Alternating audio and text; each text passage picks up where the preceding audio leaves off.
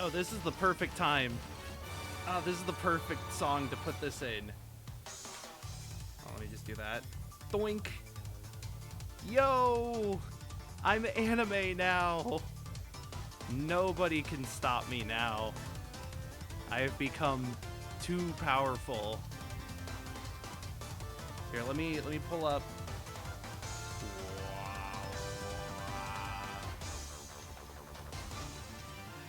Look at that. It's a beaut. Look, the mouth is gonna hang open a little. And also, I spent like 50 minutes trying to get the eye movement just right. And it's not quite just right, but like, we're in the Goldilocks zone, you know? We're kind of approaching that. We can't be choosing. Let's see, let me rotate. Oh, that's not the rotate button. Now you can rotate a Twak in your head. See, those are flippers.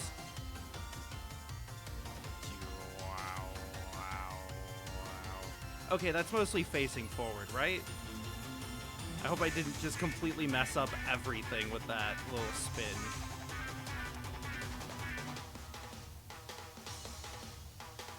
Am I, like, from below? Kind of a little. I need to center myself better. Like, mentally and spiritually, you know. Yeah, if the eyeballs are, like, twitching constantly, then, just ignore that, okay? We'll just say it's part of the Tourette's. It's a Tourette's. See, that's the fun thing, is that by... Hold on. I gotta fit my emotion. Did I do that right? Oh, I see. There's supposed to be hotkeys for showing my proper emotions, but I don't think they're actually bound right now.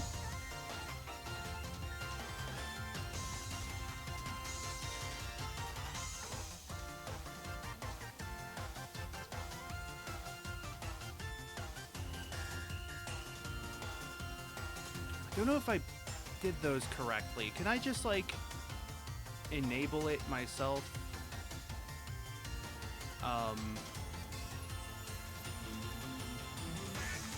There's supposed to be keybinds. Did I mess that up? You know what? We'll figure that out later. This is my first time doing this. This is my first day on the job.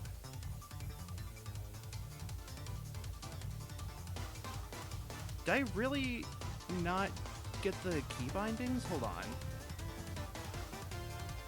Let me cross-reference this shit.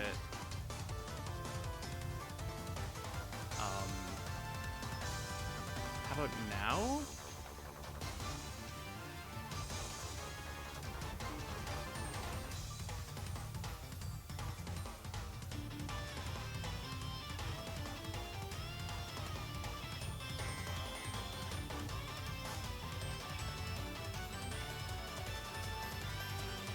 Huh.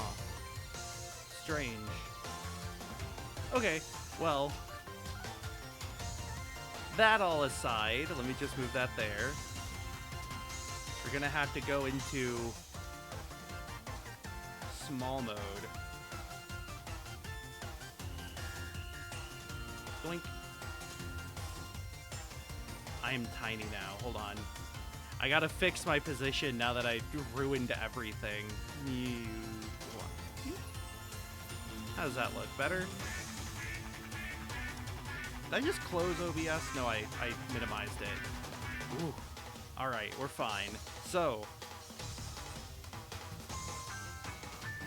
Hold on, I gotta move myself over there for this. I put the words on the wrong thing.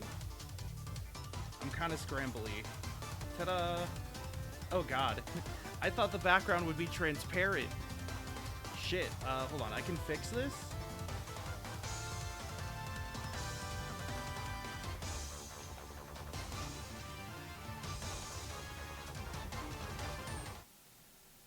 Why is there... Why is it not a transparent background? Did I fuck up? This is a real... A real fun adventure we're going on right now. Hold on.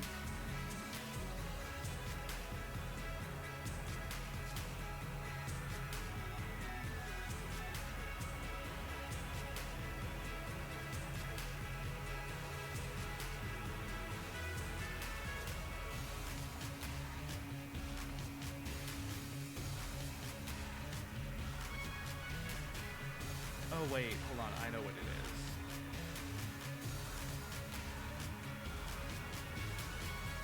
This is actually a very simple fix, hold on.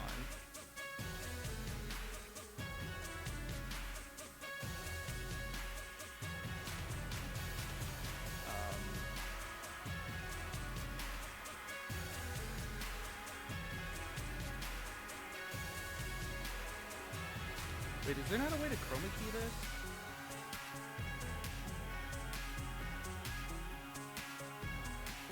Filters.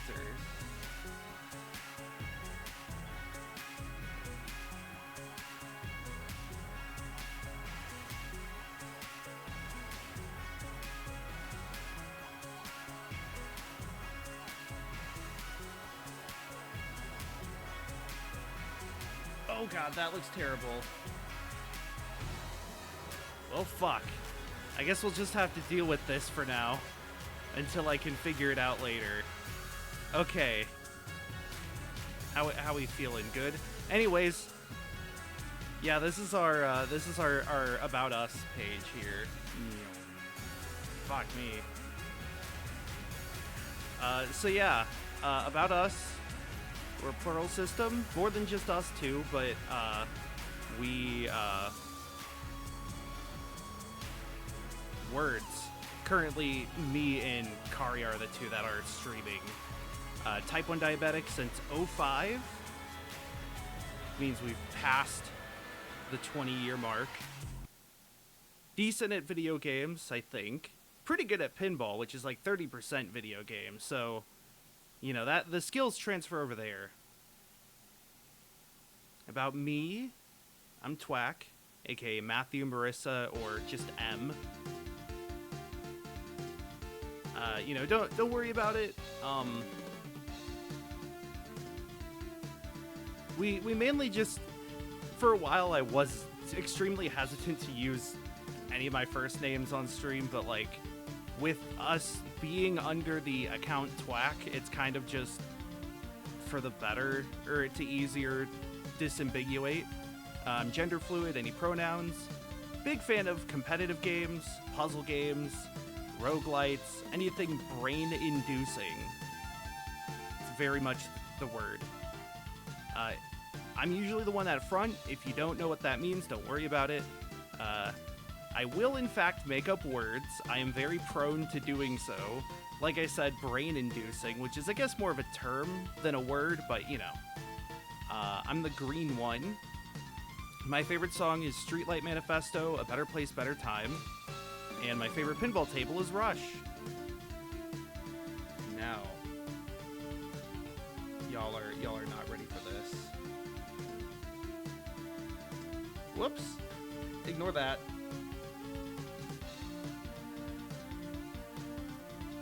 Ding, ding, ding. Hi. Ta-da! That's right. We're co-conscious, baby! I'm Wiremother, aka Karia. Karia's my name, Wiremother's my tag, I suppose. Can't really change the Twitch username to match, but at the very least, you know, this is my Stern Insider account name. Hold on. Oh, I realized I don't have the facial capture going. We're a little... We are a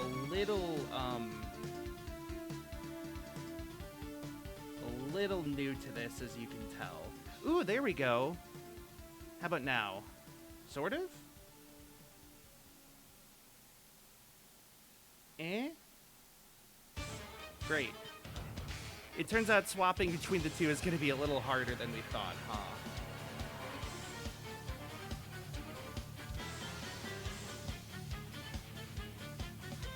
How about now? No. Damn. What happened? Everything was going so well until it wasn't. I'm gonna... Why is this not working?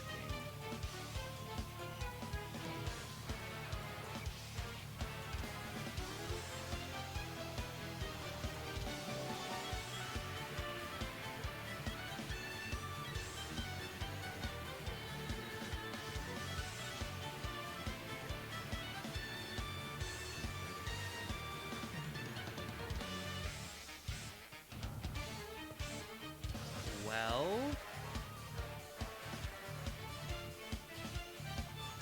I don't know why it's not actually working for me. Huh. Maybe if I do this? Nope. Okay. Well, anyways, fuck this. We're just moving on. Somehow, so yeah, they mostly stream pinball, sometimes not pinball. Somehow I'm the more chill one, and also somehow I'm the more raunchy one. Don't ask me how that works. I'm the blue one, aka I'm blue for an amazing reason. My favorite song is 4 Simple Words by Frank Turner, which I've literally never listened to any other Frank Turner songs, just that one. And my favorite game is FTL. Alright, I'm just gonna switch it back for now. Where are we? We're on...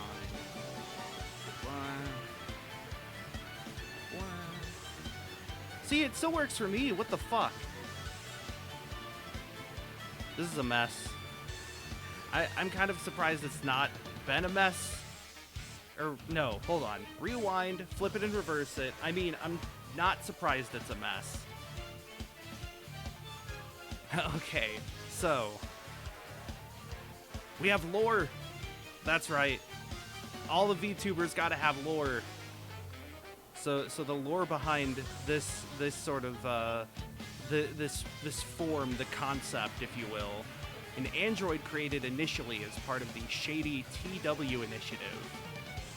I don't know what that stands for. You can see. Well, I'm pointing to my chest. You can't really see it well from here, but it's got a TW on it. Hold on.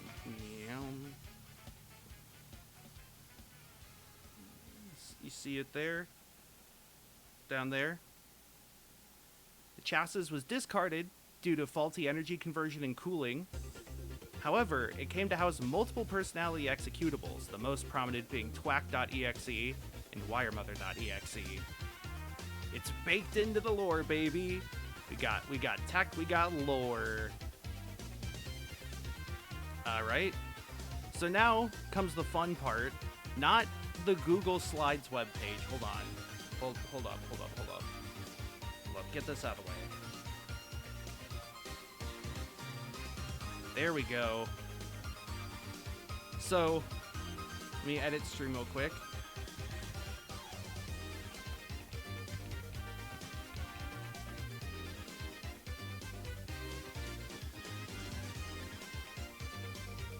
This over here. I need like the live Twak reaction banner. That would be great. So, for this stream, I wanted to finally put together a top 100 albums and top 100 games list. 1 second. And then Karya put together some stuff. We're starting with the top 100 albums because I think more people will be here for the top 100 games, so we'll save the best for last, or rather, the best for second. So let's start with top 100 albums. I ended up writing about 120 to 140? Yeah. But we're not going to go over all of those. You can see some of, like, what I already wrote down, you know? So you can get an idea of what is, like, up there, but not up there. Oh, shit, hold on. I'm trying to go line by line. Okay, so first off, Number 100, Savant, Vario. I used to listen to a lot of Savant and just like electronic music in general, but a lot of electronic artists don't release albums. I swear to God, like even Skrillex only has like technically 2 or 3 albums. The Scary Monsters Nice Sprites is an EP. Savant did a lot of albums because he just made a shit ton of music, and I think Vario's the one that has stuck around the most for me. Next up is Daft Punk, Discovery. Favorite Daft Punk. I don't listen to a lot of Daft Punk. I think they're sort of one of those that kind of got overplayed to an extent. So, you know, I ended up not really like listening to them a ton, and it's kind of hard for me to connect to them sometimes. But like Discovery's a really good album. My favorite Daft Punk song's Aerodynamic, so yeah. Weird Al Yankovic, Poodle Hat. Let me get my cursor out of the way. This is the only Weird Al album to be on the top 100. I'm trying to think, is there a way I can like zoom in? Whoa!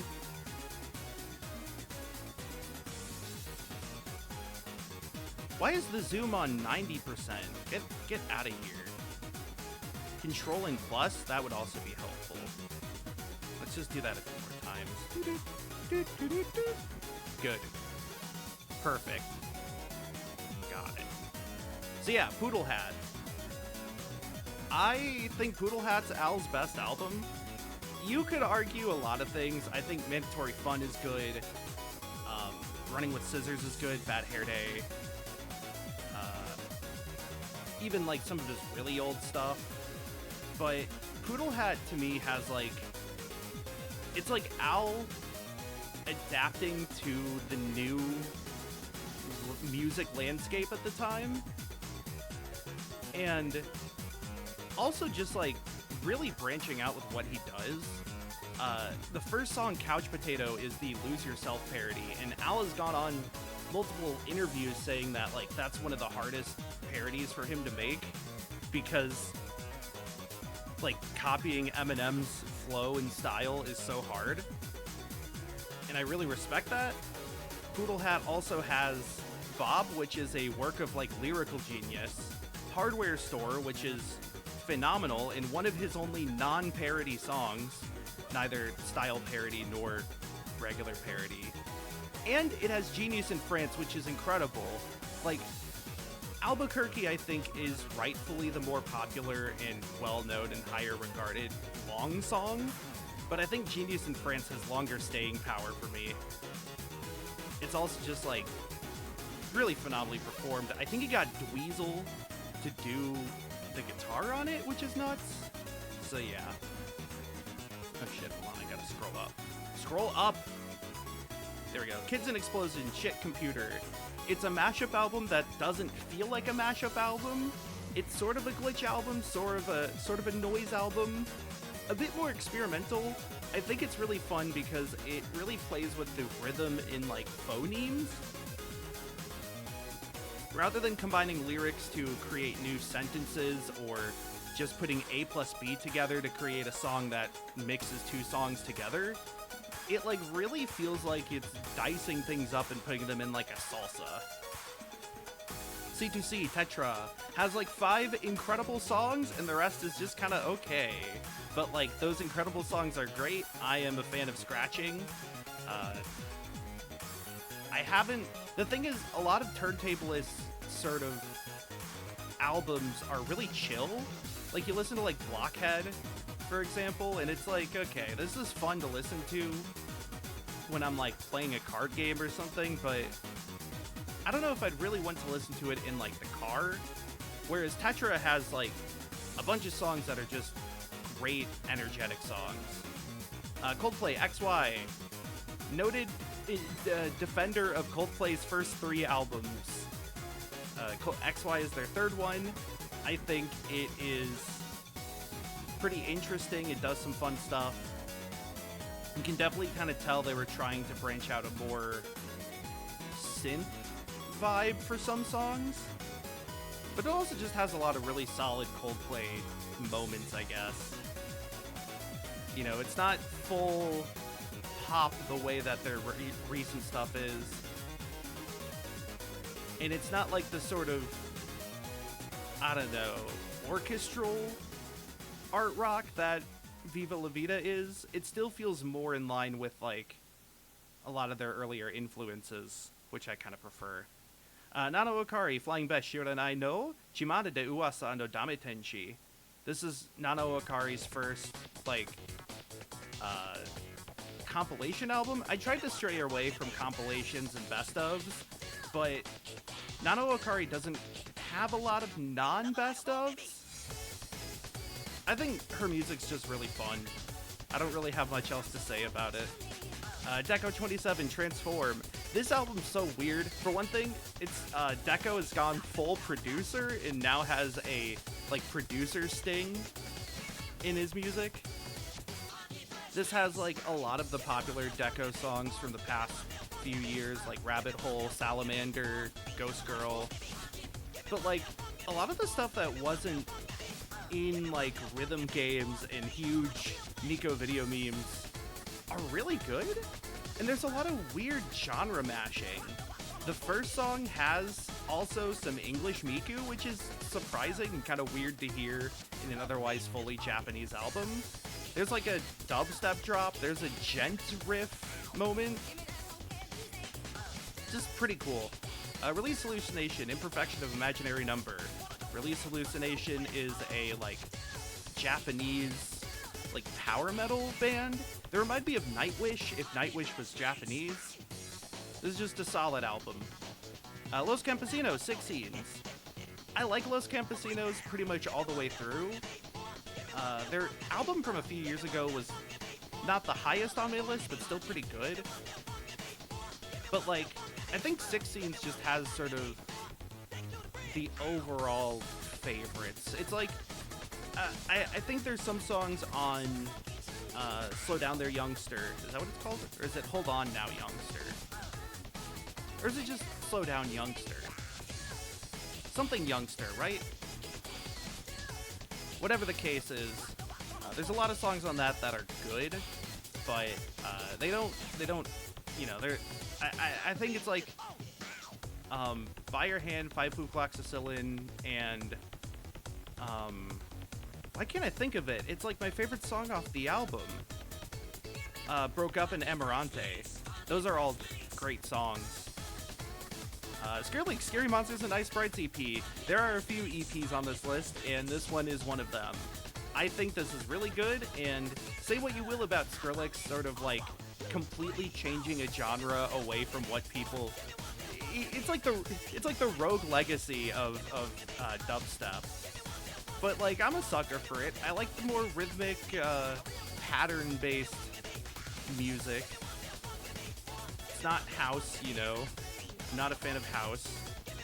I think the way he mixes in samples in this one are really good. Macintosh Plus Floral Shop. We did an episode of this on Net Surfer Pro. A net episode.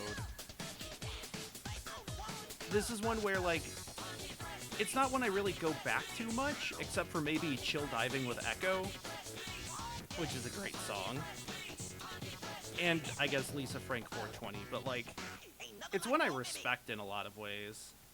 I think it is good. Jin, Mikaku City Record. I think I prefer this one over the two Mikaku Cities. I am a sucker for concept albums, and that does extend into the Vocaloid producer sphere. Ilse Siriga, Mouth Moods. I tried not to put too many mashup albums on this, but Mouth Moods had to go in. It's my favorite of the Mouths. It has some of my favorite of his mashups. I think it's just really clever a lot of times. And it's not, like, as weird as Mouth Silence is, but I think it's a lot more catchy a lot of ways. There's more songs that I'd readily go back and listen to. This is another one. We did an episode over all 4 of the Mouth albums.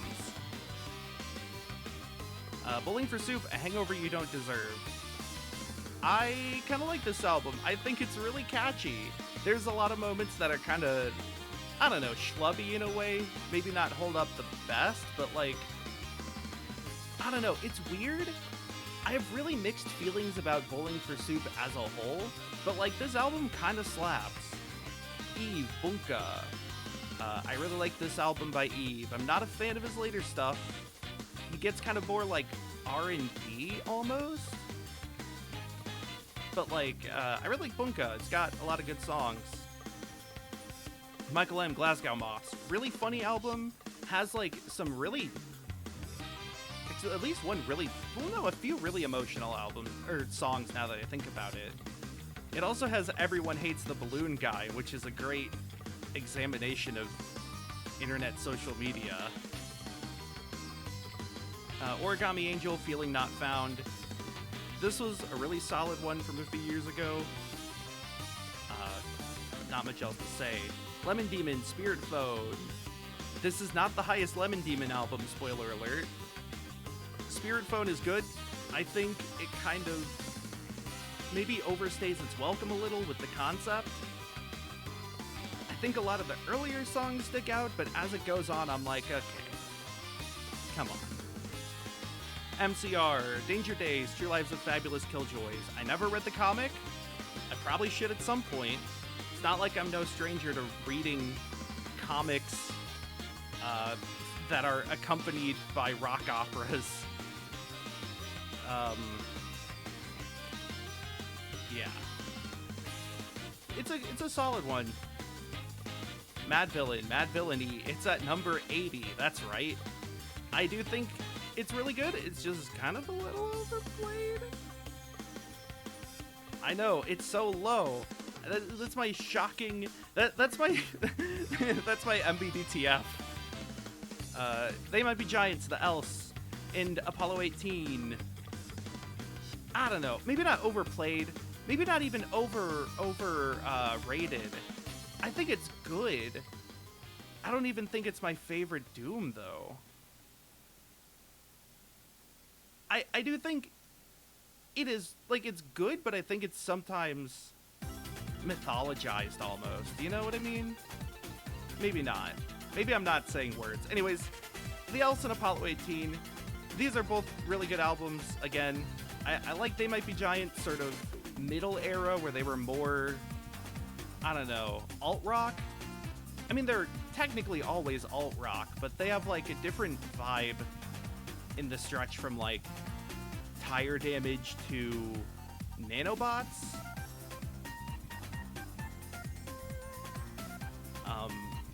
The Else was one of the first albums I bought with my own money, and Apollo 18 is fun. It has I Palindrome I. It's got the fingertip suite. I drew the album cover in Animal Crossing. DGD Artificial Selection. This is my favorite DGD album. Another one that I think is tied into like the band's concept storyline. I don't know. Some of their early stuff is good. Some of their later stuff is good. I think Artificial Selection's just like the perfect middle ground. Fall Troy, Doppelganger. I have to be in the right mood for this. The thing is, like, the whole point of the album is that, like, every song has two sections. Like, the light side and the dark side, the regular face and the doppelganger face. And sometimes that means they're kind of hard to listen to. And, like, I'll go halfway through the song and I'm like, alright, I already heard everything I wanted to. It gets a little boost for having House of Leaves references. We did an episode on this one. The Kinks. The Kinks are the Village Green Preservation Society. I don't listen to a lot of, like, Brit rock and Brit pop and, like, Brit punk in general, especially from that era. But Village Green Preservation Society really sticks out for having this, like, very clear identity. I think the title song, well, there's two title songs. There's the one where it's like the Kinks are the Village Green Preservation Society, and then the Village Green. Those two songs are really, really good in, like, capturing a moment in their sort of mission statement. It's a great listen. Jer, Bothered Unbothered. I like this album. I don't have a lot else to say about it. I think the last track is a really good closer. The sort of two title tracks are both really good. I like Jer's mix of genres that they sort of pour into a pot and stir up. Not as big of a fan of their one from last year, but that's beside the point. Pendulum, In Silico, the combo video music. I heard a few songs from this in various combo videos, including one of my favorite combo videos, Requiem of Warriors 1, I think, which is no longer on YouTube, but it's good. It's good. Titus Andronicus, The Monitor. This is another one where, like, I think halfway through I'm kind of done with it. I still really like it, and I think the first, like, 5 songs in a row are great. But, I don't know. I kinda wish it was, like, half the length at times.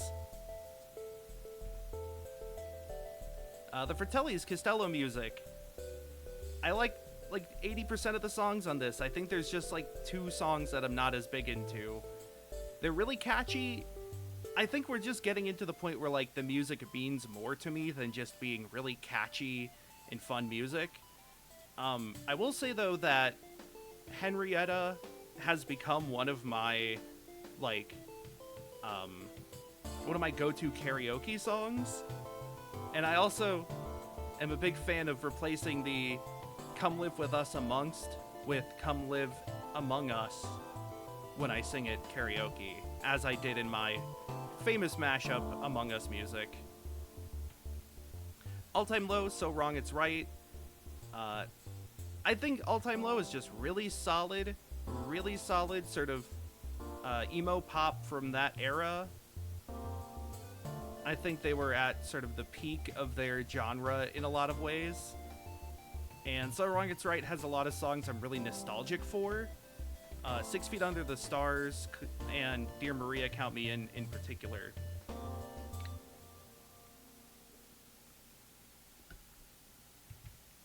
Fall Out Boy, Fully I Do.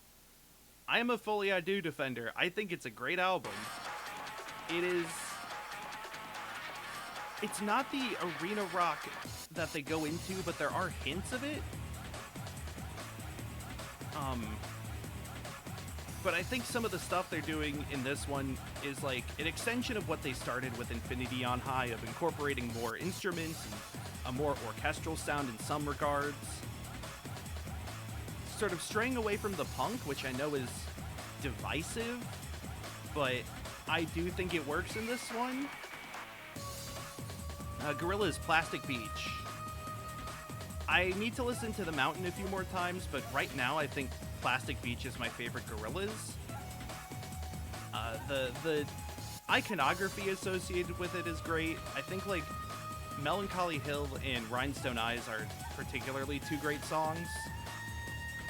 I like the environmentalist aspects. I like the Jellyfish. Queens of the Stone Age, Songs for the Deaf. This is one that I think is just good and powerful, and when I first listened to it, I was like, damn.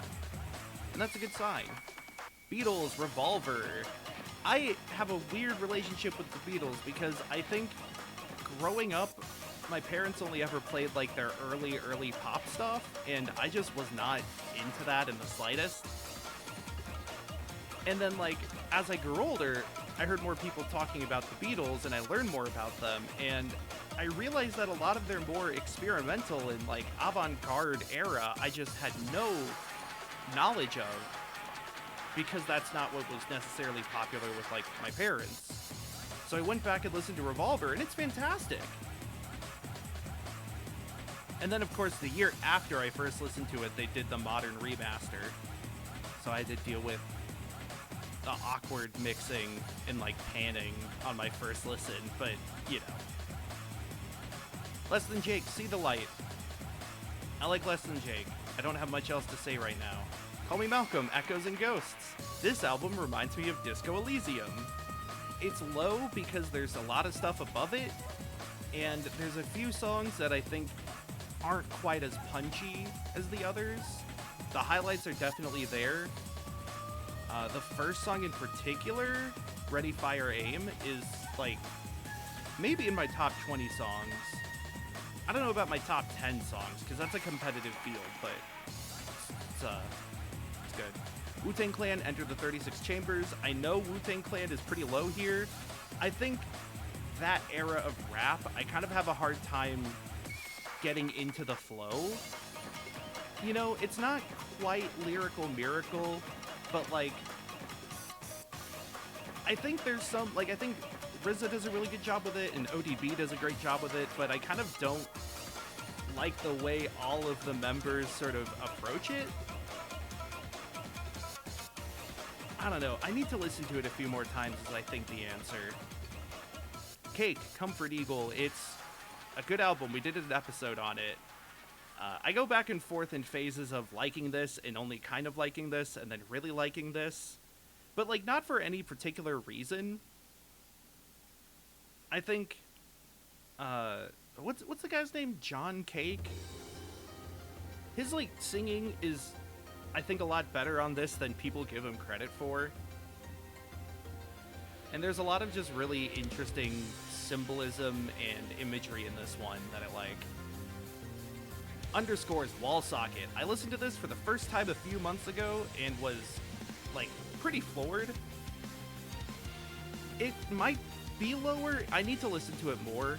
I think, like, for one thing, this was an album that was in the album club that I'm in, and all the trans girls had a higher opinion of it than all the, like, non-girl, non-trans people. Which I think is kind of funny. But I like it. I think it's really cool. I mean, it's got a concept. It's got an ARG. Those are, like, automatically +2 letter grades in my book. And, but, like, I think especially the 3 songs I've had on loop since I listened to it were Cops and Robbers, Old Money Bitch, and Johnny Johnny Johnny. Like, those alone are great, but then you get into, like, the whole sort of audioscape and the story and messages and the themes of sort of gender and transitioning and femininity, and it's great. Stomach Book, Goodnight Hypnopomp. Another one I need to listen to more of, but I really like it. Mayday Parade, A Lesson in Romantics. Okay. I said the thing about, like, All Time Low being at the peak of their like, scene. I think All Time Low was better for longer, but this first album by Mayday Parade is, like, actually kind of great. The Yellowstone album, yes.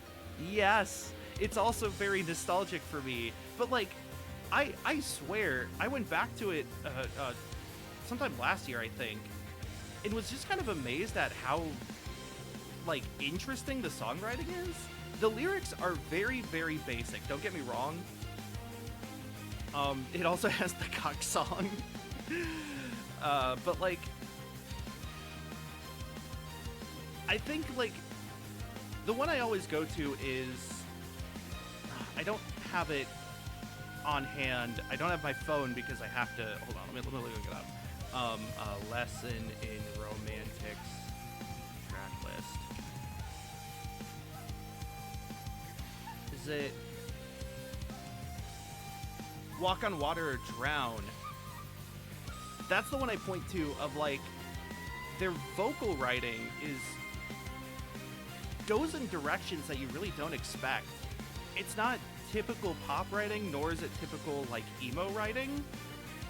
And I think the interplay between the two vocalists is really well done, leading to some interesting duets and trade-offs. And I don't know, I think it is worth revisiting. I also did put it up here because one of our other headmates, Scarlett, has been really into it. MCR The Black Parade. There's, like, a lot of really notable songs on this, and then a few that, like, I look at the track list and I go, what does that sound like? And no matter how many times I listen to it, it kind of happens. But I think the highs are so high, and it's not like the lows are low. It's more like it kind of skips in my brain over some of them, like Wolves. I'm pretty sure it's a good song. It's just I barely remember anything about it. But then I get to that one note at the start of Welcome to the Black Parade, and I'm like, I'm in. They did kill a kid, though. Coldplay, Rush of Blood to the Head. I really like this album. Some of it is because of the Line Rider track that was set to the entire album.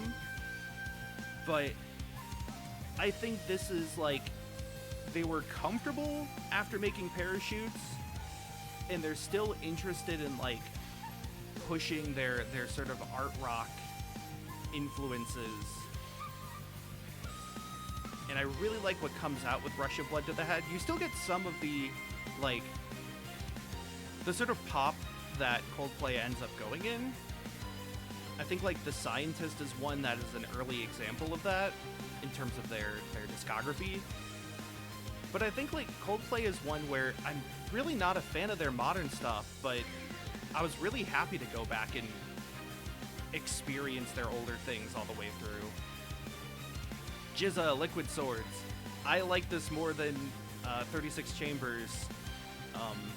I like the sort of through line and the sampling in this. I think the production's really good. I think it's just a little tighter produced in a way. 36 Chambers does have a bit of a looseness that I think is fun and rowdy. But, like, I do still kind of like Liquid Swords more. Pharmaceutical Bandits, that's how you pronounce that name. Gemini Her Majesty. It's good like prog. It's not the sort of ska punk that they started as, but I think for not having a horn section, they did a really good job at crafting something interesting and, like, fun. And I think the singer's vocals really play well with the vibe they're going for. Modest Mouse, Moon in Antarctica. It is a... Modest Mouse has, like, a loneliness to a lot of their albums. Not just Lonesome Crowded West, but, like, I think they lean into that aspect of, like, lone wolf...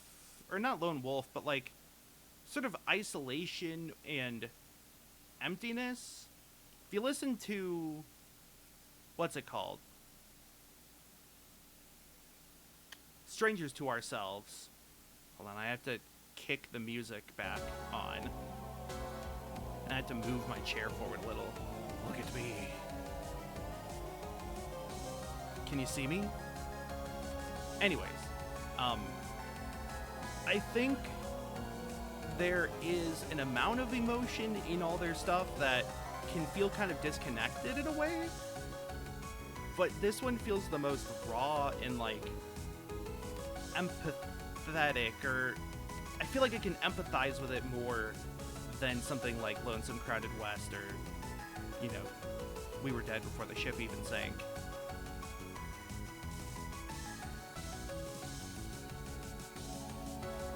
Lemon Demon, View Monster. I like View Monster a lot more than Spirit Phone. View Monster feels like... It feels like the soundtrack to, like, a video game at times. I think Neil Cicierega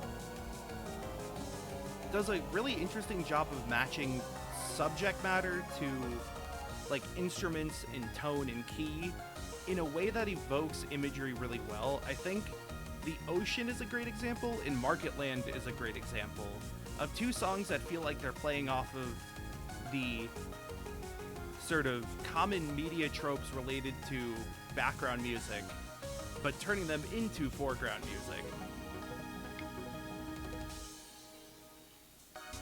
I was wondering how the model would take my chugging a can of soda. AJJ, People Who Can Eat People. We did an episode on this. I need to speed this up. Na Italian Seikara no Butai Wai. This is the red one. It's got Dance Robot Dance. It's very good, very catchy. I like Na Italian's bit. Shinsei Kamate-chan, Children's Medical Record. Shoutouts to Noko, the singer for Shinsei Kamate-chan. This is the one that has Roros and a lot of other good stuff. It's good. It's a good song. A good album. Rush, Hemispheres. I really like this one. It's got Villa. Shoutouts to the pinball table. I think the Cygnus stuff is fun. I was really surprised because when I saw Primus live, they actually played a bit of Cygnus. And then I later learned Primus had done tours with Rush before, so it makes sense, but that was cool. And then The Trees is on this one, which was one of my dad's favorite songs, just in general, so I have to give a shout out to that. Redbox, Visions. It's just a solid album all the way through. Maybe it gets a buff because it's by a streamer I like. It could probably go a bit lower, but I don't know, it's solid. I should say I didn't put as much scrutiny into the music list as I did the video games list. So the top video games list is going to be a bit more tight as far as the order, you know? Giraffes, More Skin with Milk Mouth. My favorite math rock album. That's it. Justice, Cross. It's Cross by Justice. I don't know what else there is to say. It is much higher than Discovery, which might not be fair in some regards, but I kind of like...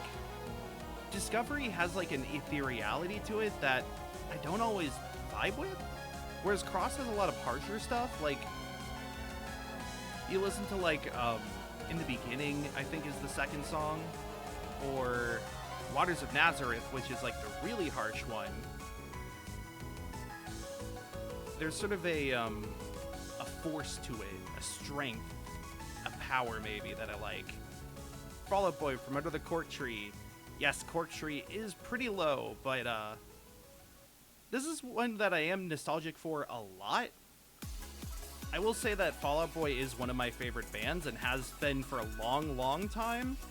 Might even be my first favorite band, per se.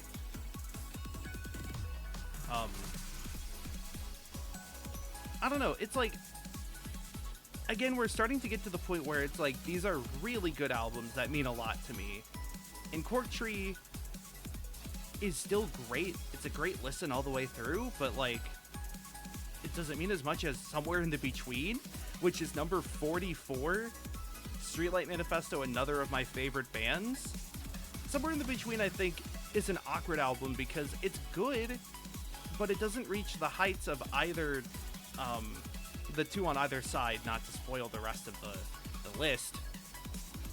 It also can be a little repetitive, like Blonde Lead the Blind and One Foot in the Gas sort of occupy a similar space in my brain. So does What a Wicked Gang Are We and Receiving End of It All. I think I prefer What a Wicked Gang Are We more than Receiving End, but like, it has a few of these pairs that just kind of don't work in my head. The Urge, Too Much Stereo. St. Louis band, The Urge. I really like Too Much Stereo. I mean, I really like all these albums. I think it's just really well written. It has a good flow between like lighter stuff and heavier, sort of harsher stuff. I don't know. I like his Hot Dogs. MF Doom, Operation Doomsday. This is my favorite Doom, and I do need to listen to it more. But I think for me, the through line that he does in this one is really good. I mean, Food is also fantastic. And I do like just the special herbs sort of by themselves. But Doomsday. It's good. It's good. Pendulum, Immersion. This is my favorite Pendulum album. I think Rob Swire's singing on it is really good, especially in songs like Crush or like The Fountain. I also just think you can kind of see the start of Knife Party on this one with songs like Set Me on Fire.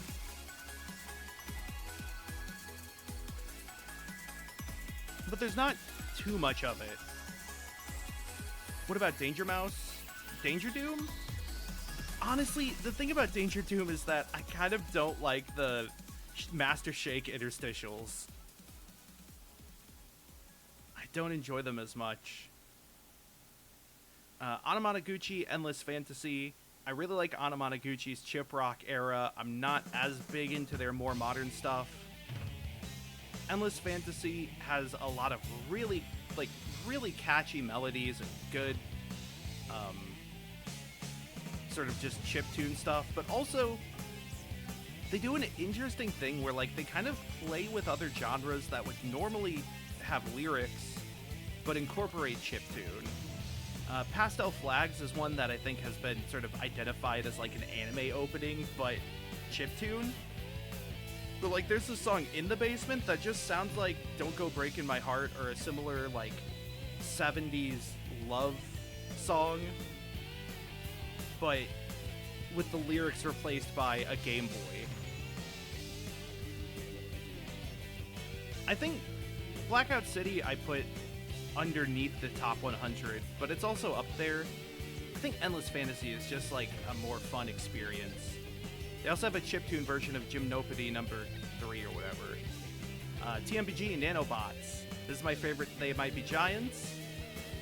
The Nanobots suite as like a return to fingertips is one thing, but I just think this has a lot of great songs. Some great writing in like Stone Cold Coup d'etat or Black Ops, which is kind of a skippable song, but is still very well written and well done. Darlings of Lumberland and Too Tall Girl are like great songs instrumentally. It has catchy songs like Circular Karate Chop or Nanobots, the titular track. And then Tesla has like some of the best Flansburgh singing on their entire discography. Great stuff, honestly. JVB, Punk Tactics. I still don't know if I like Punk Tactics more than No Hands. I think I like them both more than Hyper Youth. It's kind of hard to say. Punk Tactics has a bit more of the Prodigy influence, and I think there's an aspect of like assertion that they had to do in this early one. Like nowadays they're really known and established, but I think at the time they were still kind of becoming popular or becoming known, and so it felt like there were more mission statements on Punk Tactics, such as the title song. Bear Ghost, Jiminy. Bear Ghost sound is another one that uses soundscapes. Not even soundscapes really, but they use like associations of instruments in key to create a picture of their subject. They play a bit more with like horror in a way. They call themselves adventure rock, which makes sense when you listen to songs like Necromancin' Dancin' or what is it, Big Town Blanky Billy's Rockabilly Barbecue. My only real complaint is that sometimes their lyrics go really fast without clearly enunciating what's going on. It's not a problem on all of their songs, but like the parts I can hear of Rockabilly Barbecue that I can like make out the words for are really good and like interesting writing, but I can't do that for most of the album or most of the song and the album. Miracle Musical Hawaii Part 2. Yes, I know about Anthony Horowitz. Just bear with me here. I think Hawaii Part 2 is a really phenomenal album. I do have a tolerance limit for experimental music, but only for like listening to it for a long time or listening to it often. I can respect experimental music, like Replica by 10 Tricks Point Never was another one that's below the 100, but I think on the spreadsheet. That being said, like there are a lot of parts of Hawaii Part 2 I have listened to. I am hoping to do an episode about it someday because there is a lot to talk about in terms of the history, the release, the production, and then of course the songs themselves. It's interesting in a way that feels it kind of reminds me in some ways of like Blueprints or the Maze by Christopher Manson or whatever his name is. But like not in the same way, but sort of. It's like it's interconnected in a weird way and intentionally vague, but it feels like it drops hints the whole time. Arcade Fire, The Suburbs. This is another album I bought early on with my own money when I started buying albums. I still think it's great, and I think it's like Arcade Fire has a lot of really big, like, they have a lot of really big things to say, I feel like, in their albums, and I don't know if it always lands well or is conveyed well. But, like, I think the first song's first two lines kind of do it very well by themselves. The sort of orchestral art rock they do that kind of leans into, I don't even know how to put it. Like, listen to the song Rococo, I guess. Sometimes that doesn't land well, and they're not always, like, songs you jam to, but definitely as a package, The Suburbs is great. Also, Sprawl 2 is, I think, one of the best songs ever made. RJD2, More Is Than Isn't. Now, this is a fucking DJ album. It isn't as heavy on scratches as Tetra, but I think RJD2 knows how to construct a beat and then lay out just enough, like, melody from samples above it. This also has some guest vocals, as well as I think RJD2 himself sings Temperamental, which is a great song. Like, beautiful song, beautiful lyrics. It has a bit more of a electronic vibe than, like, Dead Ringer. But I think I kind of dig that more. Like, listen to, like, You Got a Lot of Night Ahead of You, or even Behold Numbers, which is my favorite track on the album. You'll get what I mean. Everything Goes Numb is only number 33. It's a great album. I think, like, whereas Somewhere in the Between has songs that I kind of conflate or don't necessarily vibe with, this has songs that I really kind of dislike in a way. I think, like, If and When We Rise especially is not a song that I often listen to when I'm listening to the album. It's a bit of a skip, and, like, there's at least one other. Here's to Life is a sometimes skip. But then, like, it has my favorite song of all time, A Better Place, Better Time. It has the title track, or sort of title track, Everything Went Numb is great. Point Counterpoint, Moment of Silence. Like, it has a lot of super big standouts. But I don't know if it's as big of a deal as Montgomery Ricky by Ricky Montgomery. It's a really good album, trust me. Ricky Montgomery has, like, a sort of musical theater tone in style throughout this album. I haven't listened to a ton of his other stuff, but I think it's just really good listening. I don't know, I connect with a lot of his songs on this. Somewhere City, Now We're Talking. This is great. Origami Angel is great, like, pop punk revival. They call it easycore. I don't know what that means entirely. But Somewhere City has some really nice guitar riffs. The title track, as in the song called The Title Track, is, like, really emotional for me at times. I don't know. So it's a good one. Also just very catchy. Wildflower by the Avalanches. It has songs that aren't necessarily skips, but also aren't memorable for me.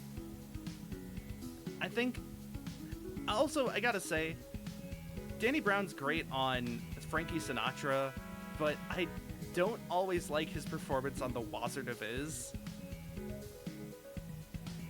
I do think it has overall a lot of great songs, but it does also not, it doesn't have a strong cohesion at times, which is part of the point. The idea was it's a road trip where you're flipping through radio channels as you go, and so it'll often switch gears and change directions kind of wildly to match that concept.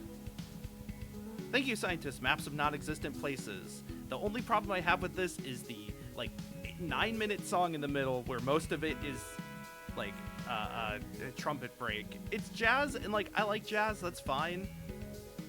It's a thing where like I really like the stuff around it because I like those things, and I'm not always in the mood to listen to jazz. You know, if I was, I would listen to a jazz album. Silent Earth 3 is number 28. I've complained a bit before about how I feel about the Camper Valorum suite.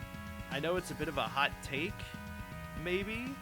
People have commented on the lore lecture about it, but I mean, other than that, it's really good, and I think the storytelling is pretty well implemented. I think, like, the crowing, especially, is a great song in terms of its ability to tell the story through the music. And I mean, like, the song Keeping Secrets of Silent Earth 3 is a great song. It has the man your own jackhammer moment. I think it's just not my favorite Coheed. I like Afterman more than it. Afterman is a sort of standalone in a way.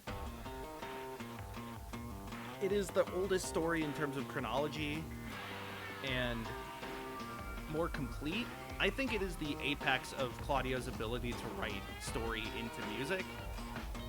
I think both, like, telling the events of the overall plot, it's really well done, but also, like, the key entity extractions are really well written. I'm not a fan of Hollywood the Cracked, but more just for personal reasons. But, like, I think, like, Domino the Destitute is one of their best songs just because of its ability to tell a complete narrative with, like, themes and symbolism. I'm using my hands to talk. You can't see my hands. My hands are, like, way down below. You can't see that shit. But the Afterman is quite solid. Oops, shit, I went too high. Neutral Milk Hotel, In the Airplane Over the Sea. It's a good album, surprise. You know, I know I'm the first to say it. I know it's quite a hot take to say that Airplane is a good album. It does get a little grating at times. I personally am not as big into Oh Comely, whereas Karia quite likes it. But I think the songs that are good on it are great. Holland 1945 is in my top 10 favorite songs of all time. Mars Volta, D-Louse in the Comatorium. I listened to this for the first time last year and was blown off my socks. Like, phenomenal album. Great album. No notes. I think the story is super well written and interesting. The music plays into it well. There's a lot of, like, symbolism and callbacks that I think are well implemented. Great imagery. He does this thing where he plays with words in a weird way of, like, using words in the wrong tense or conjugation to then imply a double entendre. Like saying, now I'm lost, both to mean the character is lost in their location, but also they have been lost. They are a lost cause. Really cool. Also just beautiful singing. Listen to, like, Ariatarka. That's a great example. Lilac Stranger, Dreaming in Lilac. This is a woman-led swancore group, sort of post-hardcore. Really cool vibes, very anime-inspired a lot of times, but I think it works well for them. This is one where, like, when I listened to it in the car, I kind of went, oh shit, a few times because of how, like, surprisingly good the music was. Also, by the way, listen to Shipwrecked by Nobumura. That's another really good album by an associated act, but Dreaming in Lilac is definitely up there. I could see it maybe dropping a little bit, but I think it's pretty high in my top 50 regardless. Chase Long Beach, Gravity is What You Make It. This is just, like, one of the best 2000s era ska punk albums. People don't really talk about Chase Long Beach. Their first album is just kind of okay, but this one, their sophomore album, is, like, fantastic. Like, bangers all around. kind of gets a little heavy at times, not in terms of subject matter, but in terms of like the guitar and the punk aspects. I don't know, they were kind of starting to make new music, and then they weren't. I don't really know what the deal with that is, but quite like this. This is the Glass House 867, which that's the actual title of the album, but also Google Spreadsheets thinks is a number I'm trying to input. This one missed the chance to be on the Album of the Year consideration for 2024 because I only listened to it in like January 25. The first song, Streetlight by Streetlight, is in my top 10 favorite songs of all time, probably.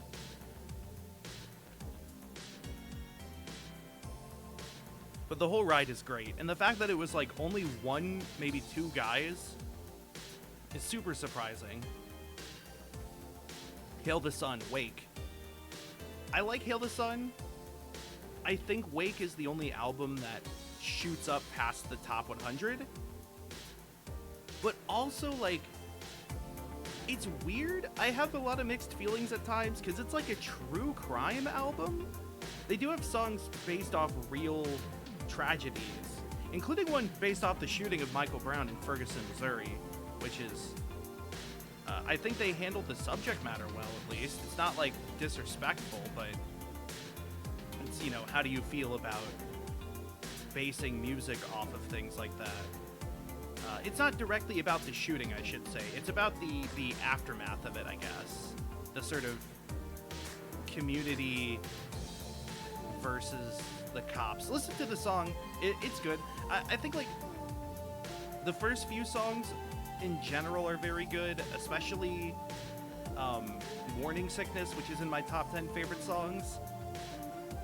But, like, it starts to lose my interest a little bit, but it's like the quality of those first four songs just tremendously raises the bar for me. I'm using my hands again and you can't see them. That's a project eventually, is to upgrade to hand tracking. Palmer Squares, Spooky Language. This is an EP. I fucking love it. Palmer Squares, they have incredible production all the way through. They're just, like, really witty. It's kind of nerd rock, but not in a overt, like, or kind of nerd rap, I mean, but not in an overt way that's, like, constantly doing bits about pop culture. Their concepts are still very standard, but, like, I think the word choices are really interesting. They also do a really good job at doing extended metaphors. They're not just, like, one-liner, one-liner, one-liner. They'll, like, keep a concept going for, like, the entire bar. I think especially Acumental does this a lot really well. Just listen to, like, the first section of the song Spooky Language, and you'll see, like, he kind of just keeps going with this, like, nostalgic sort of framing device the whole time. That's really, really interesting and really, it flows really well. Also, like they said, just, like, really interesting word choice. The line, like, I'm not normal, but isn't normal what you're most often exposed to? It fits. It sounds like it wouldn't fit, but it does. I respect that. American Idiot is number 19. We did an episode on this. This is an album I go back to a lot because it is good. It is popular, but it's not like that makes it bad. I think, like, a lot of the songs in it are just really solid, and I kind of like that Green Day has continued to stick with this album as the sort of political landscape has changed, but also reflects how it was in the era. I think the one thing is that the story kind of verges on, like, evil split personality at times, and I'm not the biggest fan because of that, but, like, the music by itself is great. Also has some songs that just make me cry. Polite Fiction, the Polite Fiction EP. This was made by a furry who has made one EP and, like, 2 other singles. But the EP is great. kind of alt-rock, kind of dancey, kind of like Two Door Cinema Club's first album. It's just like no bad tracks. It's good stuff. Highly recommend. Zutomayo Hizo Hizo Banashi. This is the first Zutomayo we've had. I don't think I put their most recent one on this because it still needs time in my mouth to settle. Hizo Hizo Banashi has two of my favorite songs of theirs. Haze Hasaru Hateru Made / Until the End, which is my favorite of theirs, in my top 10 favorite songs of all time. And Byoshin wo Kamu, which is also great. Kansaite. I think it's just the slow songs, especially like Dear Mr. F, I don't always connect with. It's not as bad as it is on Gusare, their second album. But like it is one where the peaks are peaks for a reason. Stomach Book, Sophomore Slump Calathum. I think I like this more than Hypnopomp. I think the emotions involved I can empathize with a lot more. Hypnopomp has some elements of like more 2000s era emo that is like nostalgic but not necessarily present in my current self, whereas there's more in Calathump that I can like readily associate with. Yeah. Fever You Can't Sweat Out. Banger alert. I kind of hesitate at times to call this emo, but it is, and kind of not, but kind of is. Like, there's no bad songs on this one. I kind of wish they made more than 2 albums that were good. I'm not a fan of... I think, like, Death of a Bachelor has some good stuff. But other than that, and all of Fever, I really don't like the rest of Panic's output. But Fever is just, like, so great. Everyone knows... I write Sins Not Tragedies, but like all the way through it's good stuff. Kamisato was a banger and still is. It's prime AMV material, and I don't know if anyone's ever made an AMV with it, but it's prime for that. There's Lying is what's the song? There's one song that sounds really transphobic, but then you learn that it's based off something, and it's like actually really transpositive. It just doesn't sound that way, and that's kind of funny. I don't know. Fever is like kind of a comfort food in some ways. It's a classic, but I do still really like it. Kendrick Lamar, Good Kid, Mad City. I need to like listen through his whole discography like 8 times, but Good Kid is the one that I've listened to the most, and I think I also like the most. I like a lot of the production. I like a lot of the lyrics. I think like Money Trees is a fantastic song. Swimming Pools is great. The sort of autobiographical elements are really cool. I don't know. It's my favorite Kendrick. First Temple. Okay, Closure of Moscow, First Temple. This album's phenomenal. Nobody believes me about this. Maybe it's just preference, but like, I heard Sweetheart on my like Discover Weekly years ago, and only later went back and listened to the album like 2 years ago.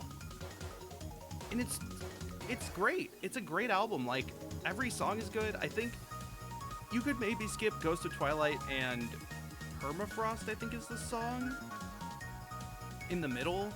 But like, I think the first 4 songs especially are extremely powerful, really like well-written, catchy, good melodies. I don't really know what other words to really lavish upon it other than like, I think the first one, Kissing Cousins, has become a part of my top 10 very quickly.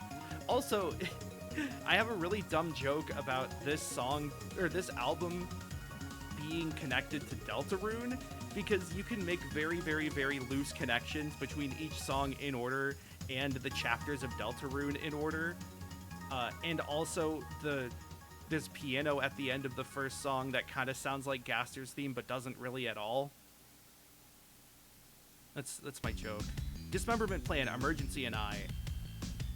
I love this thing and its shitty MS Paint cover. Great album.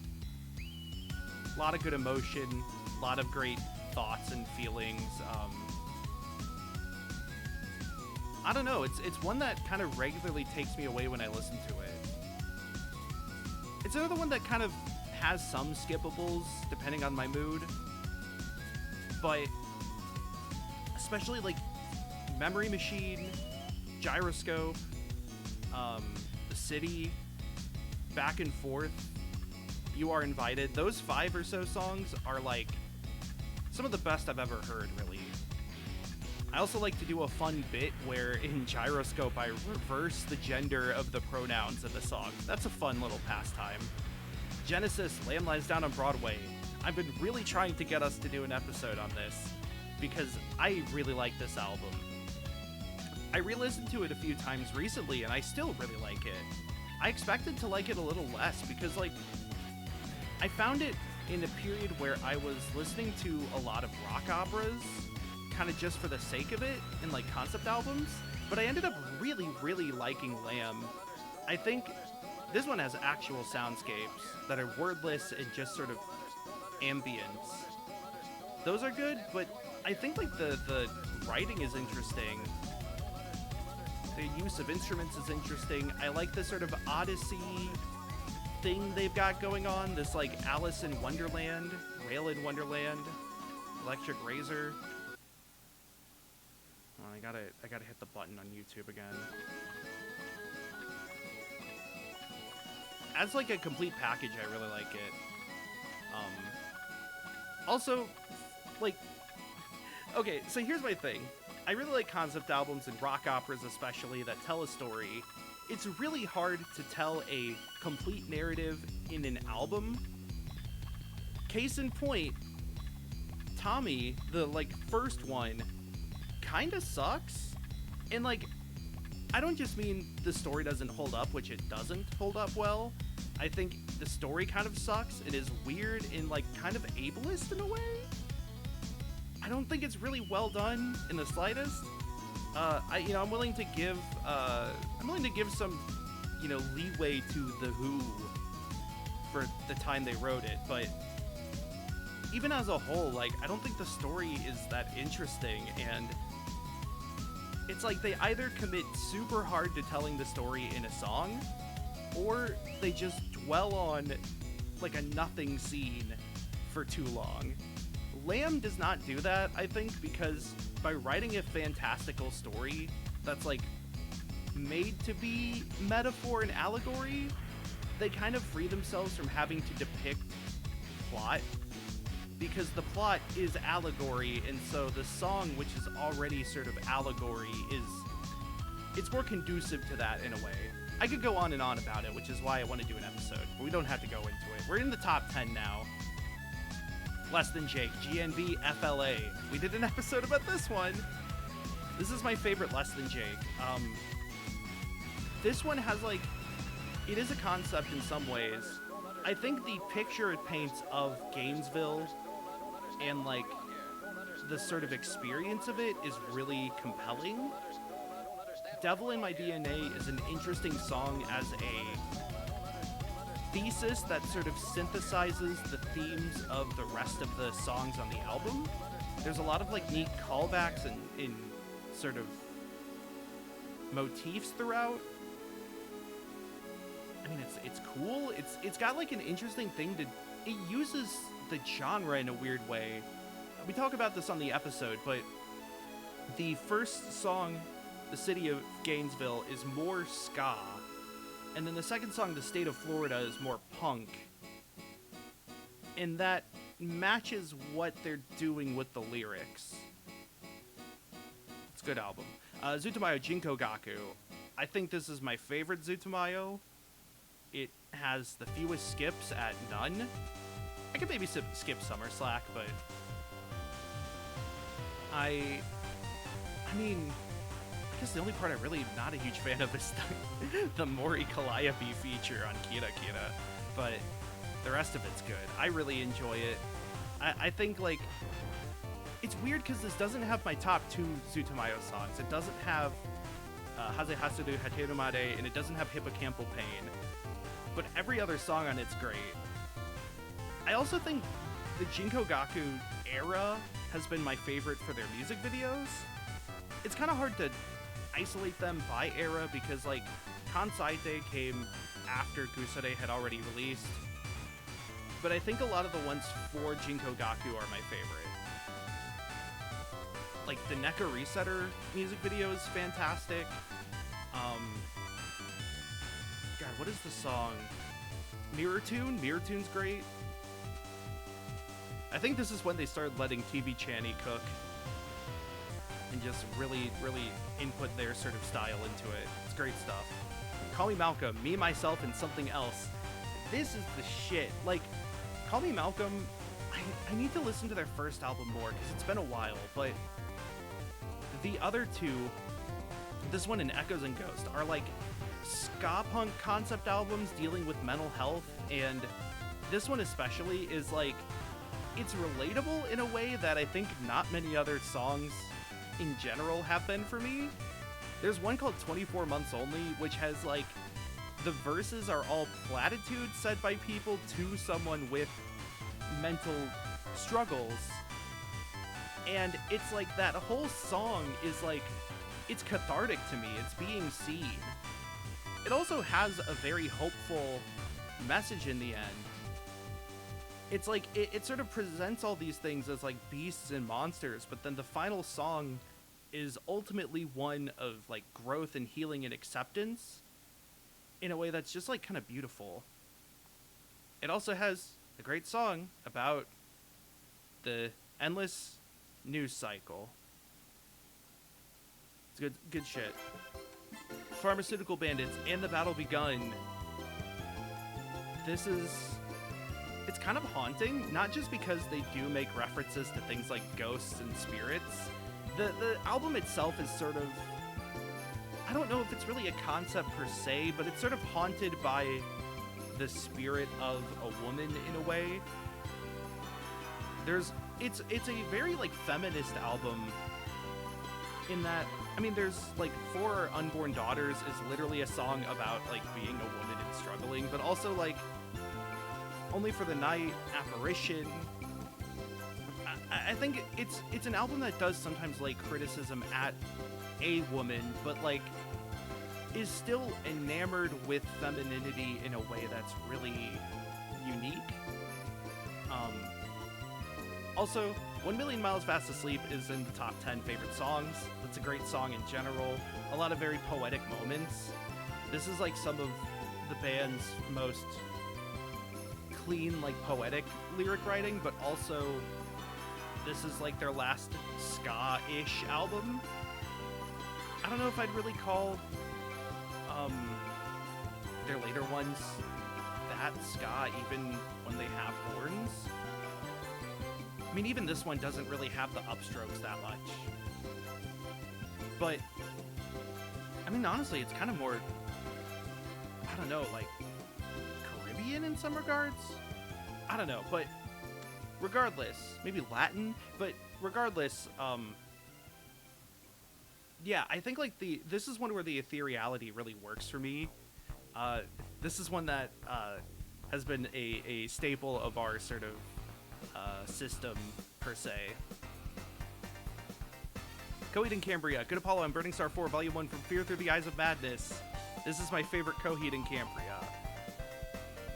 I think this one is the most interesting in terms of how it relates to the story of the comics, but also the real life aspects.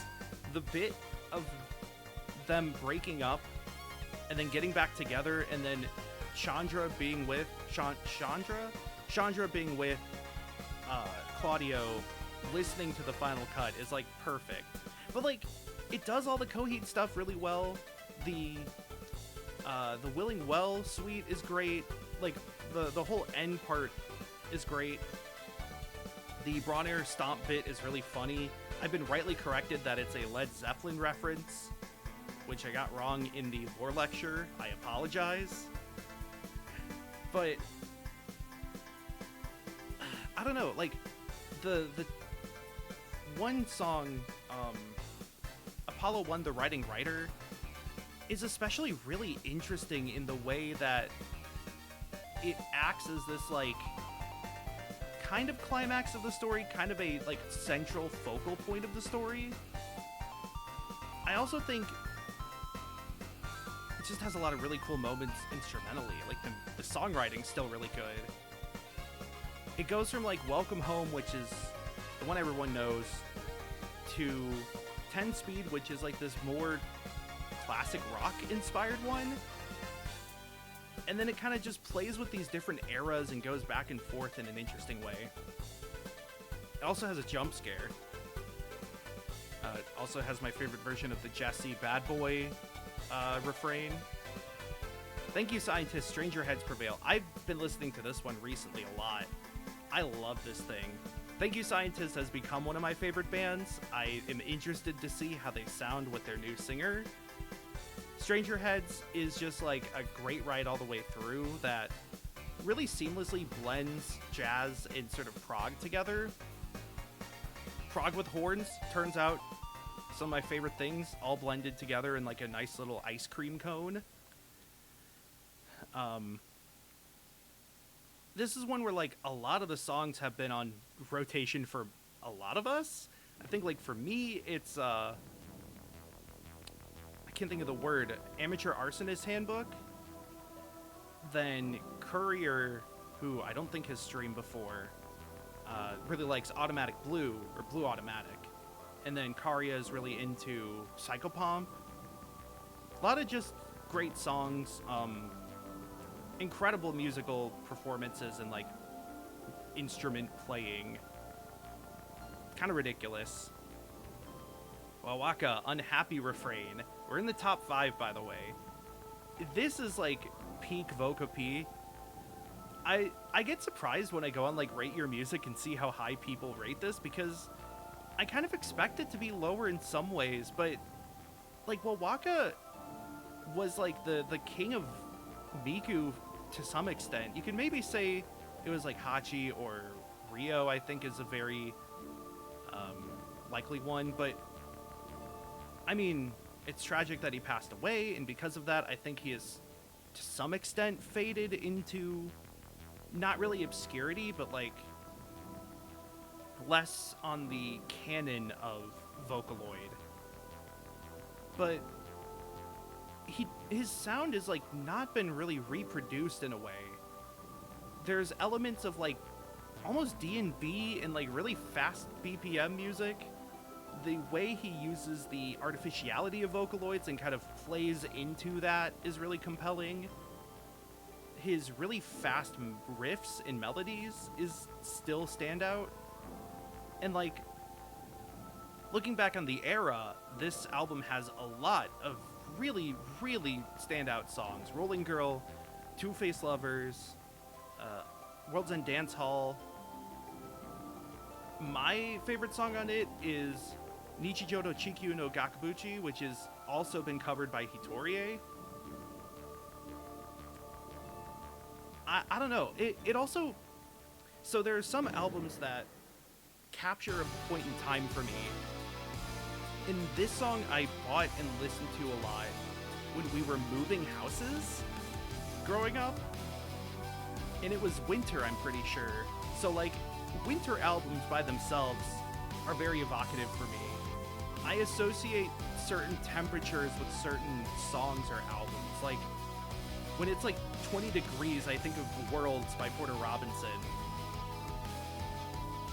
But like, this one it's got a lot of emotion balled up between nostalgia, evoking a certain time in my life, evoking like when I got into like Vocopi and Japanese stuff in general, my weebification, as it were. I really like it. This is one we did an episode on where I also touched on the history of Vocaloid and Vocaloid music. I kind of wish it got more recognition by like newer people, I guess. I don't know. I think it's a classic. But damn, it's super punchy and hits hard. just like the first song, from the first second, you're already in for a roller coaster. All right, top 3. Fall Out Boy, Infinity on High. This was my shit growing up, and it still is. I love this album. I think it's great. It is right at the cusp when Fall Out Boy goes from emo, pop punk to like whatever alt rock, indie rock type of thing they were kind of going for, to like the stadium rock, which is much down the line. But there's hints of them like starting to expand their instrument selection, their sound. There's more piano on this than in previous albums. There's like whatever they've got going on Golden and what's the Blood Cells one? I can't look up the song because my phone is being used as my webcam. It's great all the way through. Other than Golden, which you could totally skip, there's no problems, I think. It has the now press repeat line in like Microsoft Sam, which scared me as a kid. I was scared to listen to the last song of the album. But it did keep the album like in my mind and sort of occupied a large space for a long time. And later on, as I got older, using that as like a springboard to sort of explore the album, I gained a greater appreciation for it. And you can check out the episode where we talk about it. It's like, I kind of don't care if something is a nostalgic pleasure. To me, it doesn't really matter what emotion something evokes. If I like it because it evokes an emotion, then that's fine by itself. Some people treat nostalgia as a net negative of like, oh, you only like this because you were a child. And it's like, it's one thing to say, you know, everything should be like it was when I was a child, versus, yeah, I grew up listening to this, so what? Like, what do you want from me? I'm a human. I develop emotional connections with experiences. And Infinity on High is definitely the childhood album for me, and also, like I said, it's still great, and I like to sing some of its songs. Take Over the Breaks Over is especially a great one for karaoke. Thanks for the Memories is like a surprisingly good song, but even then, it's not in my top 5 songs of the album. It's good stuff. I will admit, sometimes I skip This Ain't a Scene, It's an Arms Race, but sometimes I also like to substitute in Holiday Inn, as seen in my mashup song, This Ain't a Hotel. The Avalanches, Since I Left You. Oh boy. I like DJ stuff. We've kind of covered that. Wildflower was lower. Since I Left You is like... I've talked about ethereality a few times, and similarly to how I like it in the Battle Begun, because it kind of plays into the spiritual themes, in this one, there is a dreamlike quality that's not just conveyed via the fact that it is all like samples and sort of disjointed connections, but a lot of the transitions and the mixing, it hints at a sense of place and cohesion, but just barely, and then it kind of jostles you and pulls you away. Like, Frontier Psychiatrist to Ito, those are songs that are connected seamlessly in terms of like the waveforms, but they are not connected seamlessly in the slightest in terms of concept and identity. And it just kind of keeps flowing in that regard. It's like a lot of really catchy melodies. The sheer depth of sampling means that there's a lot of samples that you just kind of can't recognize, and that turns them into a sample from the song. Frontier Psychiatrist is interesting because it's like really the only song on the album with sentence mixing. In some ways, that one feels more like a modern like mashup or sound clown. And also, Live at Domino's is just straight up a Skrillex song. Like, they were really ahead of their time in some regards for an album that came out in 2000. But, like, this is one that I keep going back to, and it always brings a smile on my face. There's always, like, new things to find. It's like a box of Legos, and you know you lost a Rock Raiders crystal in there somewhere in, like, the Exo Force anime hair, and you're trying to dig those out, and you find the snake from the Egypt set, and it's like, well, I can do something with this. That's cool. I didn't know I had that. Maybe that's too specific of an analogy, but I really like it. I've said that for every album I know, but I mean, it's number 2 for a reason. It does have its own concept. They've talked about it in interviews, how it was going to have more of a direct concept that they didn't kind of put into the background. It's still visible. But I think it's just a really fun, interesting ride the whole time. And also, like, this was one that, like, I do associate some of it with moments, especially playing League of Legends and Adventure Time Battle Party with friends, because one listen to the album was about 2 matches of League. But also just, like, it was at a very formative time in my life. I think, like, late middle school or early high school, where I was really starting to cement my identity and opinions. So I think it came out at the right time. And then, of course, Streetlight Manifesto, The Hands That Thieve. Streetlight Manifesto themselves have gone kind of up and down in my favorite band ranking, but this album has consistently remained at the top of my favorite albums list. And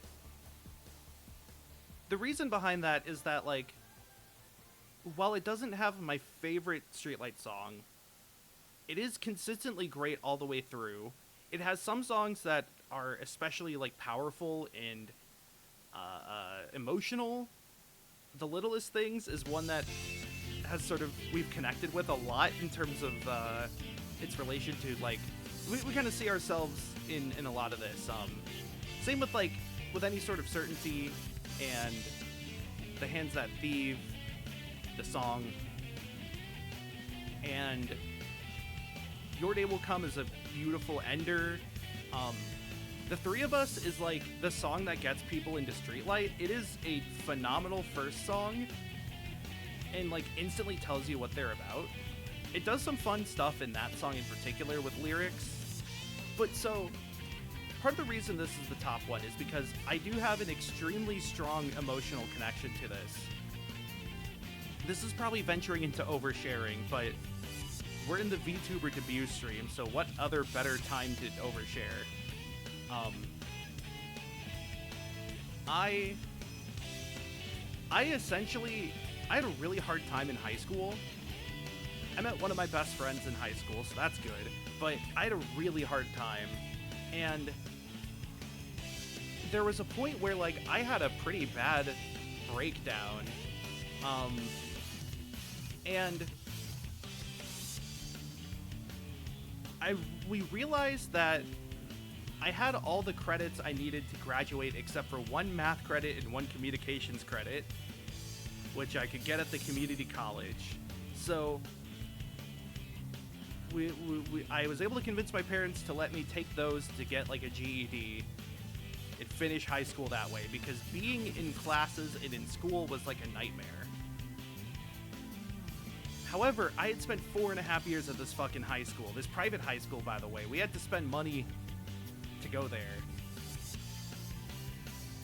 And the principal would not let me graduate with them. Apparently, some of my classmates had even, like, petitioned him to let me just walk up on stage, because I'd spent 4.5 years there. And yeah, that didn't happen. But so on the ride home from high school that morning, when I finally was able to, like, because it came with, like, a catharsis of, like, understanding what my problem was, finally being able to communicate with my parents about it, and then making a concrete plan to get better about it after more than 3 years, really, of dealing with issues. This was the album I listened to on the way home, and the themes of like fighting injustices, not taking things lying down, it couldn't have been a better time. It was like complete synergy. Synergy is a terrible word for this. It sounds too corporate. There's like complete serendipity, maybe. Like, it was the perfect accompaniment. So I have a really strong bond with this album, and it has gotten me through a lot of other hard times. There's like no other album I can think of as being my favorite, because like more than all of this, which are good and interesting and maybe have an emotional connection, Streetlight Manifesto is, or The Hands That Thieve rather, is the album that's my number one. Alright. I need to grab a drink because I'm very thirsty because I've talked a lot. I think our plan, so Karya has 2 sheets here that are top 10 songs, or maybe albums. I don't know. It was songs. She has top 40 pinball tables. I think we're gonna run through those when I get back, and then we're gonna do my top 100 games. Save the best for last, and I think after that stream will probably be done because I'll have a hurting throat. Tomodachi Life comes out today, or came out today. I'm planning on starting that tomorrow on stream, but I'm not leaving yet. We're taking a break. New BRB screen. I have new emotes and a bunch of other new channel graphics. Those will be uploaded after the stream because I only got the finalized versions in like 3 minutes before I started. I'll be right back.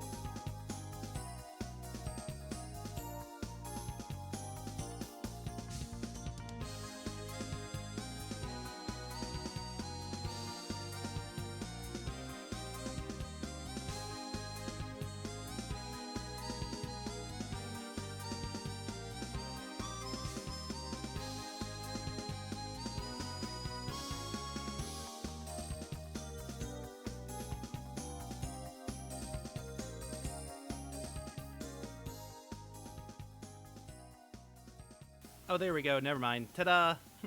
Figured out the problem.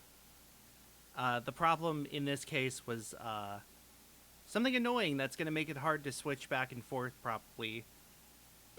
But we'll cross that bridge when we get there. I realize now that I named this the wrong one because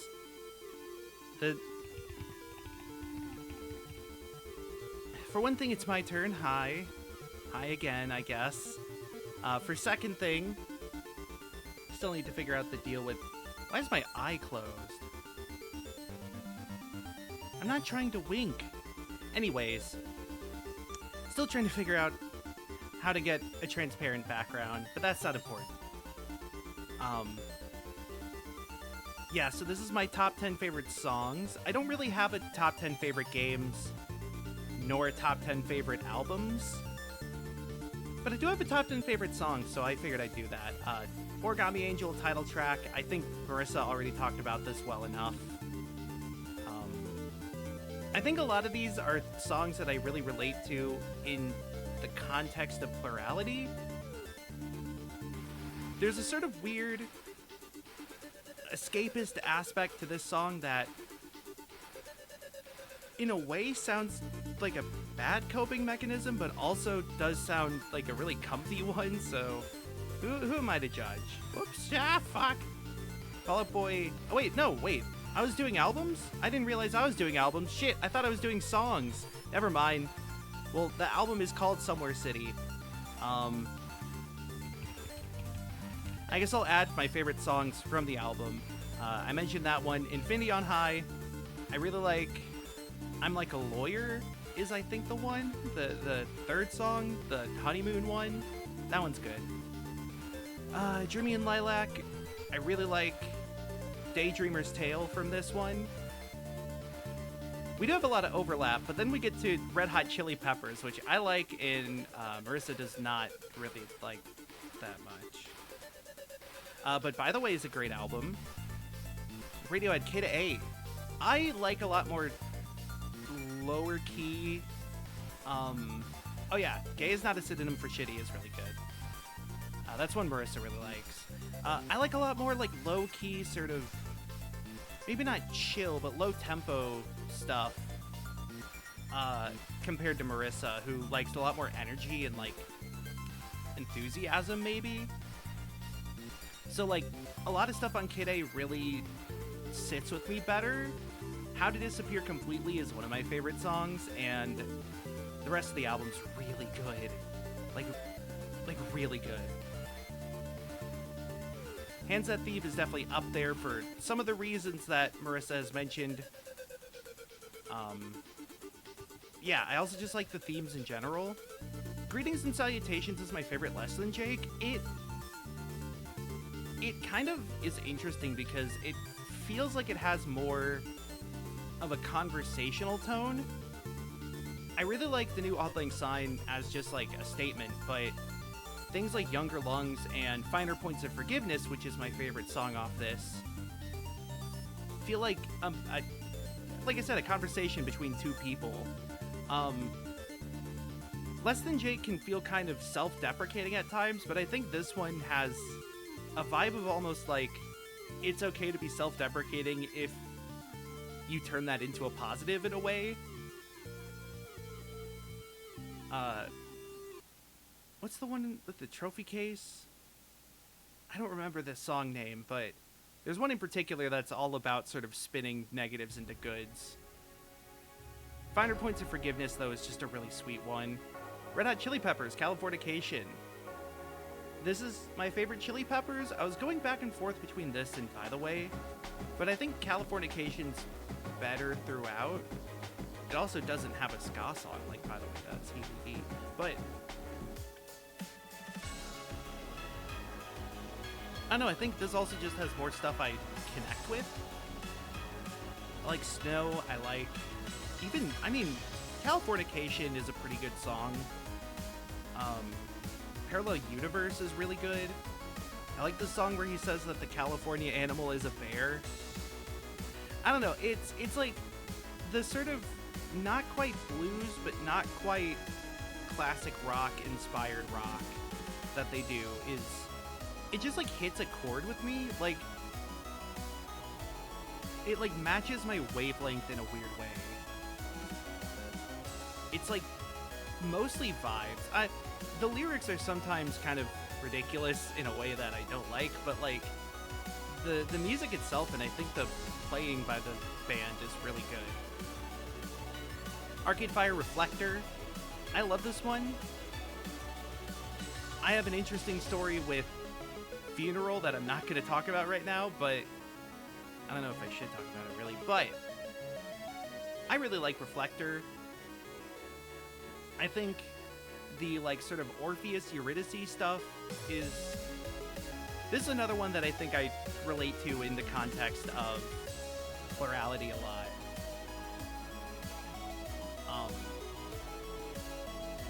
This is the more like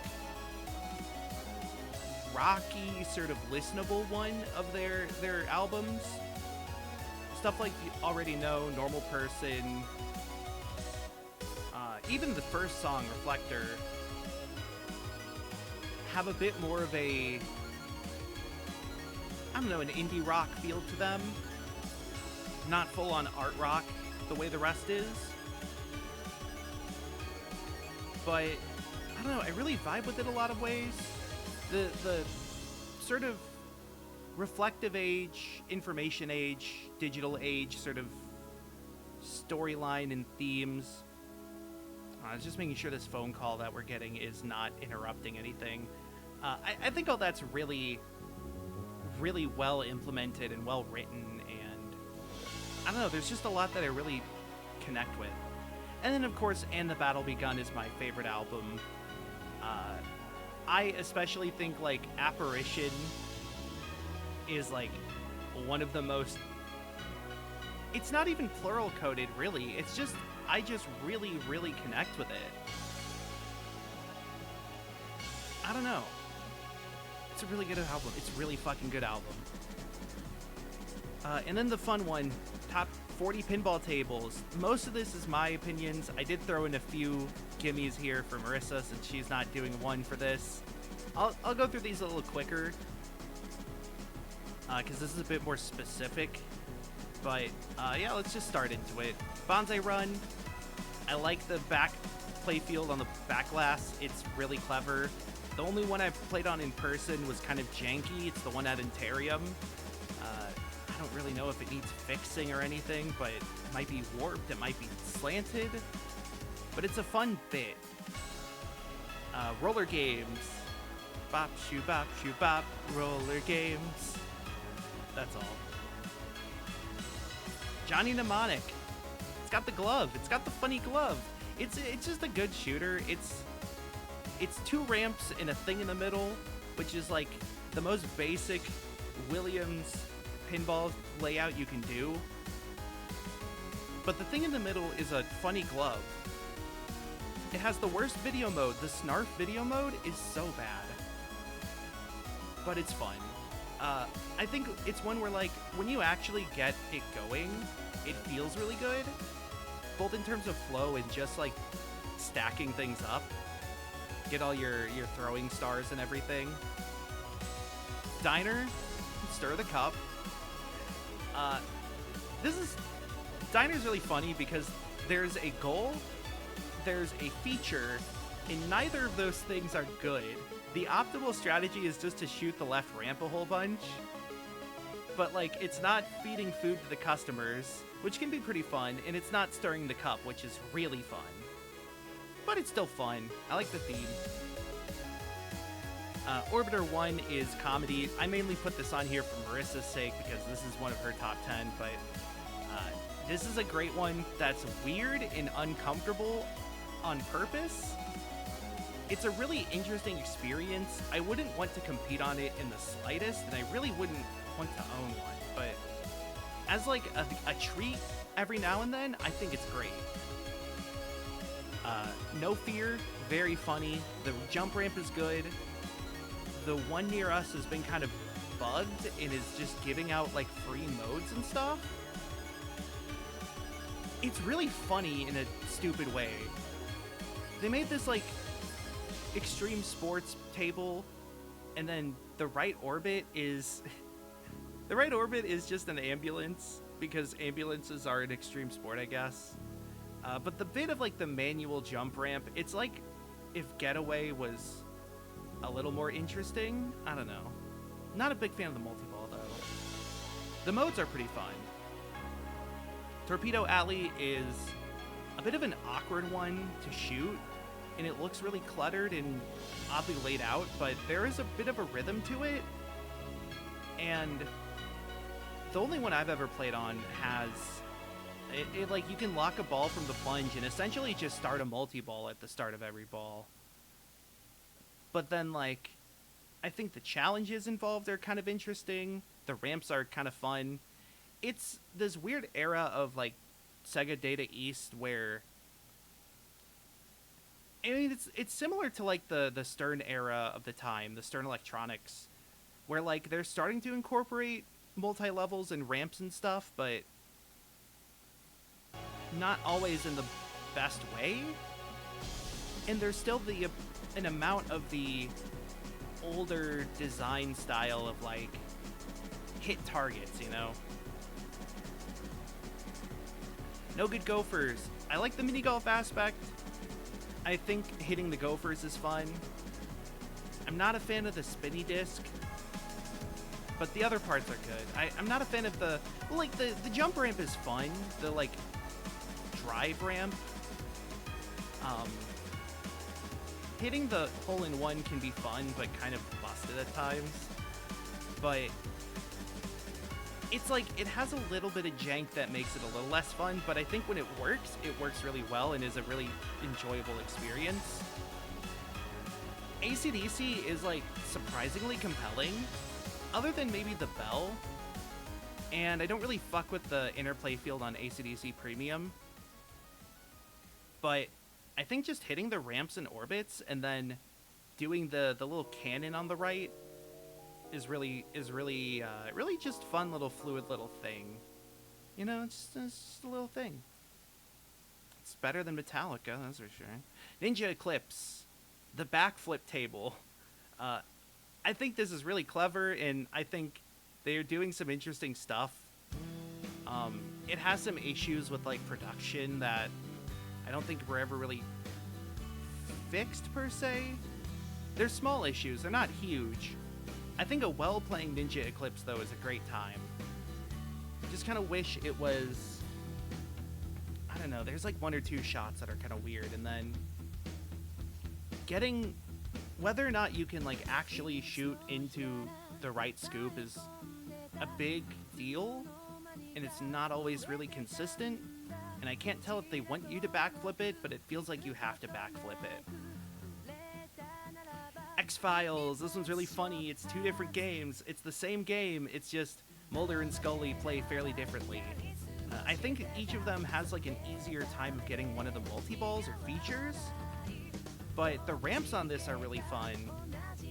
The, like, filing cabinet sometimes doesn't work, it's okay, but I think the layout's just really fun and neat and cool and kind of unique nowadays. It's like the least fan layout, especially for its time. Who done it? This is just a funny one. You're solving a murder mystery, and it's not really that compelling of a mystery in any case. But the point is to get points. I think just the hotel sort of mechanism in the middle of the playfield is really fun. I don't know, I think just the theming as well is really cool, but mainly the hotel. Doesn't quite work on pinball effects, but it's fun to play in person. Fishtails. How big was it? I think, like, Fishtails is right between, like, hit drop targets and start modes. It has modes, it has a multi-ball, but the main game of catching fish is, like, it's just hitting two banks. There's two banks on either side of the table. But, like, it is really fun. The boat part's really cool. it's just like, it kind of gets old after a bit. And sometimes it's too easy. But then it's too hard sometimes. I don't know. It's like hard to get right. But stretching the fish is really fun. Demo Man, you use the triggers and you get bonus points. They want you to control it by shooting the triggers. The layout's pretty interesting. The claw works pretty well. As far as like a mode selection goes, I don't know. I think it's a fun one to play sometimes. Not always the most fun to compete in. But I think when it works, it works. The layout is just kind of flowy in a neat way. It's another one that kind of feels like it's lacking a little by modern standards, but I think it works pretty well. Theater of Magic, you know, orbit looping aside, I think this is just a really solid table as like baseline 90s pinball. You've got modes, you got a thing that starts the modes, you've got a few multi-balls, basic extra balls. It's like everything kind of standard that you need. Some of the magic tricks, quote unquote, are pretty cool.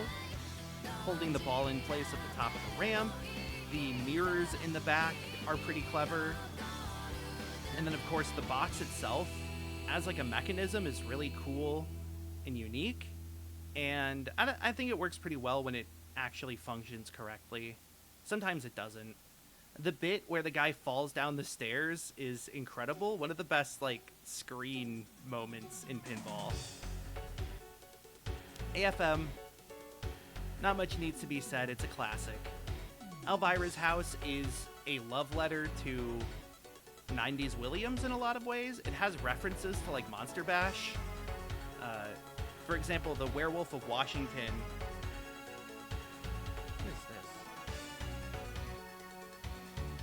The Werewolf of Washington is just straight up the Wolfman mode from Monster Bash. The trunk is pretty fun. I mean, I'm not like big on the Elvira shtick, I guess. But there's 3 Elvira tables, and I think this is the best one. It's laid out like Attack from Mars or Medieval Madness. It's got 2 ramps and a thing in the middle. And the multi-ball is between the left ramp and the thing in the middle. And the lock works just like the lock from Medieval Madness. The modes are kind of long in this, so completing a mode is like weirdly difficult, especially compared to, you know, Medieval Madness. I guess doesn't really have modes, but it's fun. D&D Stern. I have played the old Bally Stern. I think it's Bally. It might be Gottlieb. Or sorry, the old Bally or Gottlieb D&D. The Stern one is fun because it's essentially going on an adventure and like saving your progress. You level up, you get loot. The loot improves you. You have your D&D stats, and those actually affect gameplay. Like, your con determines your hits, which determines the amount of time you have in modes that are like battles. Your dex determines your stealth, which gives you longer chances to complete stealth missions. It also affects your aim, so like the dex character has a slower arrow movement when doing the crossbow.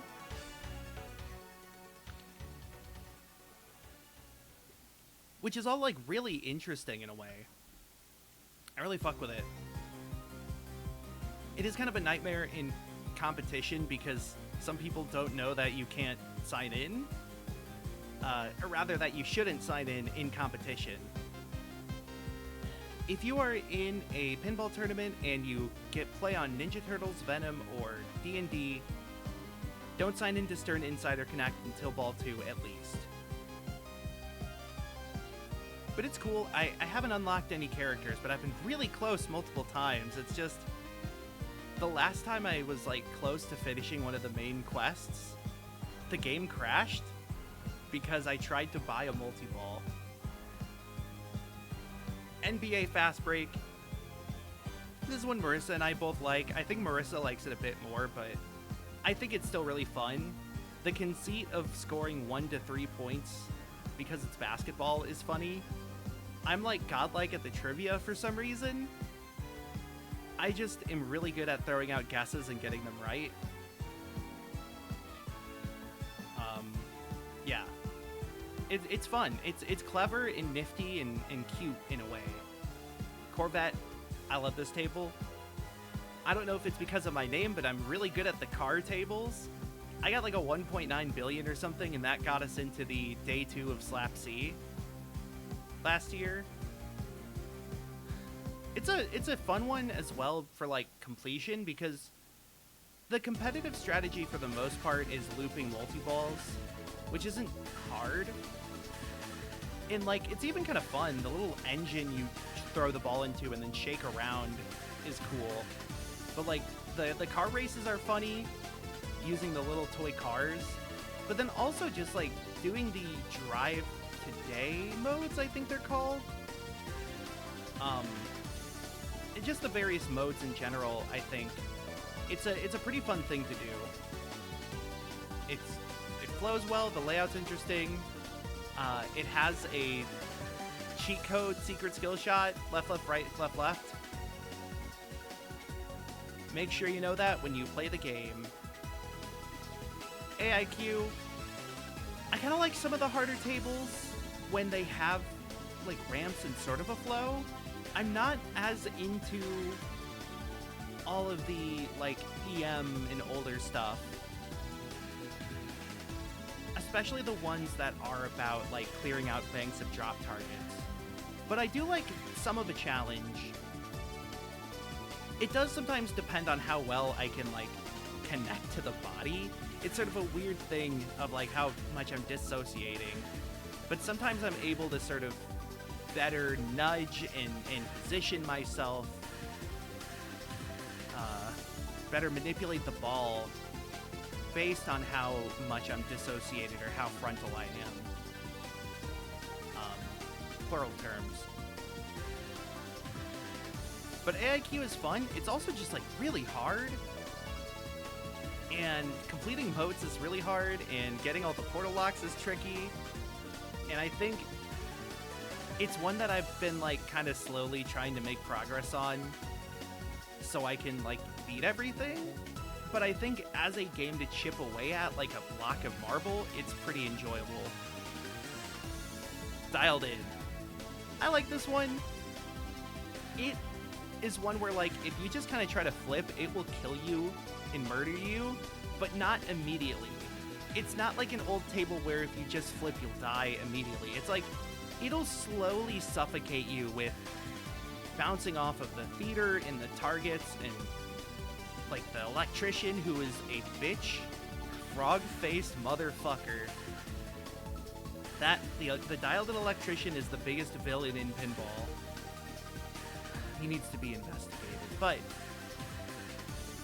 also it has the Jersey Jack tiny scoop problem, but like when it works, it's another one that works great, and it does some interesting stuff. I think there's a great amount of like success, it feels like, when I finally finish a mode for once in my life and then hit the scoop on the side to put in the SIM card.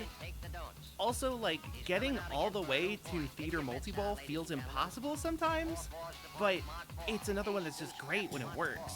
It's like, I think because of the struggle, it's more enjoyable. It's also one that forces me to play a bit slower, which is good for practice. Monster Bash. I like this one. I've streamed it a few times on Pinball FX. I think the monster conceit is kind of funny in this one. I think it's just really solid as far as its position of like the 90s Williams. There's just not much bad to say, really. Just don't forget that you have weapons you press the launch button for. Elton John. I think I like this more than Dialed In. I was kind of going back and forth before while I was making this. I think Elton John's a better shooter. I mean, it's Steve Ritchie. It has, you know, the Picard maneuver combo, though I don't know if it particularly gives you points. I think it's just a lot cleaner than most Jersey Jacks in terms of flow and shootability. And combining that with the sort of focus on multi-ball stacking that Jersey Jack does works better in this game, I think. It's not too busy either. A lot of Jersey Jack games are cluttered to shit to fuck. This one's like pretty sparse, but I think it works well. Whitewater. We used to do a thing that we called Whitewater Deathmatch, where when the arcade was getting close to close, we would just play Whitewater as many times as we could to see who's better. Because like pinball being a essentially pass the controller game means that we're actually able to sort of take turns and play multiplayer together, which is very rare in terms of games in general. But I like Whitewater a lot. I think it's very funny in a way. All the Whirlpool rewards are funny. It feels really good, and there's a lot of motion in a way that not many other games, even of the era, have. Like, the Whirlpool itself is funny and like fun to look at in a way that Creature, for example, isn't, because you don't really use the one in Creature that much. And then Insanity Falls has the dink against the glass. There's like a lot of motion in kinetics that aren't used in other pinball tables, even today, that Whitewater incorporates, I guess, as part of its sort of river theme. But it works great. Dune, I need more time with. I did kind of throw this here because it's one of Marissa's favorites, but I think it's one of the best in terms of blending theme and gameplay together. Also just like a fantastic layout.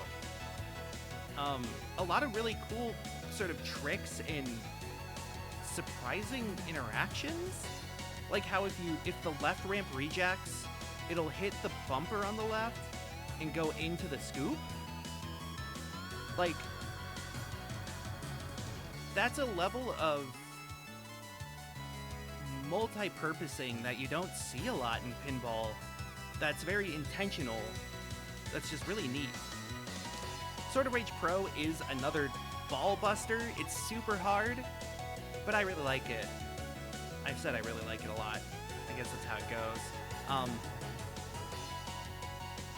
I think like I don't like premium because it trivializes the game.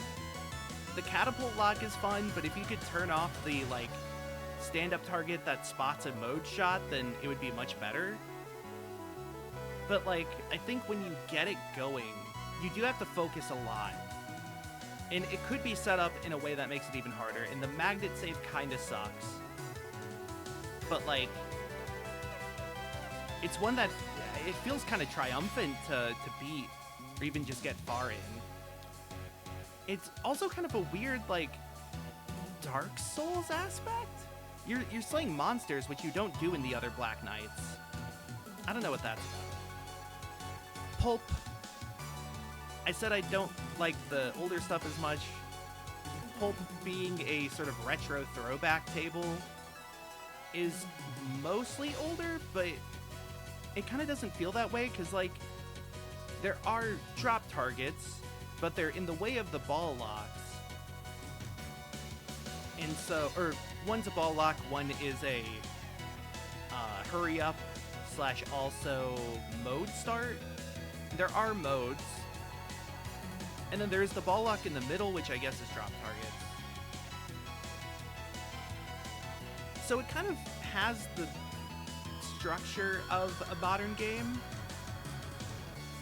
I do like how it's open-ended. There are multiple strategies you can use to like get a lot of points. I like going for cast members and then stacking scenes. But like some people will rush one of the multi-balls. I accidentally get the briefcase locks very easily, whereas I'm pretty bad at hitting the pawn shop locks. I mean, all the call-outs being from the movie are good.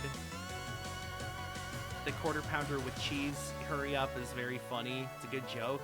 I don't know, it's a good table. Jaws. This one is a bit lower on my list than it would be on Marissa's, I know, but Jaws is just a great shooter with like a lot of stuff to do, but it never feels like you're lacking for things to do. It has just enough difficult shots to like not be a cakewalk, but it does have easier shots, and it does the Elwyn thing of everything does something, so you're never out of points. Maybe more so than other tables even, because like if you miss the shark, like the lanes and the ramps and stuff, you're still hitting the targets for Feeding Frenzy, and you're probably hitting the fish finder targets, and you're probably hitting the captive ball for the chum bucket, which gives you the Jaws multi-ball. And like, it can kind of be a little busy if you know everything going on, because you have access to it all from the start. But it's pretty clean. I don't hate the reel, and I quite like the flip lock. Medieval Madness is goated. It might be the best of all time from like a semblance of an objective measure, as much as that doesn't exist. There's not a whole lot else to say other than getting a maxed out full madness is like one of the best feelings in pinball. Killing the castle is great too. Like the little rumble it does is perfect. Yeah. It's a good introduction, I think, to pinball as well. A great beginner table, but it still has a lot of little tricks and stuff. I know it's solid. Indy 500, it's a car game. Beep beep. That's the sound a car makes. John Car makes. I've been playing this one a lot recently, trying to grind a billion. Unfortunately, I learned that the thing that I hoped would be a mini wizard mode turned out to just give me 100 million points, which sounds like a lot, but it's not. This is another one where I think the competitive strat is just to loot multi-balls, but there is a lot of stuff you can do in some weird micromanagement or like micro optimizations. Like, you either start a mode by hitting left orbit, right orbit, or at the start of each ball you can hit the middle once to start a mode. If you start the mode in the middle while the right orbit mode is lit, you have to hit the left orbit before you can hit the right one. But if you hit the right orbit first, you can then hit the middle without hitting the left orbit again and do a second mode. So you can stack up mode twice in a row very easily if you do in the correct order. There is an order to these things. It's a weird mechanic, but all the other bits work great. The pit stop multi-ball is really fun. And a cool bit as well. It's like multi-ball but also ball save, but not. The turbo can sometimes get like clogged, but when it functions, it's really cool to see the ball rocket out of there. I don't know, I like it. Iron Maiden. This one is a grower. It's another one that's really difficult, but I think this was Elwyn's first. It's interesting how his games kind of went to a more beginner-friendly angle. Shooting through the pops is really hard, but I've gotten pretty good at it. Same with hitting the revival spinner. I don't really have much of an attachment to the band, but I think it's a fun table to really try to optimize because it has a lot of room to push it, especially with the multipliers, the playful multipliers, the power targets, the triangles. I only got Cyborg Multiball for the first time like 2 weeks ago.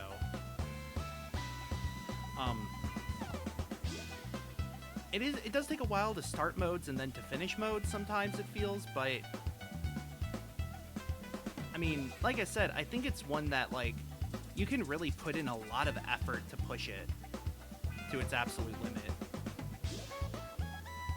And like the premium and pro difference isn't a big deal, and it feels like even a lot of operators I've seen tend to turn off the locks in the premium-only features, which is kind of funny.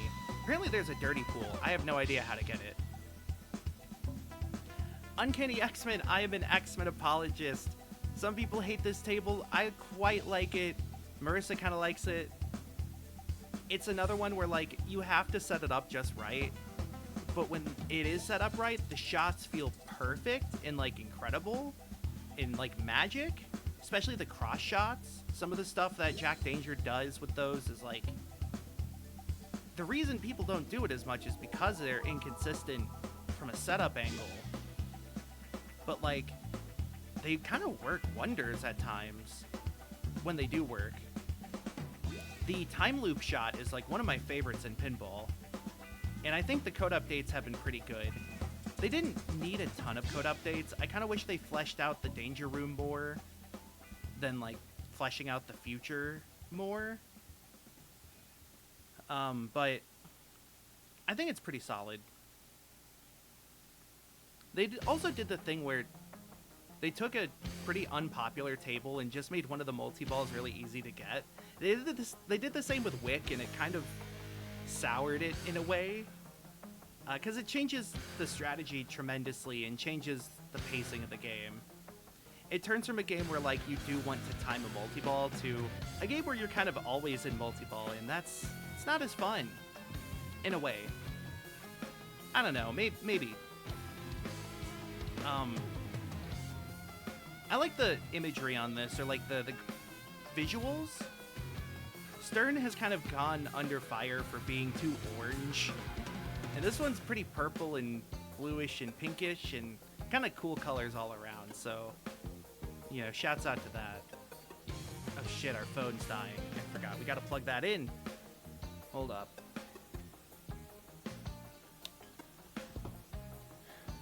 No, Bonnie, that's not for you.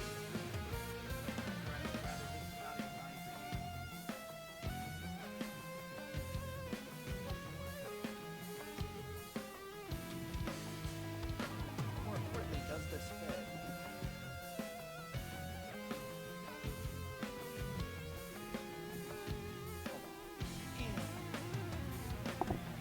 I'm gonna have to readjust the phone. Camera a little.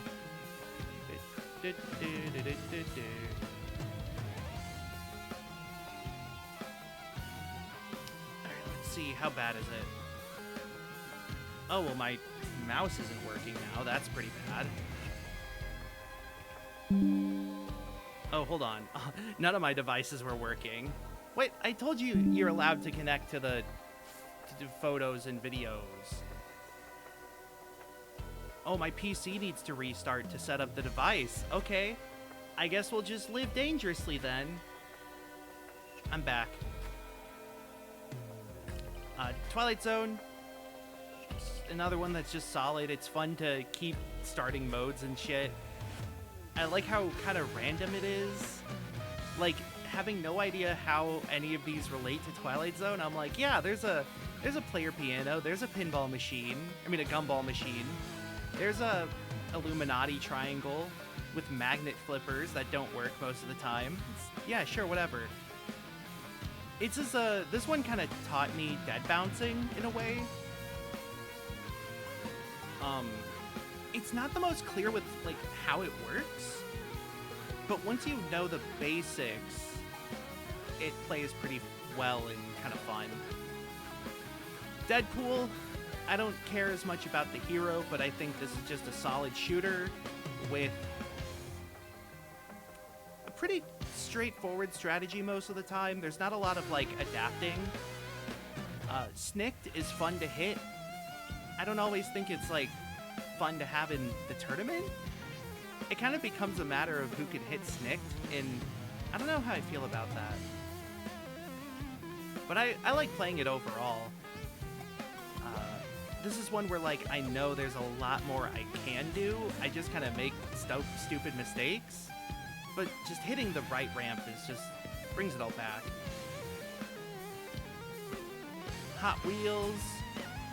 This is the only American pinball table on this list. I quite like Hot Wheels. I've been grinding it a lot. It's a piece of shit sometimes. For some reason, the one that we play on at Atomic, I'm the only one who plays on it, really. The one I play on at Atomic, it, like, is super prone to shatzing yourself to death, just trying to catch a ball, and it swings up the in lane and into the out lane. I've been trying to dead bounce more on it, and when I remember to do so, it actually feels pretty good.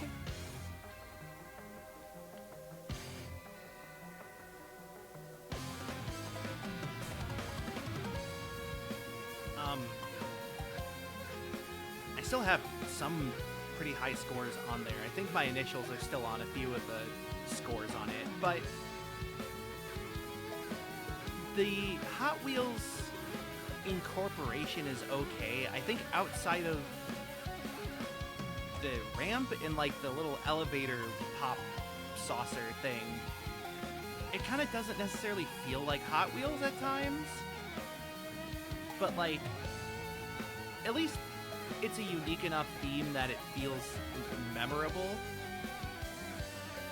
The boost scoring mechanic is kind of interesting and sort of weird. It really rewards you for playing fast, but the table itself is really risky, and the center post sometimes works, but not often enough, but just often enough that you trust it sometimes. You don't immediately distrust it. But it's, I don't know why I'm, like, squinting my right eye so much. I'm doing that myself. That's not the model bugging out. But no, Hot Wheels is good. Jurassic Park, Stern. I'm so close to getting Visitor Center. Even the T-Rex I've been so close to. This is one that has really tough shots. A lot of really tight shots. Ramps that are tricky to hit. Don't even get me started on the target behind the pops, the missile launch target / chaos multi-ball target. It is a tough table, but it's weirdly flowy and like has a lot going on, but it's compelling. It would be kind of interesting to see a version where you can save your progress, because there is a linear storyline in a way. I mean, it's a branching path, but you are going through a storyline more directly with a definitive end goal than other pinball tables and other Sterns even. I think there's even a speedrun timer category option for it. But I've just been trying to beat it. I think like this and some of the other ones, Iron Maiden,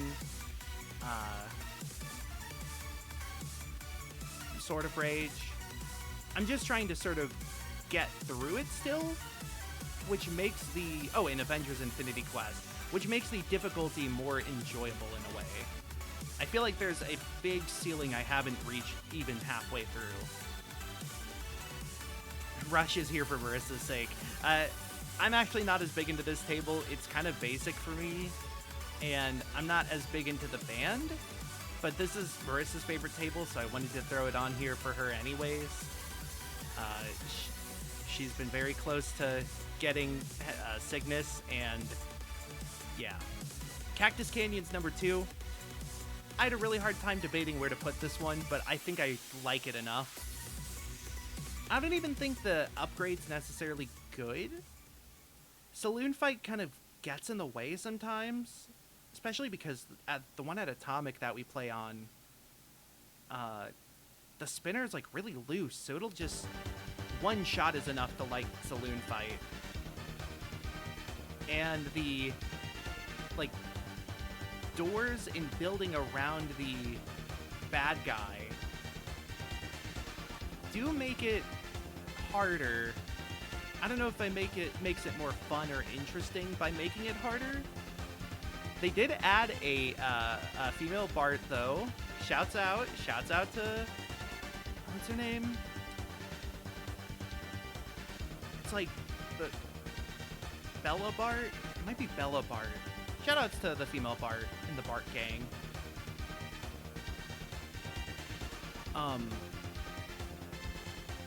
but like, Cactus Canyon was sort of the final in the line of like the Brian Eddy fan layout games, and then it wasn't finished entirely, and then it was remade and now finished completely. And it's really compelling of those because like there is a lot going on. I think the quick draw stuff is very fun. I kind of wish it had more of a ball save, but that's just me. My only real problem, other than maybe the saloon fight, is that in the upgraded version, completing a mode and beating a Bart lights the like gunfight. And you can stack these. You can postpone a gunfight by toggling the lane it's in, and then like do another mode, finish it, and then have 2 gunfights at the same time. I think it just boosts the jackpot, but like when it is lit, it strobes really badly, like really fast. Not as bad as the strobe multi-ball from Attack from Mars, because fucking they decided it would be cool to put a strobe multi-ball in the game. And not as bad as the Venom one, the Spidey Sense strobe, but it's still pretty bad. Godzilla is number 1. Who could have seen this coming? Fucking Godzilla, it's got infinite hours of play. It's flowy and combo-y, and it's the top 1 on Pinsider. I'm a basic bitch, sure. I like what I like, and I like Godzilla. I got a billion on it recently. That probably put it above Cactus Canyon, kind of. It's really fun. There's a lot to do. There's a lot of optimization and like micro optimizations, maxing out Destruction Jackpot, and you know the order you fight kaiju, and like timing your allies so that you can get Rodon during the multi-balls during another mode, and all the different like city-specific modes like the Bridge Attack and the Power Line Tesla Strike. There's just so much going on in the table, and it feels like every game is different while also letting me follow a strategy and like a plan and generally sort of a goal. It's really fun. It's number 1 for a reason. It also does the Elwyn thing where everything does something. So even if you miss the building, you'll hit the power line targets. Also the building's fucking phenomenal. It's like playing the premium is such a more, I don't want to say it's a better experience than the pro, because like the pro has its merits, but the building collapsing is like, it's perfect. I don't know what to say. I think that does it for me. Okay, now we gotta switch again, which I think I know what to do. So we do this, we hit this, go here to check. Oh my god.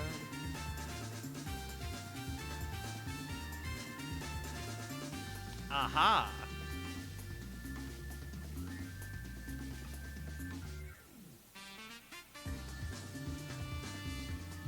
I'm back. Is my phone actually charging? Oh, it is! Whew. Thank God. Okay. Time for the final list. I wrote 150 games down, so you'll get an idea of some of the games that aren't on the list here. And there's some good games here, like Lego Racers. That's not in the top 100. Espagaluda 2, my based gender fluid shmup. It's top 100 games time. We're starting with Touhou Hisa Tensoku. It's the Touhou fighting games are all very good in their own ways, except Scarlet Weather Rhapsody, which is just Touhou Hisa Tensoku 0.5. Soku is really fun. I think outside of like the weather, even the bullet hell fighting game mechanics are just really interesting and like compelling. It's a different vibe than like any other fighting game, which makes it really enjoyable. Also, I mean, it's Touhou. It doesn't have my favorite Touhou character, but it does have some. I mean, they could have put Nitori in the game. They put Suwako in the game. Also, like, the bullet hell mechanics and the deck building, there's cards and you build a deck before fighting. Leads to, like, really interesting character archetypes and the ability to, like, build an anti-meta deck or, like, have tech cards. Things like left-handed folding fan. I don't know. I don't play the Aaron Special Elixir build for Racen. I do a more standard one that has LRE. But the Racen Special Elixir build is very funny, as well as using the ground poison. Number 99 is Pikmin 1. Great strategy game. I'm not as big into the dungeons of the later Pikmins. I like the fact that everything in Pikmin 1 is tied to the environment. And I know there are still parts of the other games. I mean, I played Pikmin 4. I've never played 2 or 3, but I've seen them. There's parts of the other games that are still tied to the environment, but, like, I think a lot of what I like about Pikmin is the sort of way level geometry and level objects are seamlessly blended into nature to create a place that looks naturally created and, like, formed, but is ultimately a product of intentional game design. Is it Distant Springs? Is that the second to last one?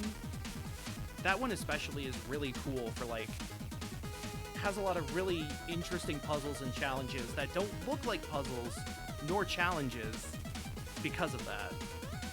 A Link Between Worlds is my favorite Zelda, I think. It's, like, not even the Between Worlds part that really gets me. It's, like, I think it's just really solid 2D top-down Zelda. The bit of being able to rent equipment means this game has essentially an option to play more open-ended. Especially if you're, like, confident in your ability to do things without dying. The, like, wall sliding stuff is fine, but more than anything, I just really enjoy the dungeon design and the world design and the puzzles. Kirby Air Riders. It's Kirby Air Ride with more. I don't know if the super meter really is, like, helpful for the Kirby Air Ride formula and mechanics, but I do like the new characters. The new warp stars are good. All the new courses are great. I feel like there was one that I wasn't super into, but it's a fun game. I think I prefer the old city trial map, but I mean, the new one's still good too. It's tough, you know? They're both great games. It's just this one just has more. And I kind of don't enjoy City Trial as much as Top Ride and Air Ride. I know Top Ride being below, or being above City Trial is the hottest take in Kirby Air Ride terms. Kingdom Hearts 2. It's great hack and slash. I played this when I was younger, and this was like the first game that was long, that I beat, that I felt accomplished for beating. There's a lot of, like, great, memorable boss fights. There's the fucked up annoying guy in Pirates of the Caribbean world that, I guess the Caribbean is what it's called, that, like, drops money that you have to collect. There's Dance Water Dance, Get Up on the Hydra's Cack. I think that's in this game. I like the big fucking weird beast in Pride Rock. The, like, Christmas toy machine. You know what I'm talking about? I think Kingdom Hearts 2 has less frustrating moments than Kingdom Hearts 1, which might make it a little less memorable in some regards, but also makes it smoother. There's a clunkiness to 1 that is enjoyable, but 2 I think is just a more fun replay in general. And I think it also has the best mix of, like, classic Disney and more current Disney, or at least current in terms of, like, I don't know, zeitgeist, maybe. It's got some fun fights. Got Sephiroth. Bloons TD6. What is there really to say about Bloons TD6? It's a fun game. Shoutouts to Sauda. Actually, I've been playing more Adora than Sauda usually, because I like the idea of pouring all of my juice into one monkey. The monkey. Touhou 17 is my favorite Touhou shmup. Sometimes I enjoy Imperishable Night more, but I think Touhou 17 is my favorite.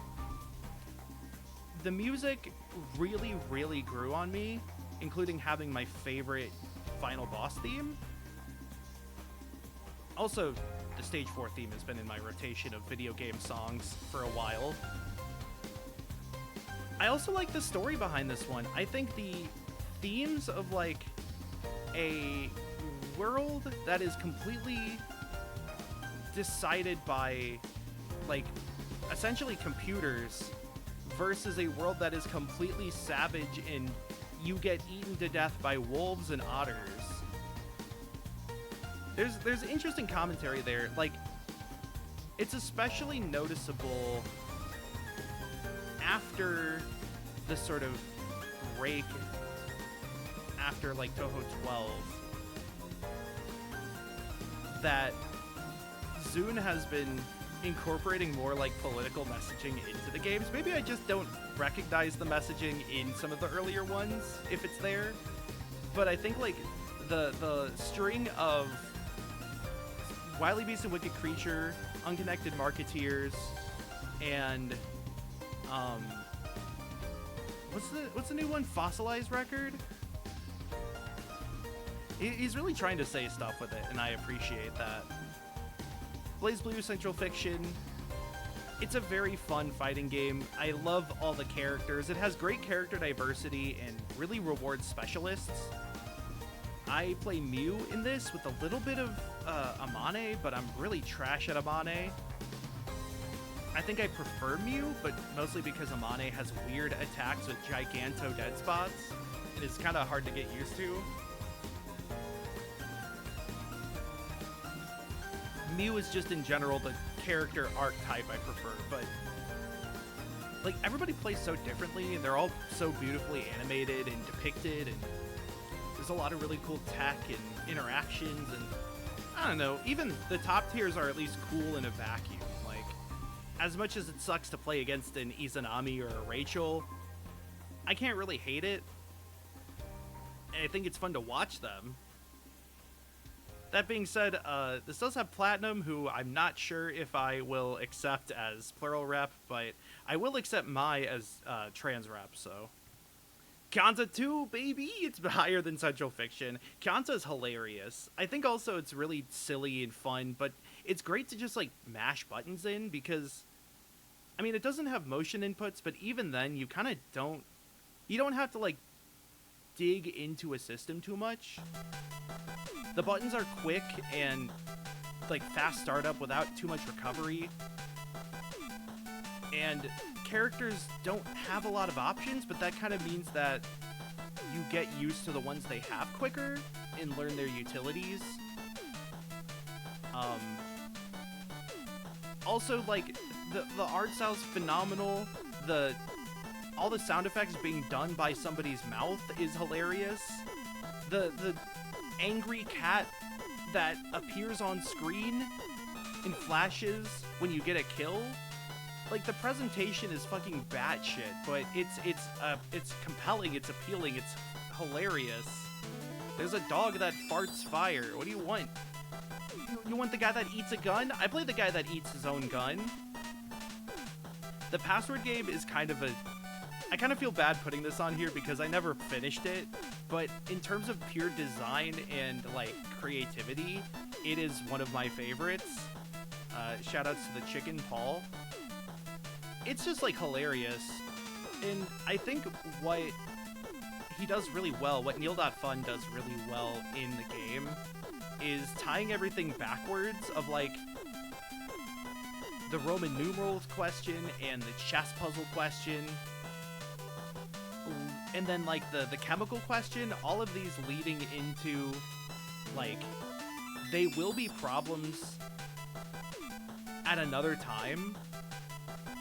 You just gotta wait for that, you know.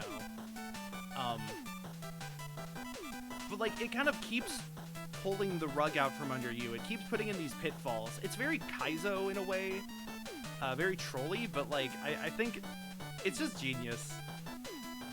Sonic 3 and Knuckles. This was like the first Sonic game I played. It's great. I did put them together here because fuck you. I like collecting blue spheres. I don't know. It's Sonic 3 and Knuckles. I don't have a lot to say. I was a Sonic kid. Balatro.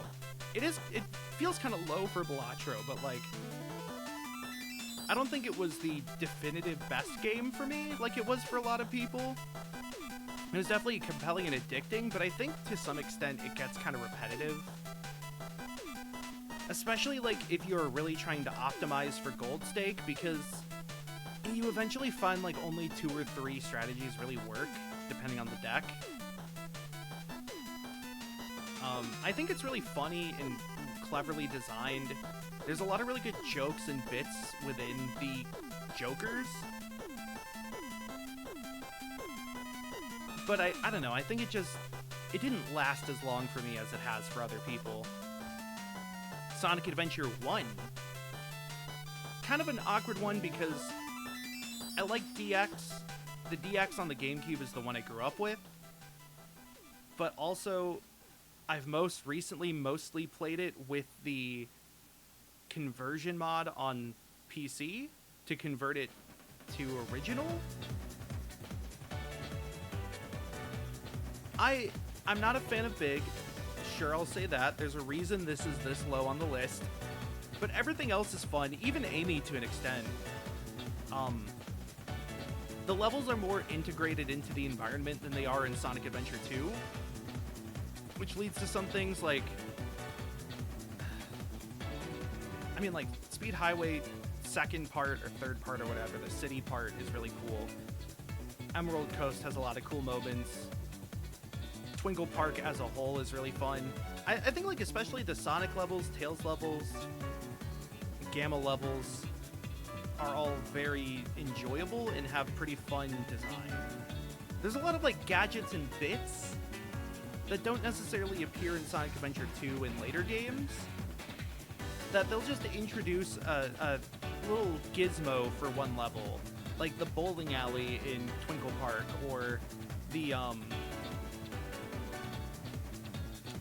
brain hurts, the, like, ladder swings, the, like, monkey bars on, Skydeck, the fucking snake,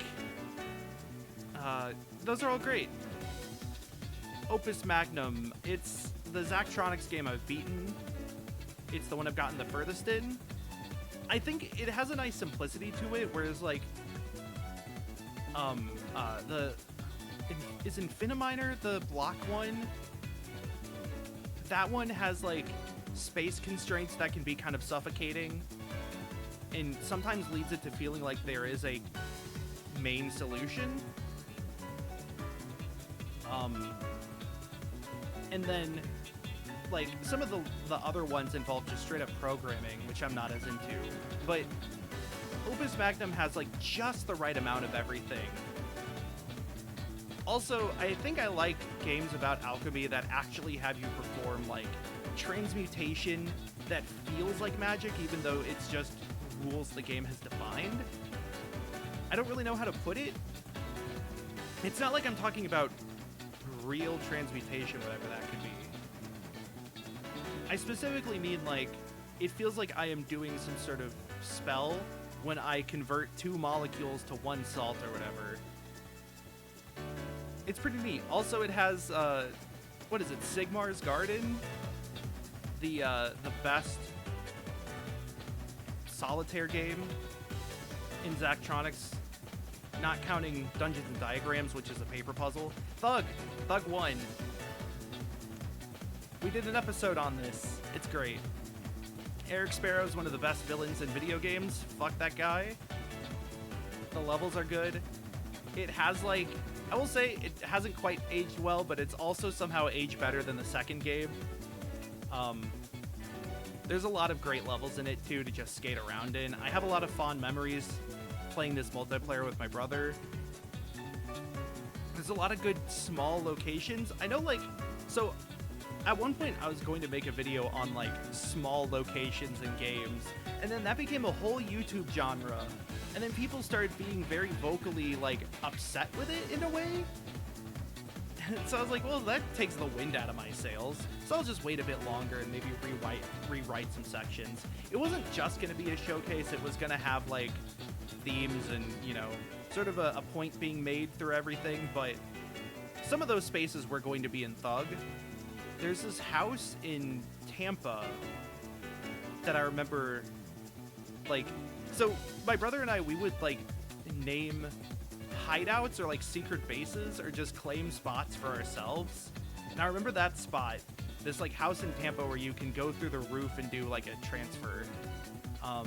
There's the strip club in Tampa that I thought was a video rental store, and my brother and parents did not do anything to correct me when I was younger.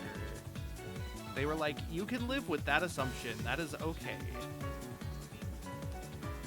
I like the Dragon in Manhattan. That's a fun one. The little underground mall in Vancouver is good. I don't know. I don't need to go into these right now. I've done them before, and I think I've played the game on stream. I don't remember if I have.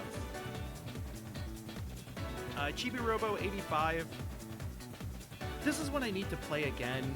I was going to stream it now that it's on the Switch Online, Switch 2 Online, but I have too many other games I want to stream. It's like really cute and charming in a lot of ways, and Jenny is a great character. The the daughter. Fuck. Wait, Jenny trans? Real? Can't believe I misgender her. The frog. The, like, Toy Story aspect of it's also really interesting and leads to some really weird storylines. I do need to play Moon, and I kind of want to play Tulip at some point as well. Because clearly I need to play more by them. The love delikes, as Thor High Heels puts it. Metroid Dread, I really liked. I think a lot of people kind of criticize the linearity of it compared to, like, Super Metroid or previous games before those. I was fine with it. It felt like I still had to figure out where to go to some extent. I don't know, I feel like making a true non-linear Metroidvania is difficult, because, like, you've got stuff like Hollow Knight, which does it by giving you really powerful movement tools early on, and, like, funneling you into those movement tools, and then opening up towards the end. Metroid Dread does kind of stay linear for a long time, with, like, one major sequence break, but the experience of it is just really fun. Filament, this is one a lot of puzzle game fans don't like. I found the puzzles okay. A lot of people, I've seen the criticism from a lot of people that the solution paths aren't intuitive. It feels like guesswork, which is sometimes the case, but I found enough sort of heuristics to go by that it was fine. But Filament's on here because it has maybe my favorite, like, puzzle narrative, as in a narrative that is like a mystery that you are expected to solve in a way. It is vague in a lot of ways, vague in ways that are meant to allow for ambiguity so that the player has to come to their own conclusion.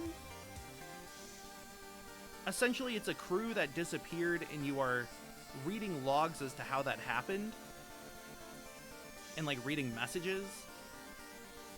And pretty much every question has two possible answers, especially the main one of how did they disappear. But, like, what is interesting is that neither answer feels incorrect, but also neither answer feels bad. It has this, like, anti-corporate undertone to it that I vibe with, of course, leftist Andy, but at the same time, like, how much optimism or cynicism you have is essentially which answer you find the correct one.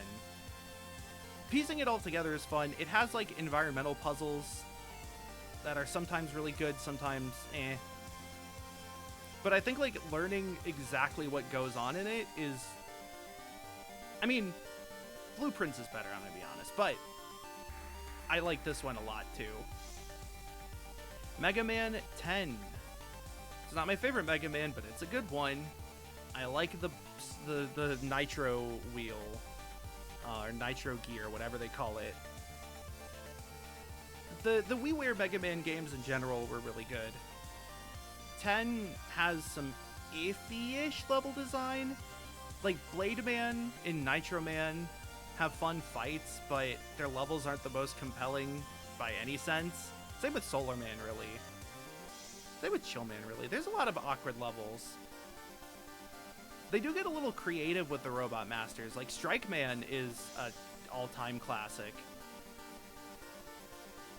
Also, Strike Man has, like, the drawbar organ moment in the song and the let's go, da da da. Like, perfect, no notes on the composition for that. It's still really good music is what I'm saying, and the weapons are pretty well balanced and designed. The Wily's not too bad. Sup Ma Galaxy, aka You're Mr. Gay. This one might be mostly nostalgia. It's not my favorite Mario by far, yo. Spoiler-yo alert, yo. Which, by the way, I saw the Mario Galaxy movie like a day before it left theaters. I liked it. It was pretty fun. That's all I'll say for it about now. Yeah, you know what I mean. But Galaxy just has a lot of really cool concepts.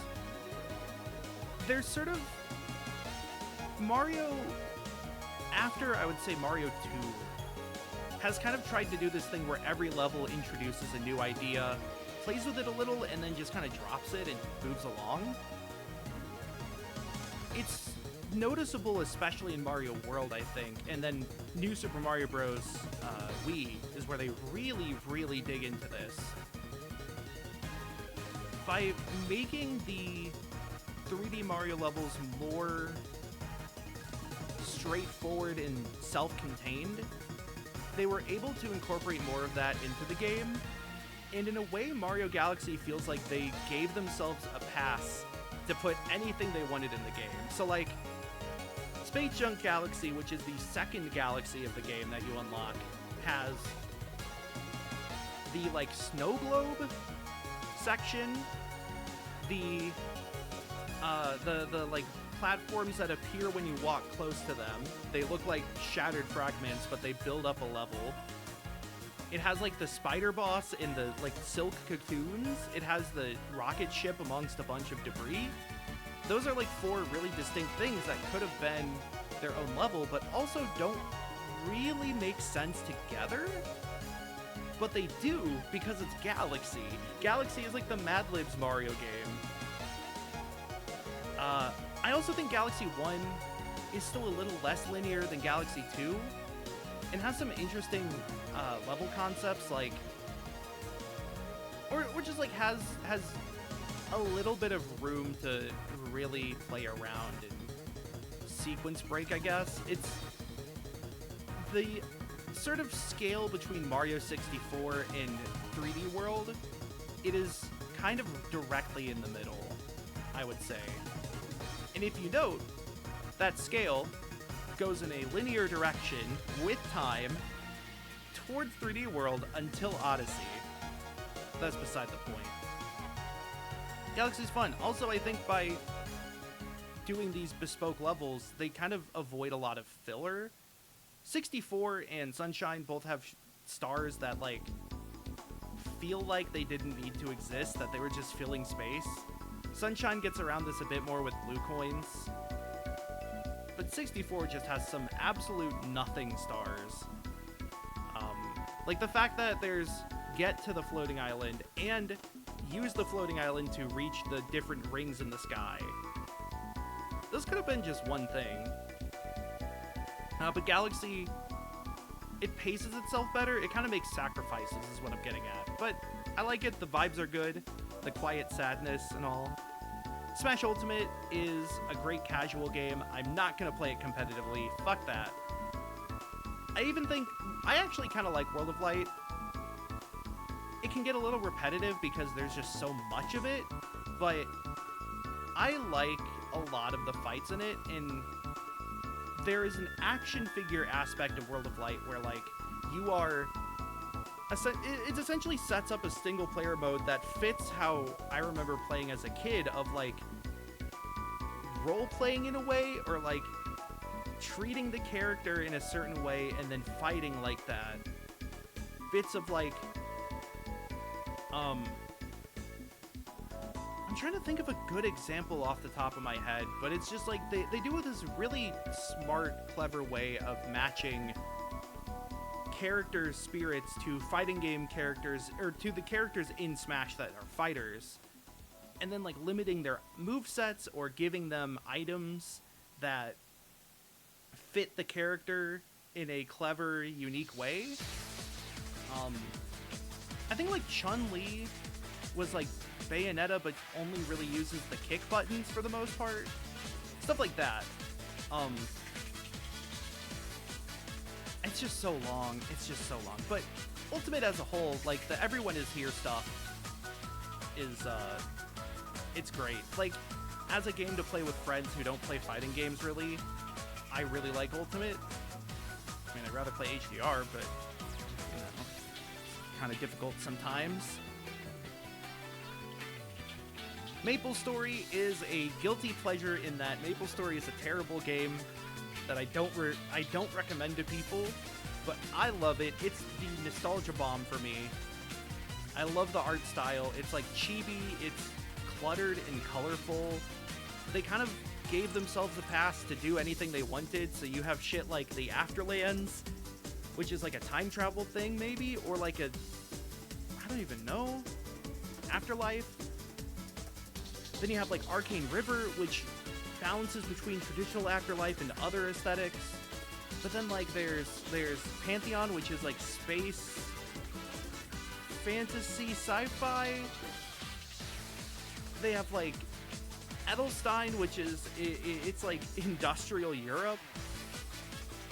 I mean, Ludibrium, fucking Ludibrium is Legoland, and that's just in the game, and it's a major location. And it's just been like that. And there's something fun for me about the kitchen sink worlds and games.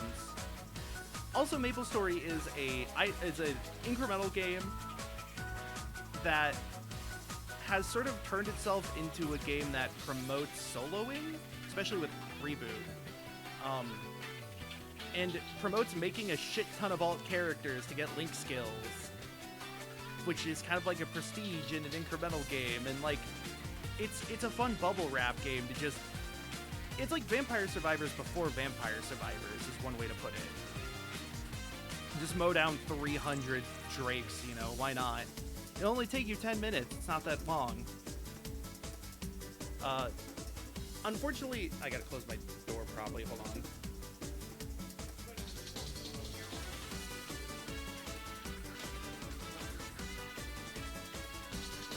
Sure, the model got messed up during that. Yeah. Okay. Unfortunately, some of the classes that I really like hurt my hands. Like, oh god, what is it? The, like, sand thief one that throws chakrams. Very fun class. Hurts my hands. My favorite class, Phantom, sucks. They don't know how to balance Phantom. I hate it here.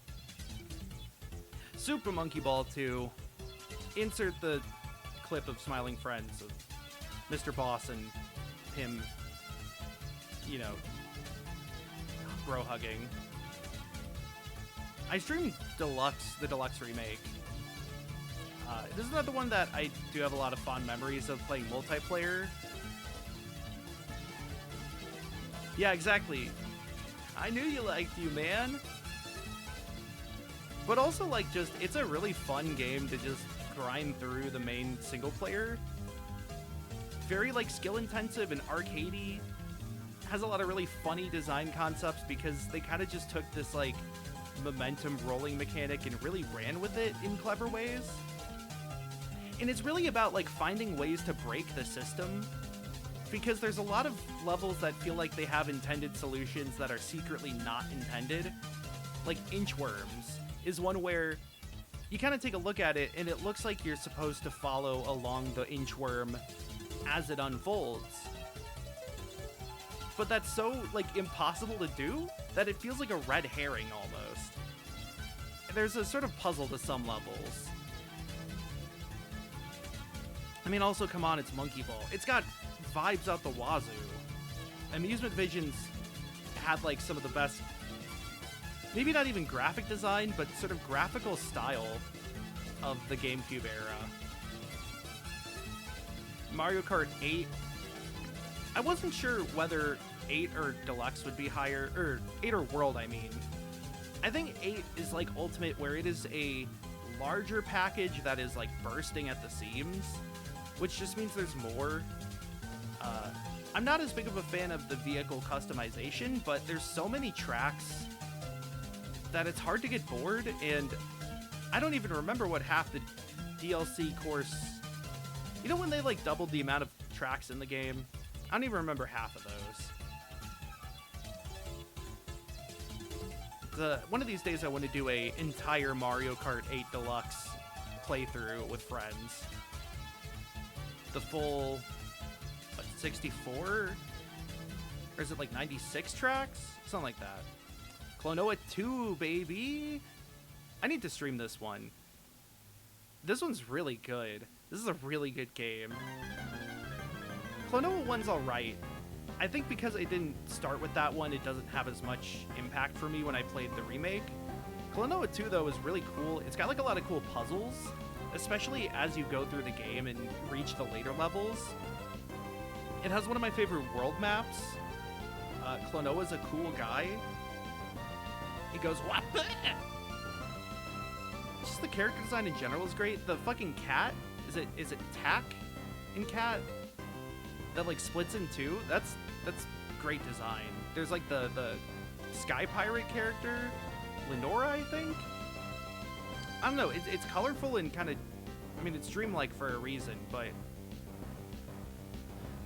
I kind of fucking love it. I don't know, this was like, I remember seeing the box for this in Hollywood Video growing up before we got a PS2. And then when we got a PS2, this was one of the first games I wanted for it for like Christmas or my birthday. One of the only games I wanted for it, really. Kirby and the Crystal Shards, Kirby 64. I mean, the soundtrack, I think it's my favorite Kirby soundtrack. It has like this, almost like, I don't want to say hard style, but it definitely has a louder, harsher electronic sound for some songs. Honestly, this has the amount of nostalgia that makes me cry sometimes. There's also a lot of memorable levels. There's like the log chase one. The mall, the shopping mall is great. As well as the like pop-up book staircase one in the final area. The castle in the first one. A lot of the water levels are good. I don't know, I think it's a really fun Kirby game, and combining copy abilities is always good. The sheer like joy of it and the creativity involved of seeing what everything does together, and then, you know, choosing your favorites and all that. Omori is 74. I'm really iffy on this one because I like the gameplay. The RPG mechanics are alright. I think the writing is okay for the most part. The music's really good. My main problem is just that, like, I kind of hate the ending. It does this big reveal over... Well, specifically, I hate the big reveal over what happened, quote-unquote. The thing that made Sonny a hikikomori and ruined his friendships and everything. I think everything would be a lot better if it was... I don't want to spoil it is the problem, but I think it was really disappointing because it felt like the reveal was pointlessly cruel in a way, or like it was already bad enough and sad enough and tragic enough and understandable that it would be traumatic if it weren't for a single fact of something and Sonny's involvement in it that felt like overkill.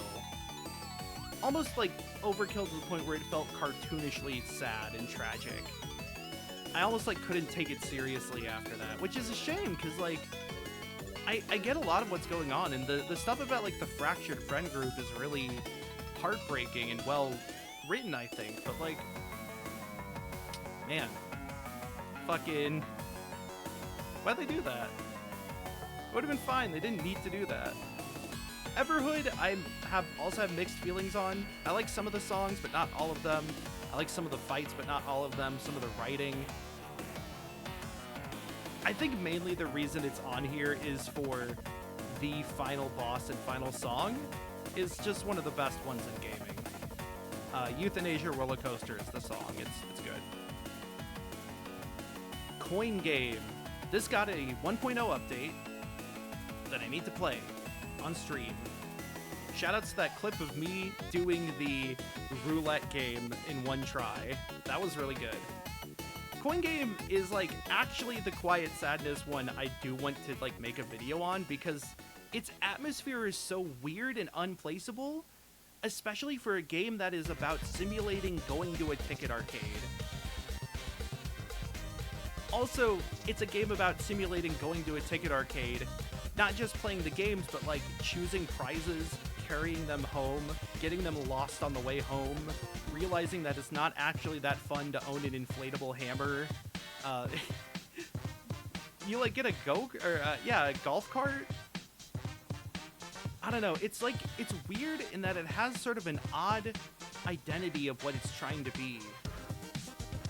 But everything works together so well that it doesn't feel like it's clashing. Dungeon Fighter Online, another MMO. This has really good mechanics. I haven't played it as much recently, in a long time really. I played it a little bit last year. I know there's some people that have been playing PvP to an extent, but like, if it was just PvP, it would actually be higher up. I think its fighting game mechanics are more compelling to me than its beat-em-up design, and they definitely prioritize the beat-em-up mechanics, especially because that's what gets them money. But like, it has a lot of really unique character concepts for a fighting game. Things like, I mean, just the fact that you don't have blocking, you have just a ton of armor, but it is beat 'em up, like 4-directional and jumping movement, leads to interesting attacks and playstyles built around those. But like, it has summons because it's an MMO, but then the summon mechanics lead to interesting characters like Mechanic.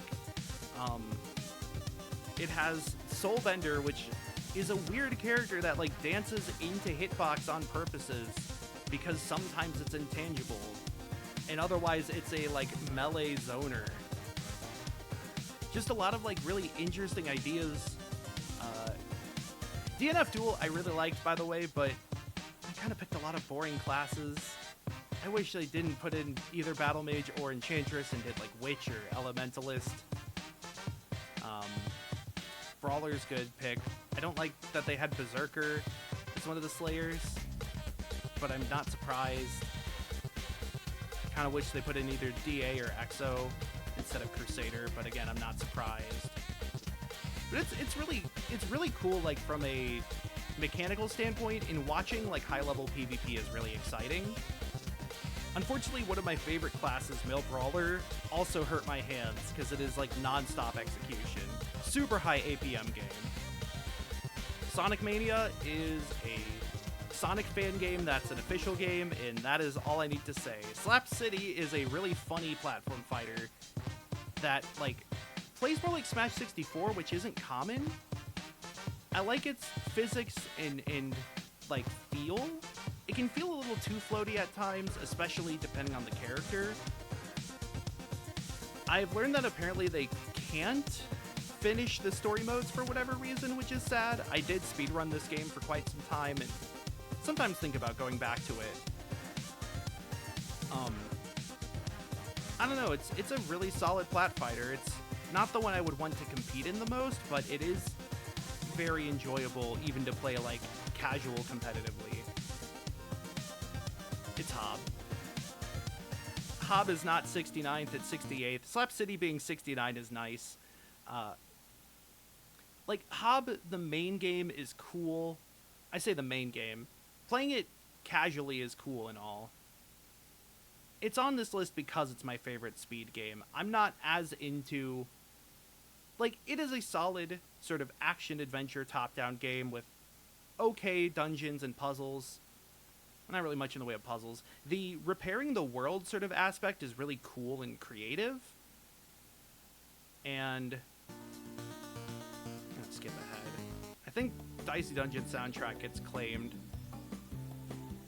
And, like, fixing the entire world is a really fun thing, to the point where I kind of wish all quests was a category we could run.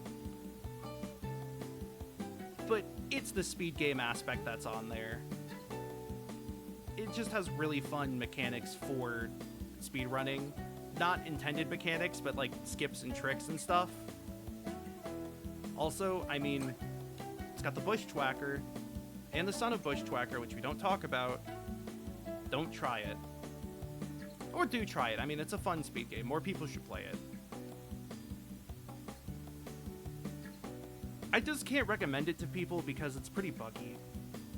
Speaking of bugs, Bug Fables, great game. Also good speed game. I played a little bit of it, but kind of...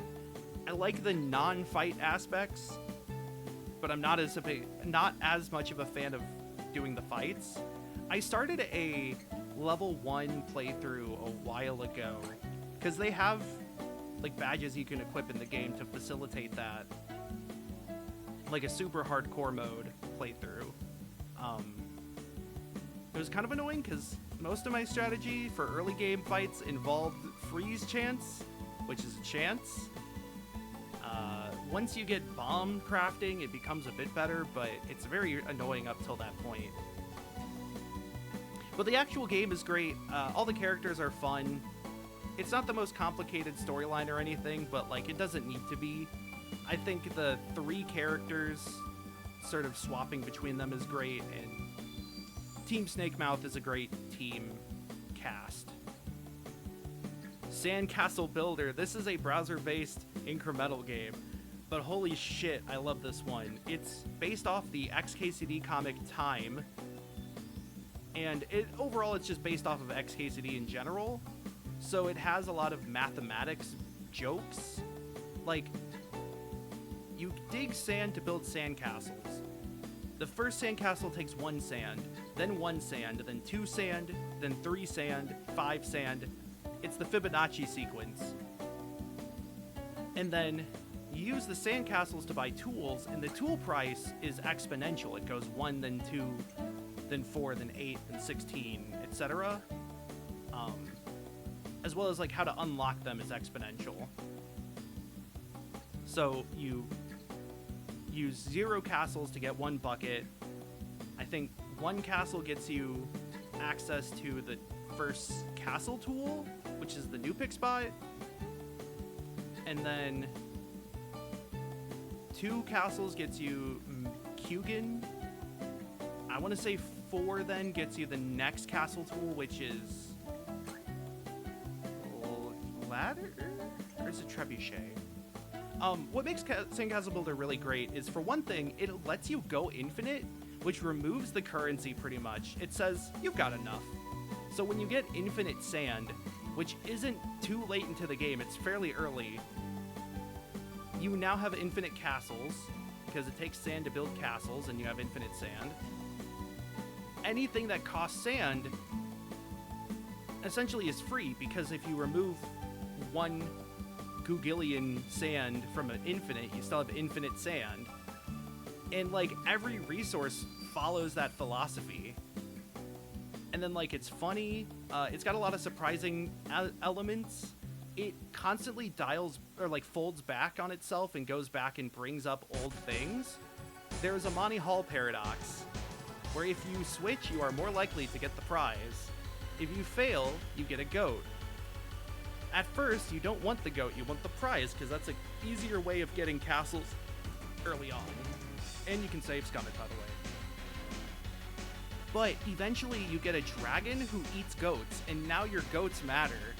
And like, it keeps doing that. it just kind of reinvents what is going on in the game constantly. I will say that I play it with the beach ball script, which I think is necessary, especially clicking redundant kitties. I know it sounds like I'm saying stupid words. These are all mechanics. But like tool factory building and monument automation related to tool factories. There's some dragon related stuff, some camera and time related stuff. And just the beach auto clicking, really, because that gets you certain boosts quicker, like the Swedish chef.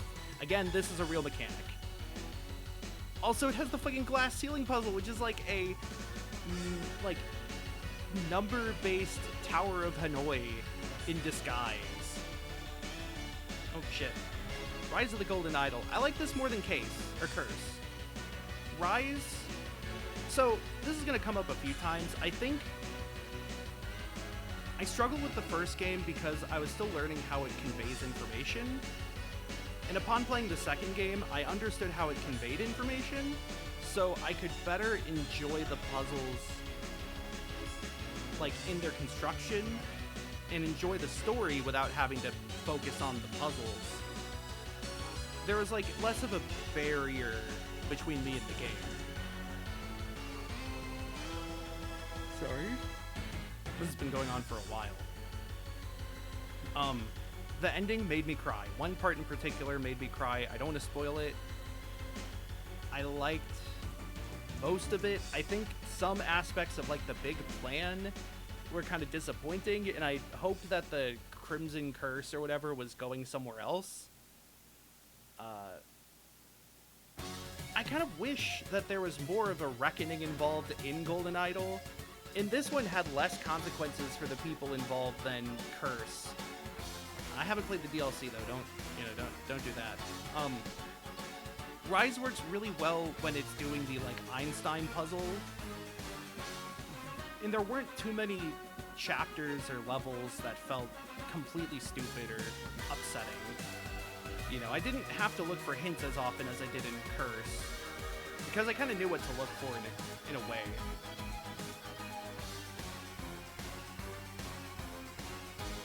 So, there is one aspect of submitting answers that's sort of a grammar or syntax aspect that I don't think is conveyed extremely well, but once you get it, you're set for the rest of the game. MVC 3, technically Ultimate. It should be Ultimate Marvel vs. Capcom 3. Hold on.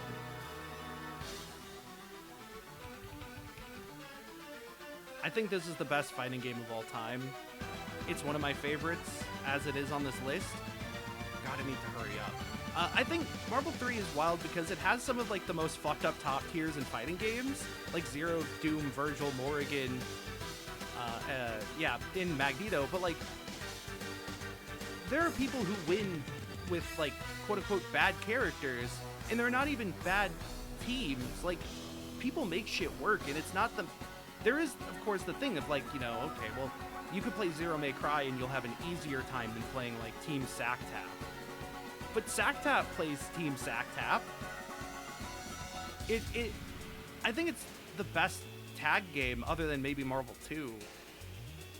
But it feels weirdly more balanced than Marvel 2, and like, you can really, really, really make a lot of things work if you're just aware of like synergy and general game sense. I play Frank, Dante, Hawkeye, which is a very fun team built around Frank. Frank and Dante have really good synergy, and then Hawkeye is just there to anchor because shoot arrows. Gimlet. But like, there's so much else I want to do in the game. It's a fun game. One Step from Eden is a great roguelite with great music. It can get a little repetitive at times, and ultimately I think what matters more is your ability to dodge than your ability to deal damage, and even your ability to make a synergistic deck. I feel like decks in One Step from Eden are either insta-win by ignoring the opponent, or you'll get there eventually, or you cannot hurt the opponent.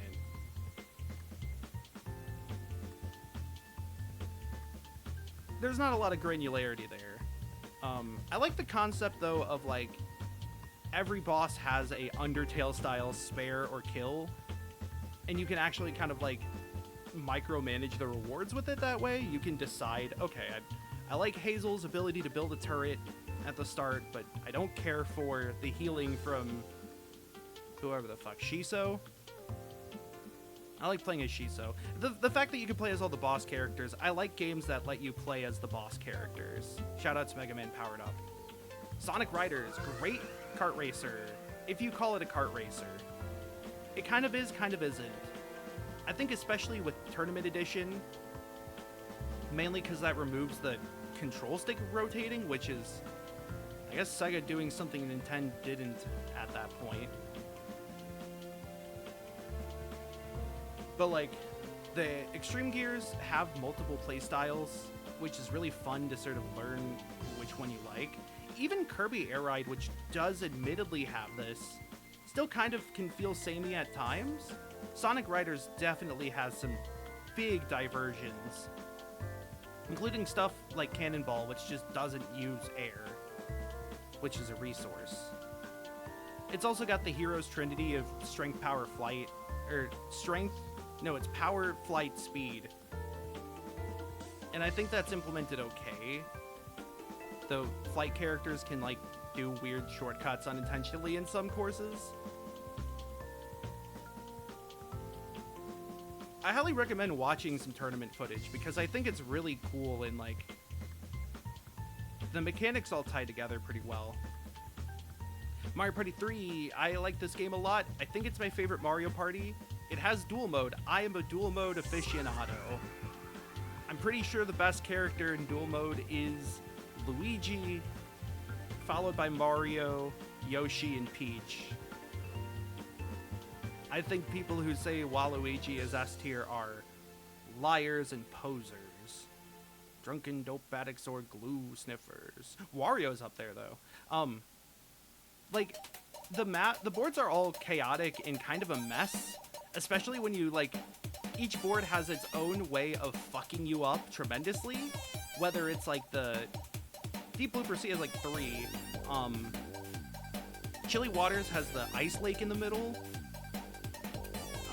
The Spiny Desert has the quicksand, which everyone dies to, and it's terrible, but like, it is a shared suffering. I think people joke about Mario Party ending friendships, and so you gotta have the game be worse than each other.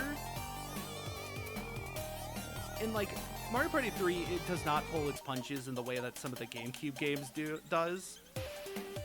There's still some decision making. I think, especially with items, there's a lot going on, and some of the action commands, or action times, like choosing whether to jump over the snowball or not, is actually meaningful and has consequences. Yeah, I think Mario Party 3 is fun. I think it's my favorite MP. Snakebird, phenomenal puzzle game. It kicks your ass and takes your lunch money. I still haven't beaten it because the star levels are really hard, but the levels that are there are so tightly designed that like there's a reason it's like highly regarded by a lot of enthusiasts of the genre. Nine Souls was really good, and I kind of like some of the themes, but like it leans a bit much into the, I don't know, it's like kind of horror based but kind of not. I don't know if it needed all the body horror, especially like the bird girl, I don't remember her name. You fight her in the farm area.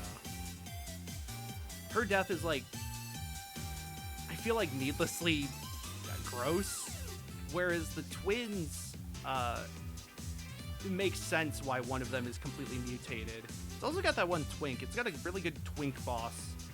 I mean, I'm fine with a little bit of like fast-paced parry games because it kind of plays more like a rhythm game. And I like finding the rhythm in the boss patterns of figuring out where to attack, where to sneak in extra damage, where to just sit back and parry. As a Metroidvania, it's not great. Like, it's not very open. Maybe a slight bit more than Metroid Dread, but really not by much. But it's fun. Queue Up This game took me by surprise. This was one of my favorites of last year. It's another incremental, not as idle and not as long. I like it because it's a satire of competitive games where, like, winning and losing doesn't matter. It's ultimately up to a coin flip, and it's outside of your control. What matters is, like, the points you gain from winning or losing and going on streaks and, like, all that. There's some biting commentary there. The game ends, quote-unquote, when you get signed to a pro team, because then it stops being a fun game. But, like, then there's so many little, like, bits and clever writing. The characters are great. There's, like, the gambler and the medic are essentially based off of, like, existing hero characters. But then you got the streamer who has a view count and, like, has to pop off to get clips, which might not win, but at least will get popular. And then they have the fucking Streamlabs zombie in the game. There's the pro player. I think it's just called, like, the professional maybe, but he's all positioning based, and he has a lot of references to, like, not just chess, but Go, including, like, somewhat deep cuts, like Tsuji, which, I mean, I know what they are as, like, a low-ish level Go player who's watched a lot of Go, but most people don't know what that is, let alone what an Atari is. There's the robot who has a busy beaver function and involves creating a tape, like a two-ring style tape with, like, go-tos. The whale who has customer loyalty is about item management and money management to the point where money becomes useless. Like, it's beautiful jokes there, but then you have, like, really deep cuts. Like, Alice and Bob are two NPC characters who have, like, a background story, and that's, like, a reference to winning ways for mathematical plays. Or there's the grain of rice, which is a reference to the grain of rice chessboard parable, which is about exponential growth. There's all these little jokes and references that I think work really well and are just really well implemented. I don't know, it's hilarious. Sekiro is my favorite Soulsborne Eki-Ring game. It's fast-paced, it's got, like, platforming sections, which I like. The stealth is okay. I kind of wish you could do more with the stealth. You can't, like, really sneak around bosses, and you might get a health bar, if that, by doing so. The stealth is definitely more for traversing between bosses and shrines. I kind of like having a more direct story with having characters versus making my own character. I don't really take the character creation in Dark Souls seriously, but I like Sekiro for not really having that, because it felt like they were doing more with the narrative. There's a lot of good bosses. I think it just plays well. Lingo! This game is a nightmare. It is anti-chamber in terms of, like, non-Euclidean, like, teleporting geometry that doesn't make sense. A lot of, like, you look at a wall and suddenly you're transported somewhere else seamlessly without knowing. It's also just word puzzles by way of the witness, of, like, getting monitors, and each monitor has rules you have to figure out, and the rules are sometimes based on the environment and sometimes based on mechanics.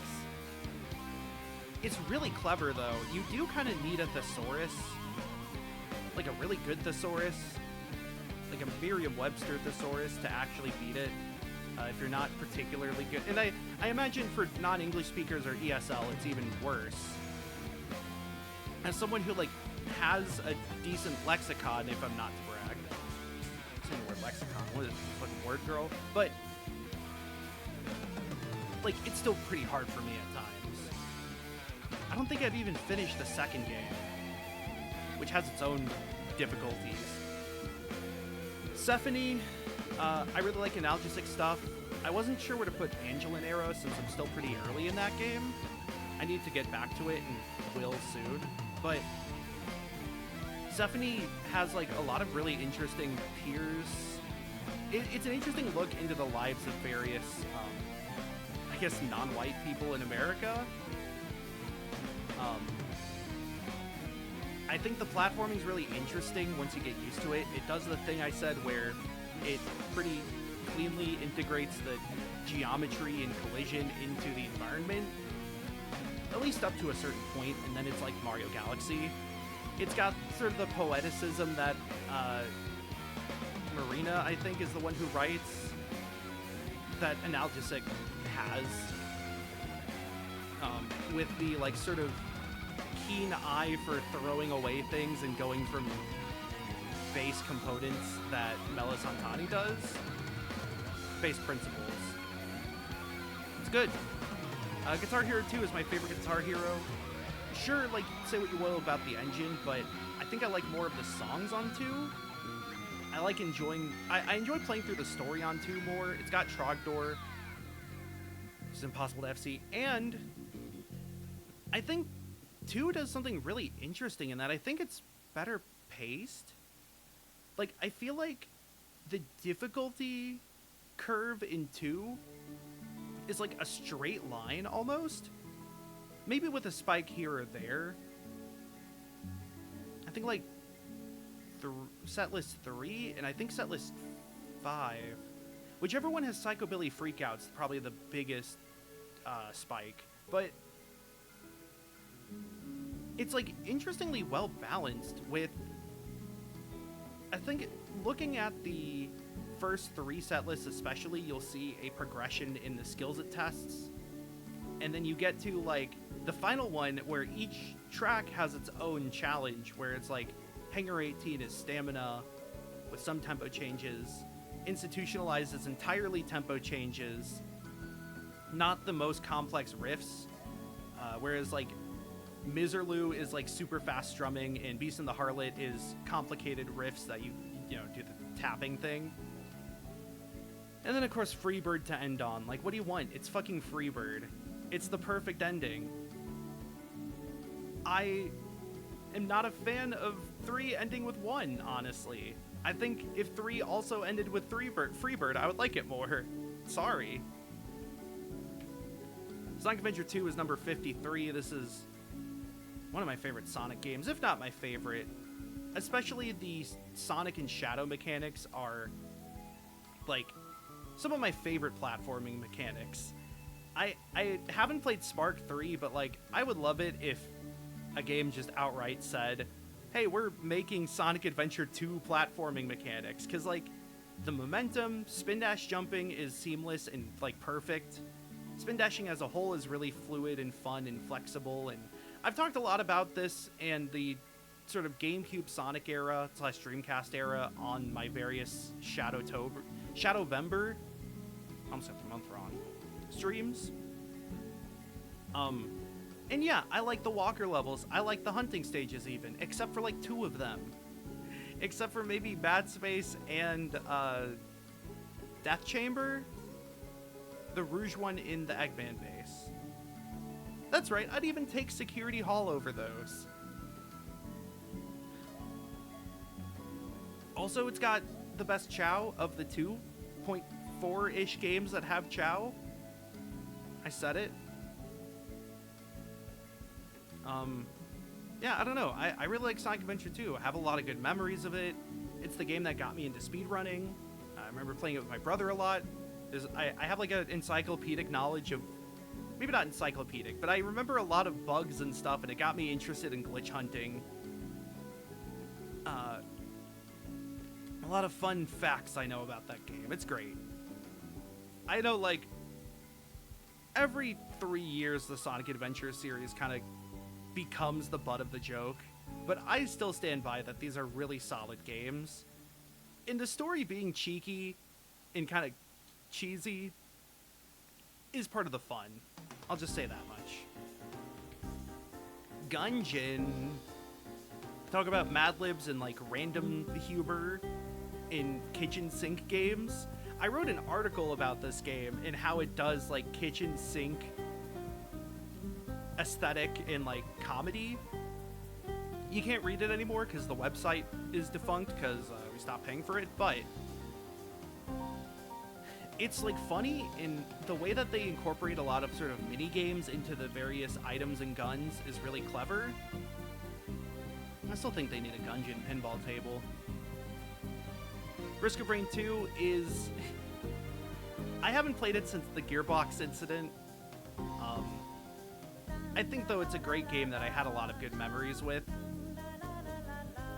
The sort of formula of every item synergizes, get every item, bitch, in, like, the proc chain stuff is gorgeous. It's a game that goes ding and makes a lot of noise and lets you do a lot of things. And I'm a fan of the high quantity games like Vampire Survivors or MapleStory. Like, the numbers and amounts are big.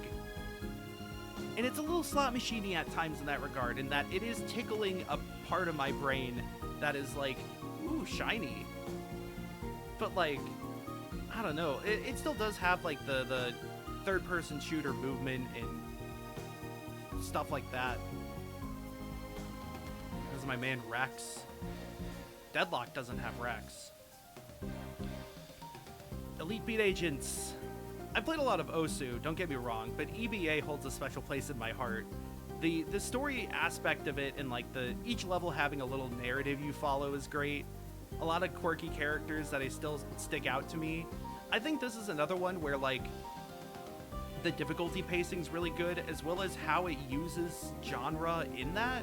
Like, it is kind of weird. Walkie Talkie Man by Stereogram. Not the most popular song and not the most popular band, but it's interesting that it's the first one. But then it starts branching out into more well-known stuff like Sum 41 and Queen, Avril Lavigne. And then like, I think Madonna and Village People are introduced around the same time, and you get this sort of oldies joint. And then like around this, I think simultaneously you get a later David Bowie, I believe, Good Charlotte, and Jessica Simpson. It's like an interesting spread of Western music. Both, you're mainly just American and British, but like, in doing so, it does touch on a lot of different genres. It's got Canned Heat by Jamiroquai. What do you want? Jumpin' Jack Flash for the ending is also very good. Honestly, like, I think Elite Beat Agents is charming in a way that not many other games have achieved. And the charting's just alright, I guess. I mean, Osu is so far beyond what Elite Beat Agents ever was that it does feel weird going back, but the presentation, the rest of the package is what matters. The dancing. Rhythm Heaven Fever is as charming as Elite Beat Agents. It's my favorite Rhythm Heaven. I do have Megamix, and Megamix has everything, but you don't need everything. You need, well, I mean, Endless Remix I never really unlocked, but I think Heaven Fever has my favorite remixes. Has my favorite remix 10. The fake outs. The spread of rhythm games in it, or the spread of mini games in it is good. I don't know. I think, like, it's iconic more so than some of the other Rhythm Heavens. Which is kind of interesting, because it's the third one. But I think it is when it started to get more well-known. We'll see how Groove goes. Slay the Princess! Fantastic visual novel. I love meta shit. I love things that get meta. Slay the Princess is very meta, has a plural character protagonist. I love all the transformations and shit. I love that when it gets weird. I don't know, it's good. It's one that I need to play again more to like really have a concrete, what do I put it? Like, review? Analysis? Which I don't, at the moment. RCT2, baby! It is one of the best games ever made. I can't say anything about it. Do I like it more than Parkitect in a vacuum? Maybe not. but for nostalgia's sake, I mean, I actually grew up with Roller Coaster Tycoon 1, but RCT 2 was just the same game but better. So like, you know. Except RCT 1 has the better main menu music. You know. Ring Racers. I want to say this is the highest Sonic game on the list, and it's a fan game, but it's a damn good fan game. We did an episode on it. I don't need to go into it now. Scarlett was playing it recently because he likes racing games, like car racers. It is blisteringly difficult, but very enjoyable in like the not technically Doom WAD graphical style of like sharp flat polygons with heavy pixelated sprite work is like unmatched. I love it. Great vibes. Sunshine, my favorite Mario game. I like Sunshine. It's almost 90% vibes. I mean, I like the gameplay. I like the platforming. I think flood mechanics are very fun. Some of the blue coins I could leave or take. Every level has one of those levels, which I think gives it character. I like it when there's a little bit of bullshit in my game, to be honest. And Sunshine has enough bullshit. It's like, you know, just a hint of really spicy spice. I don't want the spiciest pepper all the time. And I don't want spicy food all the time. But when I want spicy food, I want, like, just the right amount. But I mean, the vibes, man, the beach vibes, all the little details. This is another one that would be in the Little Spaces video because, like, there's, like, the surf shack, the, a lot of places in Peanut Park, the little fountain outside the hotel. I don't know, so many good levels.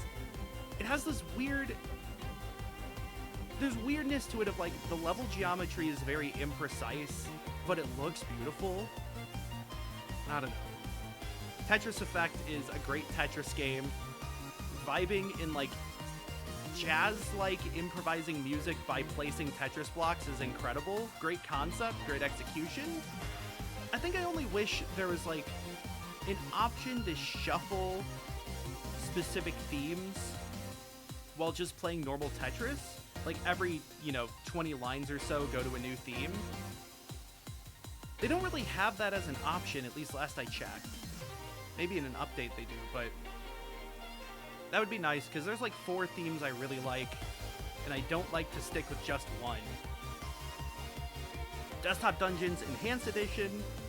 I could just put regular Desktop Dungeons as well, or Rewind. Desktop Dungeons is just a very fun roguelite with, like, I guess roguelike, really, with puzzle magic tower elements. It's clever and kind of funny sometimes, but I think it's, like, just really concise and compact mechanics that lead to a really interesting mechanical puzzle.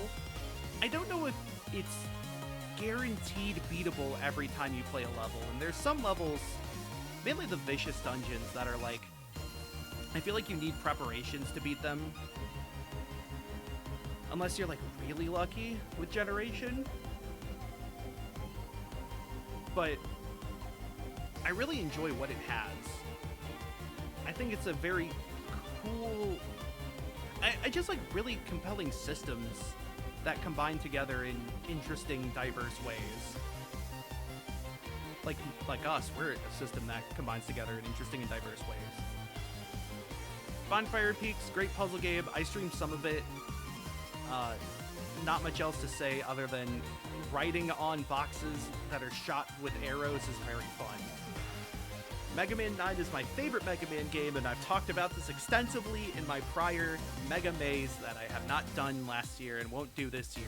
But I think this is the best one, even including Wily Sword. I think it has the best, like, balanced items and the best spread of items. It has the only woman. Like, come on, they could have put one in 10 or 11. They started with Splash Woman, and they were like, oh, we're so progressive. And then they just stopped. Like, oh, we got the one. I do like Splash Woman has a pretty regularly appearing part in the Mr. Mega Man comic manga.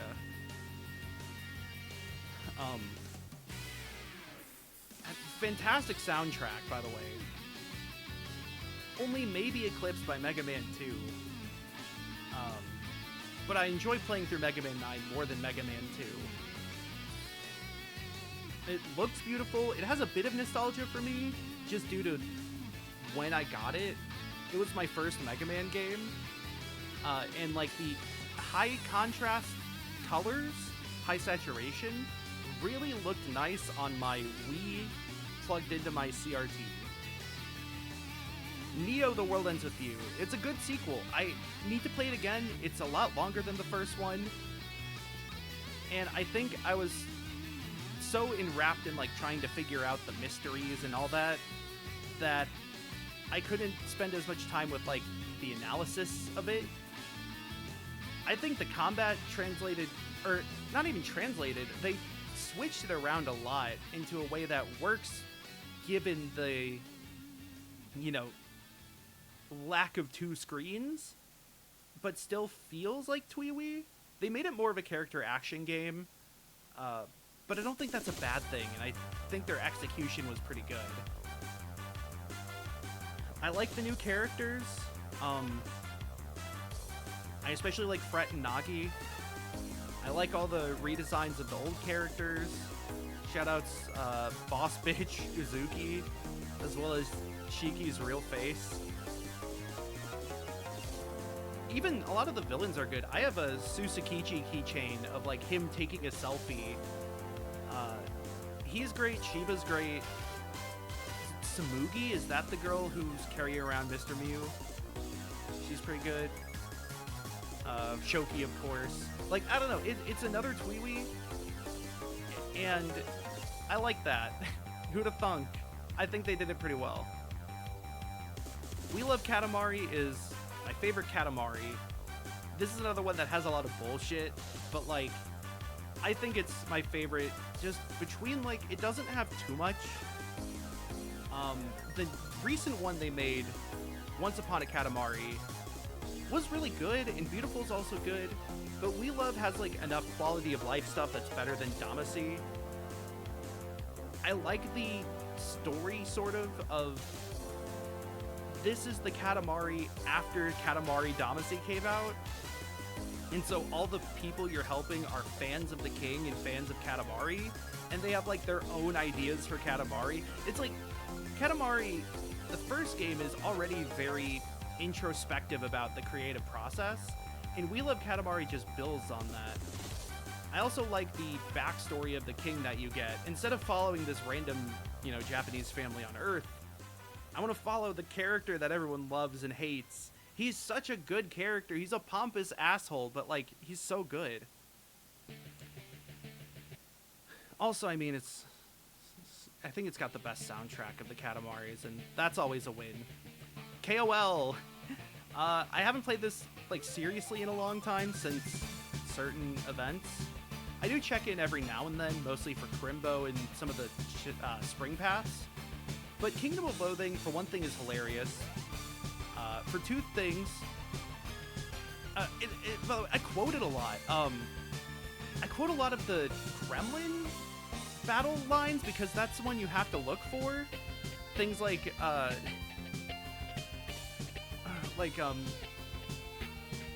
he whips out a hammer and does a dive bombing over your head with it. Dude, you are so hammered.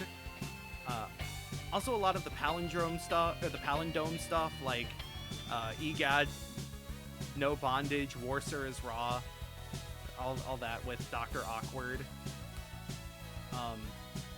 I also quote a lot of the pirate beer pong, insult pirate beer pong stuff, even though that's not part of the main quest line. But KOL is kind of a singular game. There have been fan games and games inspired by it, but similarly to Desktop Dungeons, I like its like really intricate mechanics. It's like a turn-based, not turn-based game where you have a billion resources and getting more turns is like a challenge and is part of the resource management.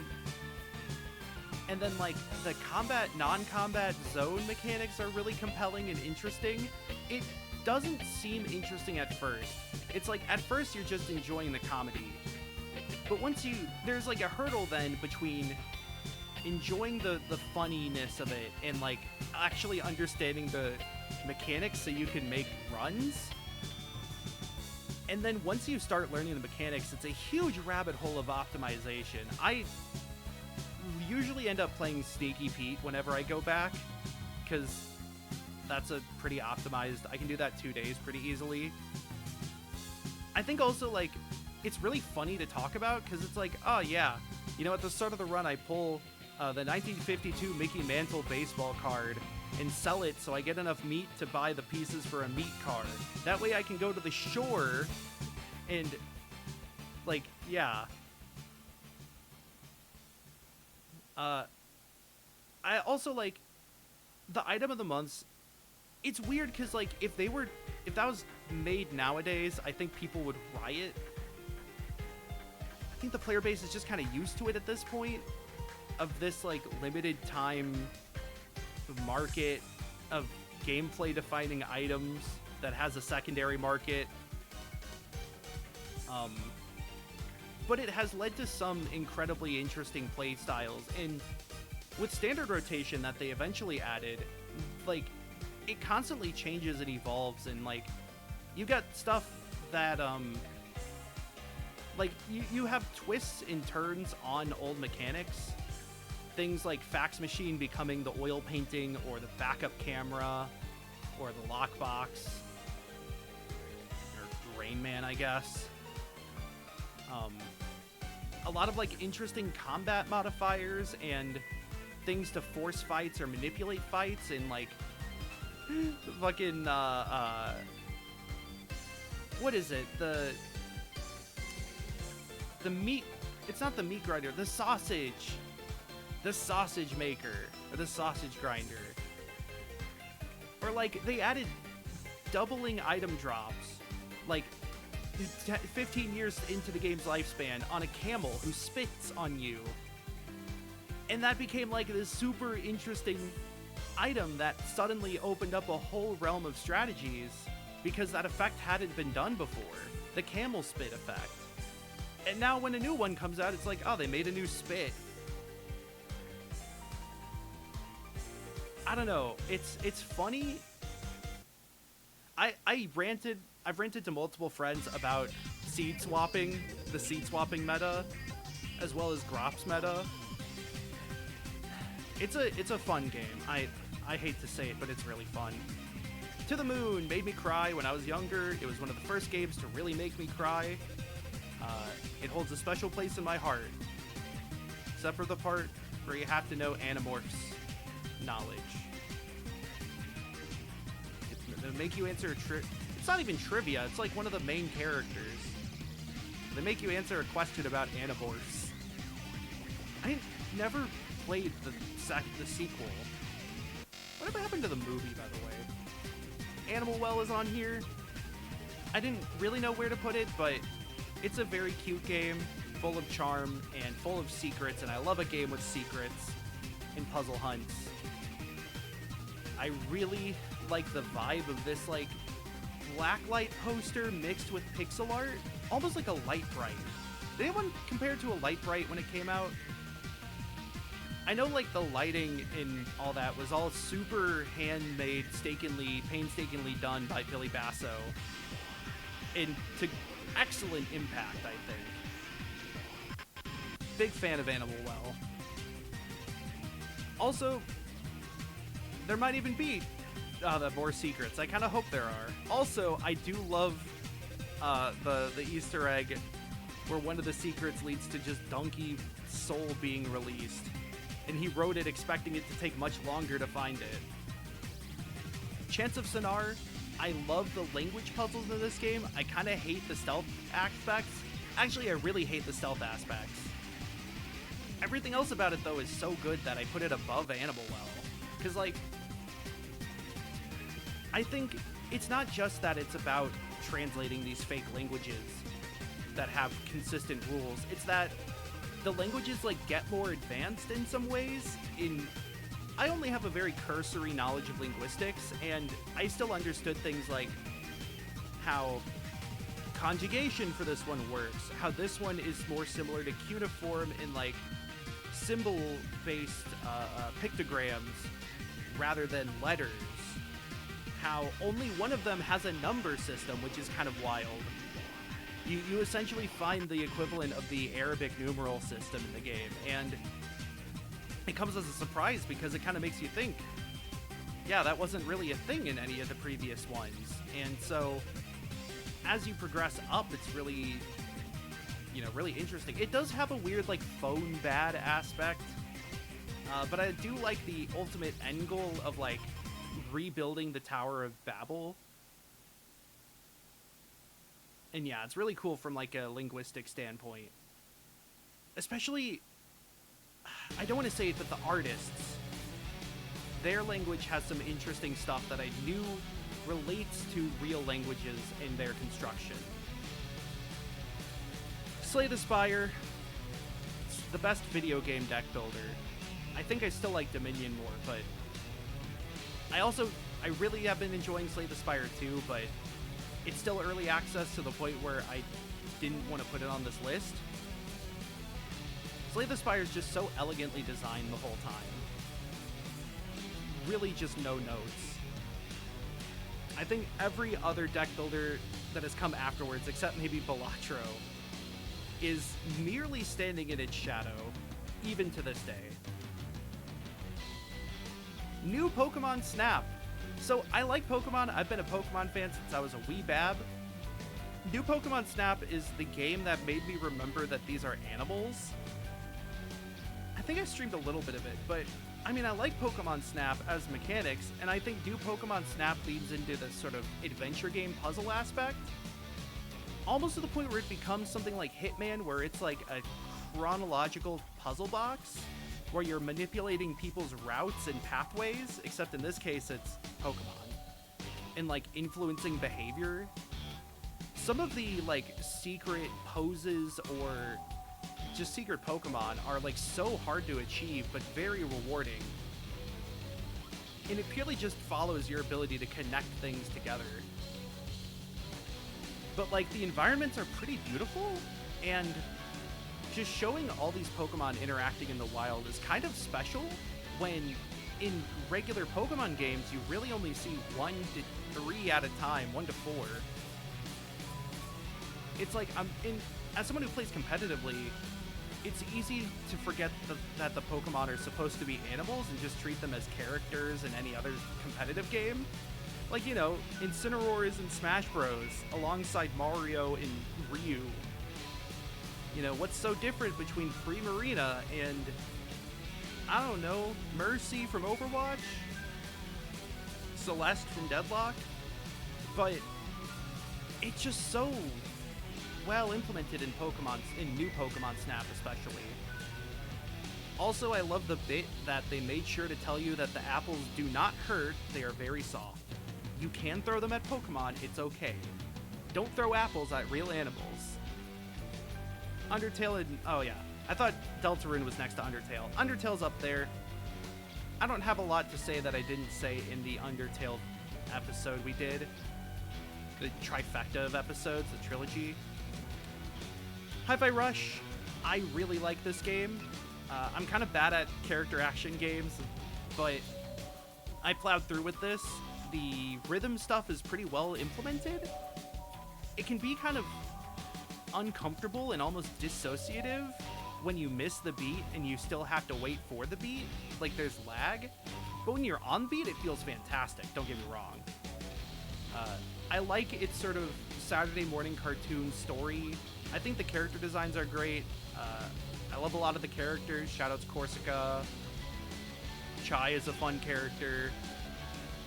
I love the sort of punk attitude it carries with it. I never went back and played it with the licensed music. I only did it on stream. I should probably go back sometime, but it's good. Also, the, like, scrap punk, semi-futuristic style, like, of the environments is beautiful, and I like the graphical animations, and sort of cel-shady. I don't know. Okay, there's Deltarune. I like Deltarune more than Undertale because I think I like the characters in Deltarune more. I like having companions that travel with you, whereas Undertale is kind of lonely. Even if you call Papyrus at every opportunity.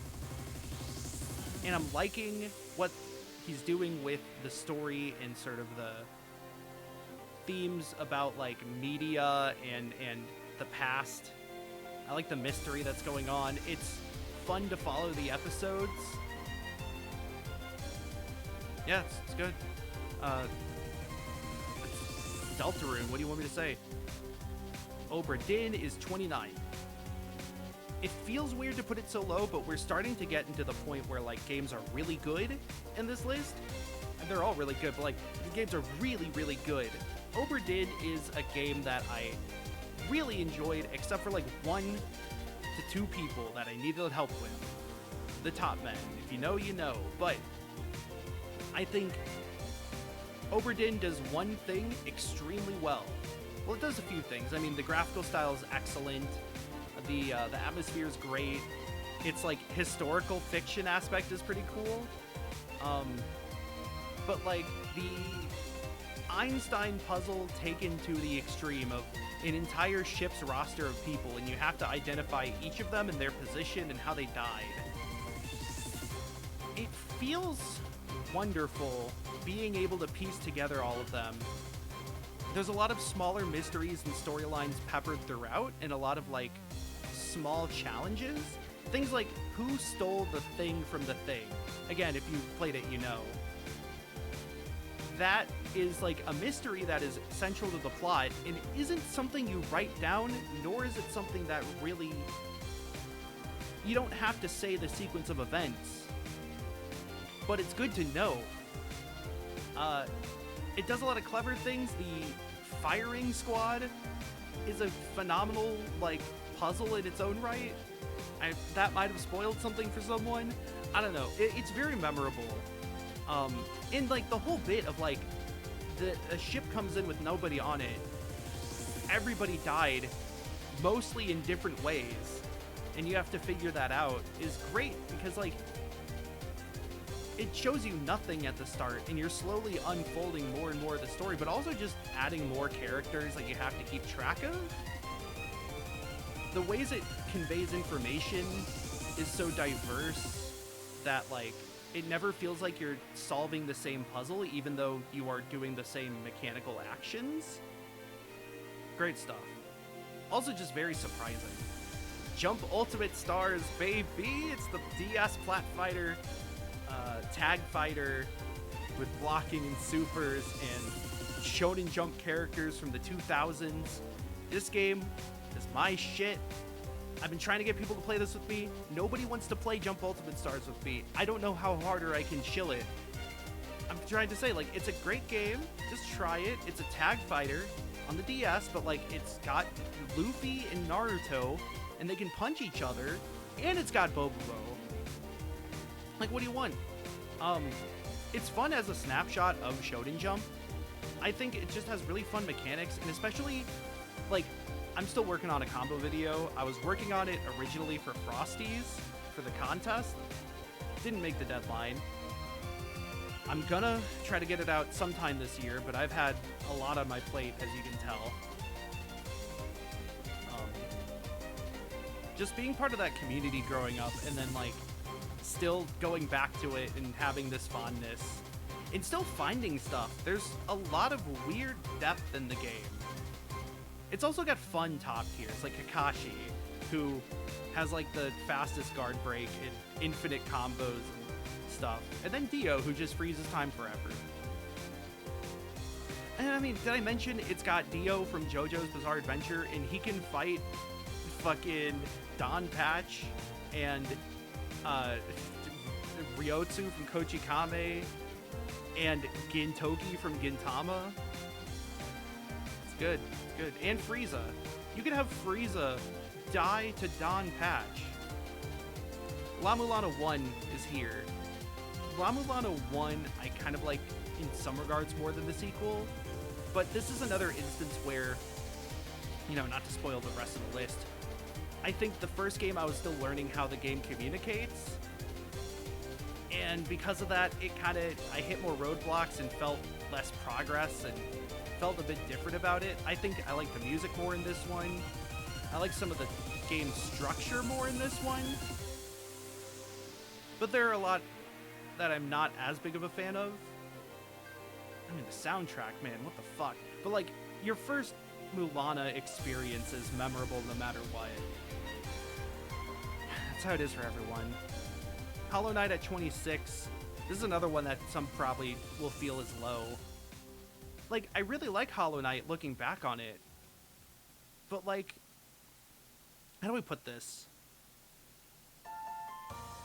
It's like, sometimes I want a more rich, like, fusion cuisine than one thing done really well. Like this is, like, a good steak. Like, everyone can agree that this is, like, a good... Well, not everyone, I guess, would agree on a steak, but it's widely agreed upon to be a good meal. And it is great in a lot of ways that people have said. And it has depth and nuance and flavor, you know? I do like the loneliness of it. I like the sadness. I cried a little bit at some parts. I like a lot of the side characters and their stories. It is a little dark sometimes, as in it's hard to see. I got this on Switch and could not play it because I couldn't see the screen. But, like, in some regards, it's not meant to be my favorite game. And it being just outside the top 25, the top quarter of this, is no surprise. No mistake either. I don't know. I think also some of the DLC feels like it was added as DLC, which doesn't make sense, but, like, they're part of the main game now, but they don't feel connected to the main game. Like, the Dreamer stuff and the Pantheon. Pantheon's more of a post-game, but the Dreamer stuff is stuff you kind of do in the middle. I don't know. It feels like if I had played base game Hollow Knight and then added other DLC into it with, like, Dreaming stuff, Grim Troop, and Pantheon, I might have appreciated those parts of it more than I did getting them all in the same playthrough. I still haven't finished Silksong. I don't think I'm going to finish it on stream. Yeah.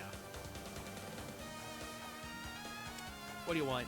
Piglet's Big Game is number 25. I was on this ride. We made our episode like 3 or 4 years before people found this game. Like, this game blew up because of the Silent Hill 2 remake.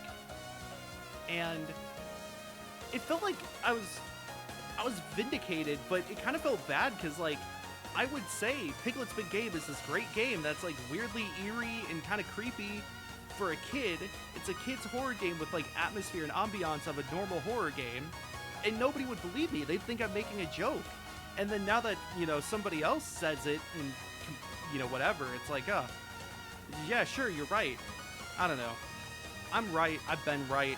I'm a truth speaker, a soothsayer.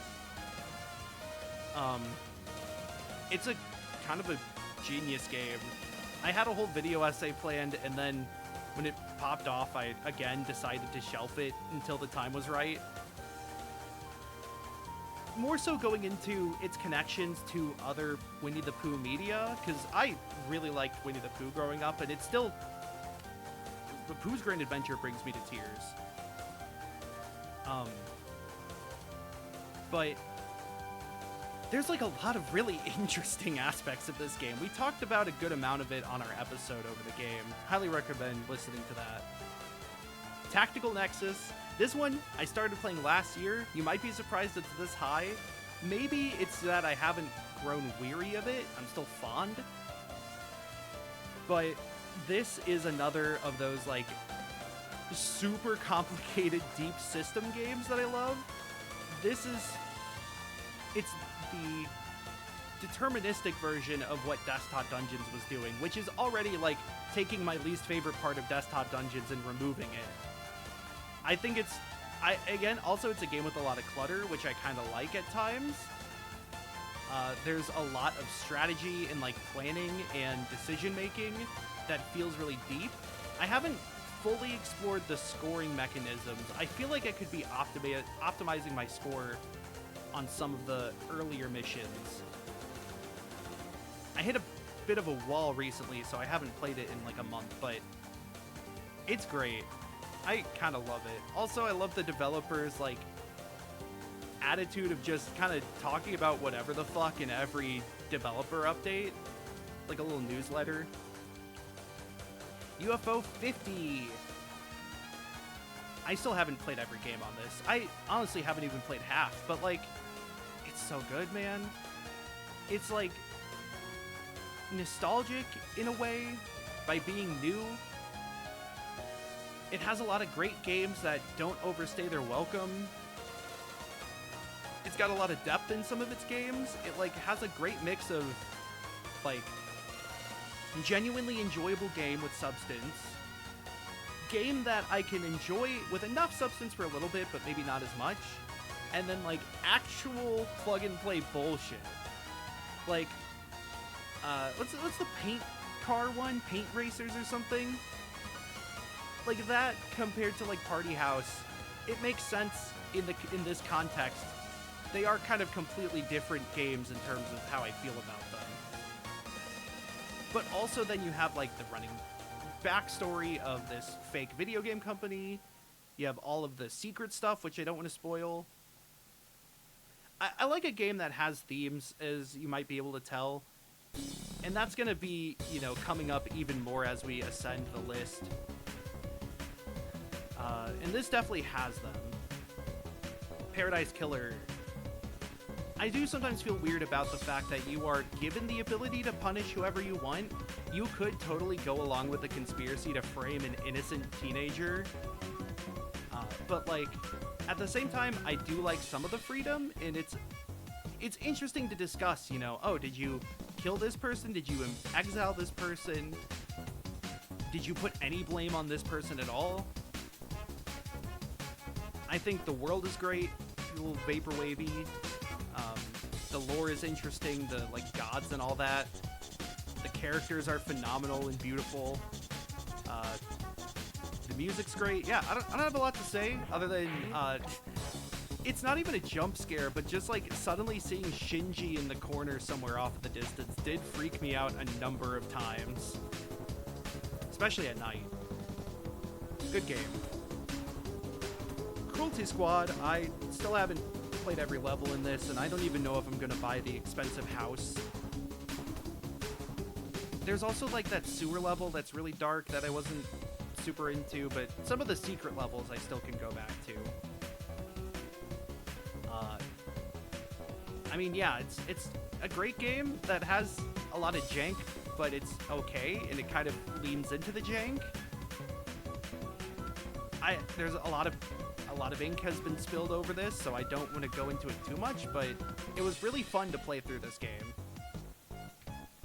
Frog Fractions. I don't want to say anything about it for fear of spoiling, but like, it's so memorable. It kind of, you only really have to play it once to understand it, and there might not be a ton of substance afterwards. It's kind of like the Password game in some regards, where like it's just surprising all the way throughout, and it feels so like impossible to replicate. Unique. Virtue's Last Reward, aka 999 Virtue's Last Reward, aka Zero Escape 2 Virtue's Last Reward. This is my favorite of the Zero Escapes. Zero Time Dilemma has some issues. And as good as 999 is, I think if I played it without immediately going into VLR, I might have liked it more, as well as if I had played it on the DS, I've heard. I kind of don't like the way the secret route, like the final ending, the true ending on 999 is achieved. I like a lot of the characters in VLR. Vi and Sigma are great characters, great main ones. We get Alice in this one, and like Unhinged Clover even more so. Tennoji is a great character. Is it Tennoji or Tenmyoji? either way, great character. And Quark. I think I like most of the escape rooms in this one. There are some that really stand out. Especially, there's an office that's pretty late into the game that I really like. Yeah. Also, I think like the AB game is brilliant in introducing a bit of the prisoner's dilemma. Is just really clever. The Uchikochi aspect of like just throwing in interesting fun facts feels less out of place when you're in this weird sci-fi bunker. Yeah, I think it's really interesting, and I actually kind of like the rambling at times. Also, the whole bit of including the rules for writing a mystery and then breaking all of them. Chef's kiss. Broken Reality is pure internet vaporwave vibes. I did speedrun this for a bit. I never submitted a time, but the speedrun's pretty funny. I think especially the first world, Domo Paradiso, and a little bit of Aqua Road, the second world, are just great experiences. It gets a little creepy in the end. I feel like there was like a room with, like, in the last sort of section of the game, off the beaten path with, like, bloody faces or something? I don't know, but it is pretty clear on what it is. It's about, like, the death and rebirth and cycles of the internet and internet communities. But, like, as far as capturing some of the... I don't know if angst is the word. The depression of Vaporwave? It's really clever. It does have a lot of, like, memes and stuff. I think Errant Signal did a video about it that kind of captures a lot of my same sentiments towards that. Some of, like, the weed jokes and stuff that are kind of dumb. But it looks beautiful, and I like a lot of its vibes. Stanley Parable, number 17. It's a game about storytelling, and I love meta things. I think it's very funny and clever. The paths all diverge into weird and interesting ways, and it never feels like it's doing the same thing twice. I'm not as big into the Ultra Deluxe stuff. Some of, like, the museum is kind of boring. I think the whole is good. The bit of, like, using all your jumps is kind of funny, but I don't know. The bit with, like, the reviews and the button that skips ahead, those are both really great sections from Ultra Deluxe. Another one that I have a good clip of. Shadow the Hedgehog, baby! I don't have to say too much about this one. I've said literally everything over hours of Shadowvember. But it's pretty high up. It's higher than Stanley Parable and Frog Fractions. A Monsters Expedition. One of my favorite puzzle games. I did a video on this. I actually made a video essay about this game. It's very freeform in a lot of ways. It allows you a lot of freedom to, like, experiment with its rules, especially once you learn the extent of them. A lot of the, like, secret puzzles are really clever. Some of my favorite puzzles in a puzzle game, and require a lot of thinking outside the box. But then, what really seals the deal is how often you're given the tools to create, like, essentially, well, I guess it's not really a spoiler, but rafts. In places where you really have no reason to, they don't help you in a puzzle, but you can just make them for fun. Like, it kind of is a great puzzle game to just mess around and see how far you can take things. And that's not even to get into the speed run and the speed tech and raft displacement, which, like, is a wild glitch, and I keep telling myself I'll go back and route all friends. Really funny speedrun, though. I did submit times for this one, and for some reason one of my PBs got picked up by, like, Aliens Rocks fan base? I don't know. Rebels of Aether is number 14. It's my favorite fighting game. The Furry Fighter, Furry Smash. I've made a lot of really good friends playing this game. It has my favorite fighting game character of all time, Eliana. I don't know, it's like, it has a really cool amount of rocket tag of like everyone's kind of busted. It can be kind of frustrating at times, and I've definitely gotten salty over it even recently, but like, it's a good game.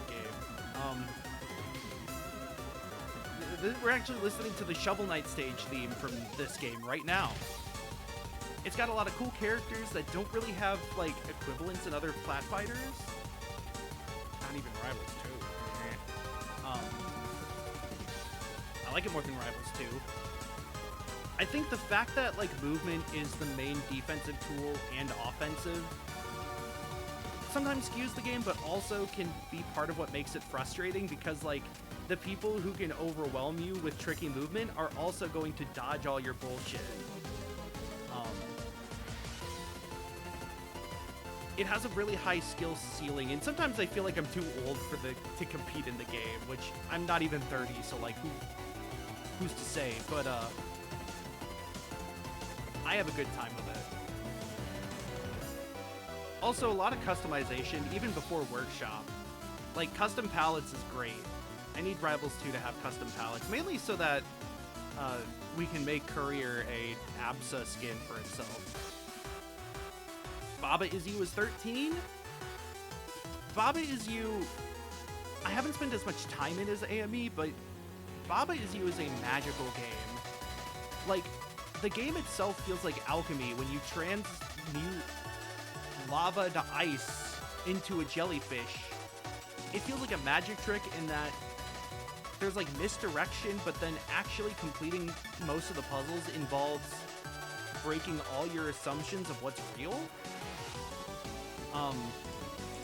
The post-game shit is incredible. I can't even believe it exists. And then that's not even to get into the custom levels, which have become so complex. Like, people make other games inside Baba Is You, but people also like add custom mechanics and make all these really deep and interesting puzzles. Also, Baba is cute. Kiki is fine. The bit that they're named after Boba and Kiki is pretty funny. Hempuli's cool.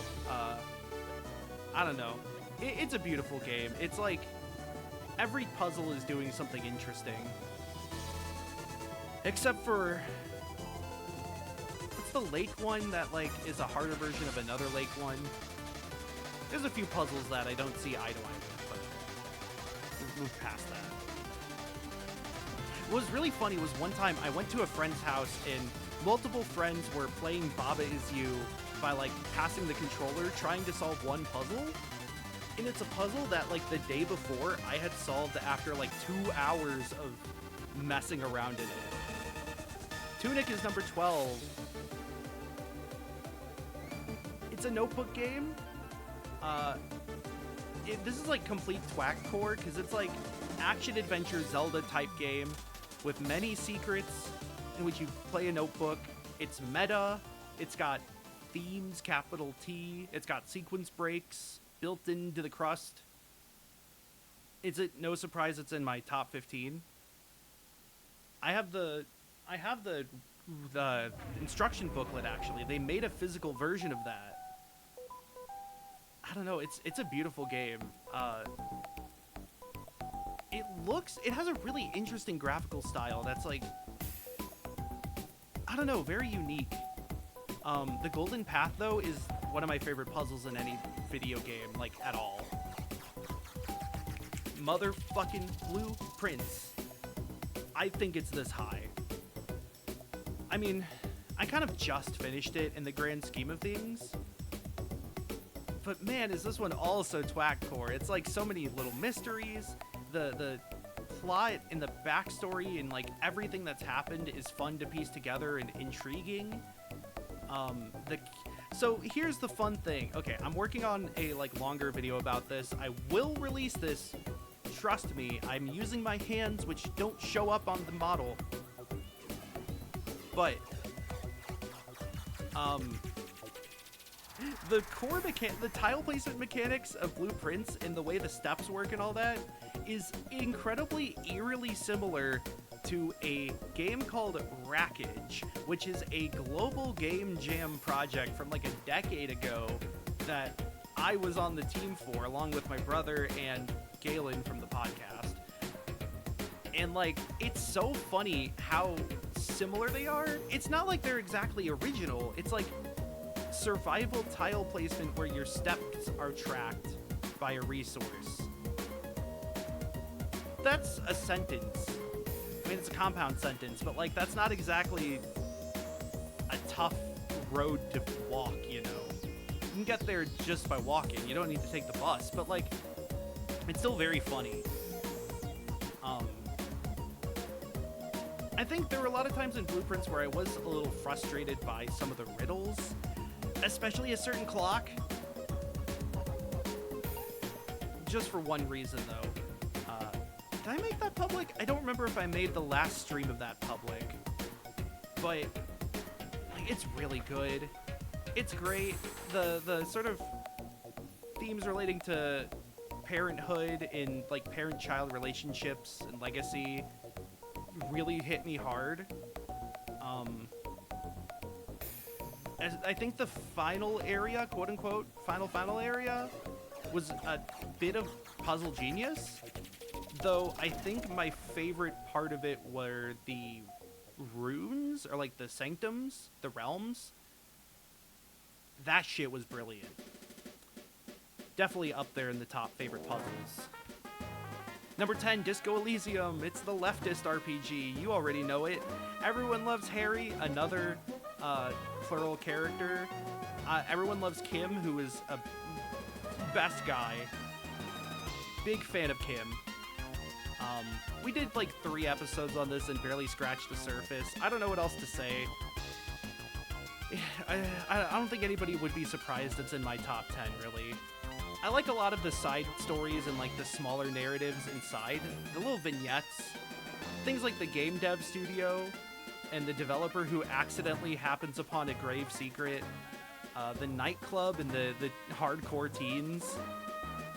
The fact that Kim is a fucking pinball legend, though that pinball table's gotta suck because it has a fog machine in it. I don't think you should put a fog machine in a pinball table. Am I wrong? Number 8, 9, Inscription. It's beautiful. It's a sequel to every card game ever made, as I said in a video I made on youtube.com. It has so much reverence and love for card games while also still being, like, weird in the Daniel Mullins way. I mean, the first part's good, but I kind of like every section of the game. I wish the other masters, or whatever they're called, had their own portions as well, fully fleshed out. I like how each of those characters represents different aspects of game development. I don't know, it's perfect. The atmosphere is great. The mechanics are like they're just complex enough that you can't immediately win, but they do intend for you to break them, which is fun. Mulana 2. I like Mulana 2 more than 1. I think there's a few key things I can point to. The main one being that I already understood how to parse the text. There's another one like Rise of the Golden Idol where I know how it said things, so now I can better appreciate when it says them. This was a great game to stream. I didn't stream La Mulana 1, but I really enjoyed playing this one on stream. If I could go back and play Mulana 1 blind on stream, I would, but I can't. I like the progression of it, I think. It has enough twists from Mulana 1 to be unique and still have a lot of surprises. It has a lot of memorable puzzles. I did quite like the Gates of Hell puzzle. Oh, let me skip this. But I also really liked, like, where is this? That goddamn plaque is hilarious. I think the combat's better, and part of that's because it is more fluid.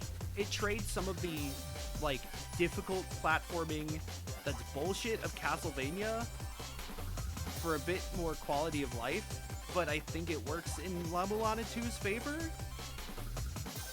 I don't know.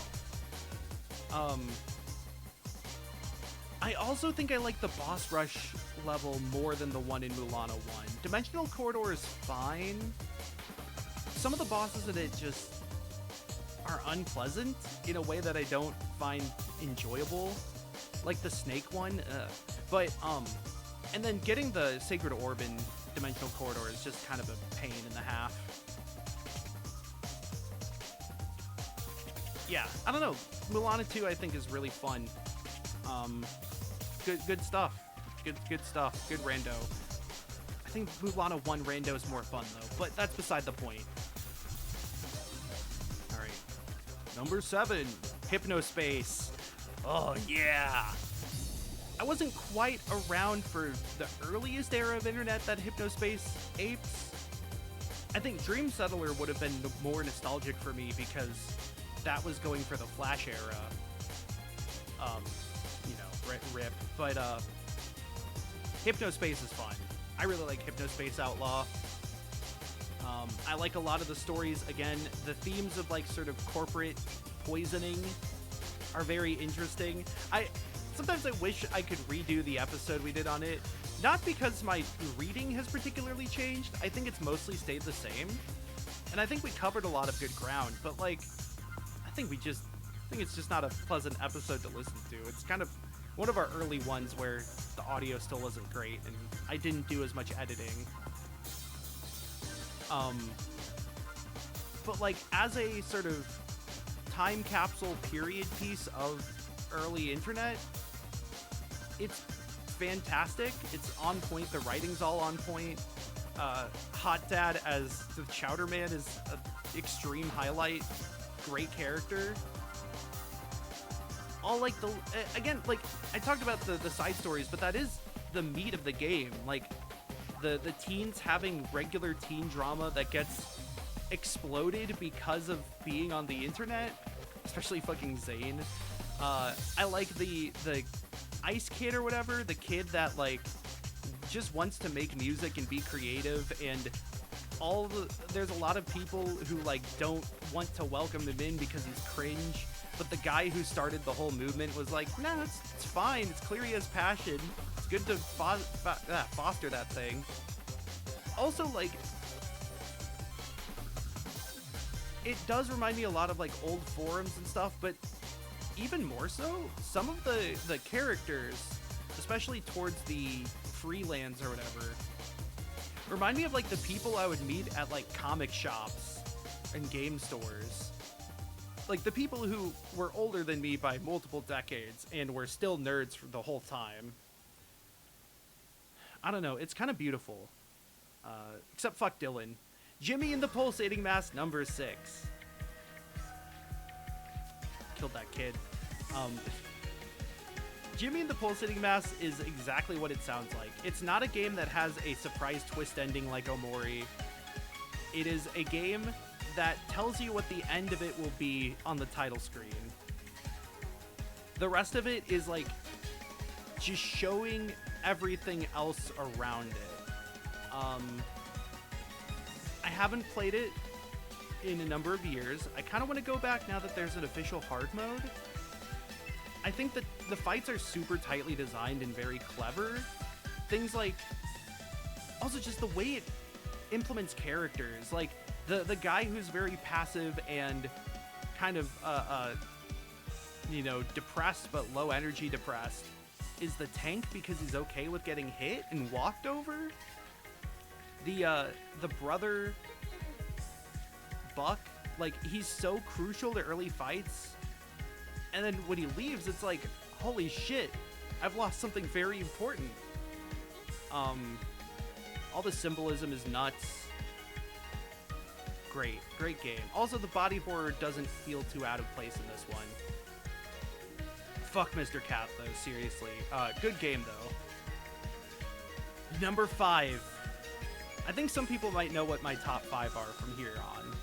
Number 5 is Hitman World of Assassination. I don't want to say too much. Wink, wink.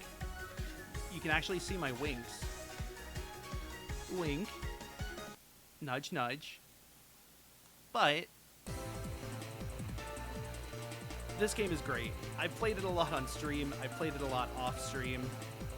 It has like endless replayability, so many different options and choices. It's really funny. Agent 47's funny. The satire of like the rich and powerful that IOI writes is on point all the time. I think Hitman 1, maybe a little less so, but 2 and 3 are phenomenal. And the whole package together, including freelancer mode, is great. The only blight is actually buying the game. But like so many memorable levels and missions and characters, and it's so intricately and well designed, and it's beautiful. I love exploring and just being in the world sometimes. It's great. Number 4 is The Witness. The Mighty Have Fallen. It's complicated. The game means a lot to me, and it still does. It's not my top 1. And a lot of it's just because Jonathan Blow is a huge dickhead. I've given him the benefit of the doubt in the past, but in the last, like, 5 years, he's gotten so much worse. And, like, you could say stuff about separating the art from artist, and it's weird because the way Jonathan Blow conducts himself on, like, Twitter or whatever, it doesn't seem like the same guy who was the leading director behind The Witness and Braid.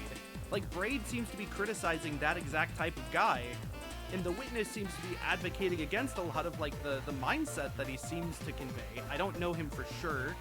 I'm not speaking as, like, a telepath. That being said, like, The Witness still means a lot to me, like I said.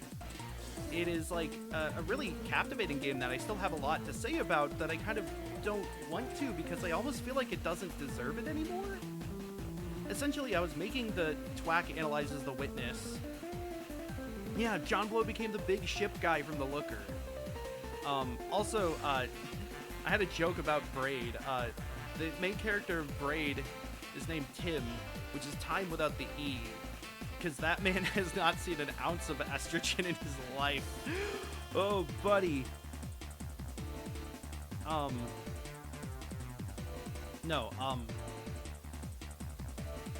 Like, I made the Twak Analyzes The Witness, and I stopped right before the jungle and the tree in the bunker, which are 2 areas that are inaccessible, as in they do not have accessibility options, and I did not know how I wanted to tackle that, and I'm still mixed on it. It's a really complicated issue that I'm not going to get into right now. But, like, while that was an intermediary roadblock, I do think Jonathan Blow showing his ass over and over, time and time again, deflated a lot of my interest in finishing the game. Maybe sometime off in the future, I'll do, like, a video wrapping it up, because I do want to, at some point, say, like, the ultimate thesis I have, which is that the game is a cone. K-O-A-N. You heard it here from me first, folks. And maybe that's a bit cynical of an interpretation. You could easily say that the game just puts a lot of ideas in there because to sound cool and interesting, and I don't necessarily think that's the case, but at this point, I kind of don't blame people who have that interpretation. I think the ideas present are incorporated into the game, and there's a lot going on. And there's, like, little motifs and stuff here and there. Things like the Grail, the nature versus science dichotomy, and how it's presented in all the areas. The aspects of community and, like, civilization, and how knowledge plays into that. Like, I think there's a lot going on. It's just, like, it's hard to talk about the game and even get enthused about it. I'm not planning on buying Order of the Sinking Star.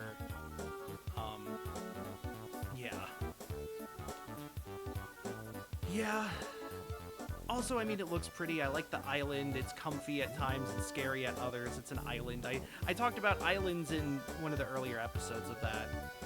You know, you're still welcome to watch it if you want, but I don't know if I'm ever going to finish Twak Analyzes The Witness. Psychonauts 2.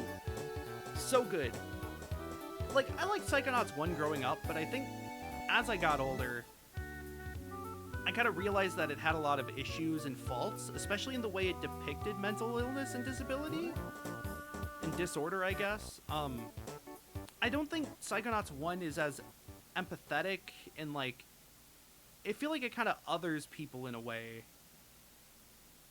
Like, Gloria is kind of just presented as, like, a victim, but her own role in it doesn't seem to really be emphasized.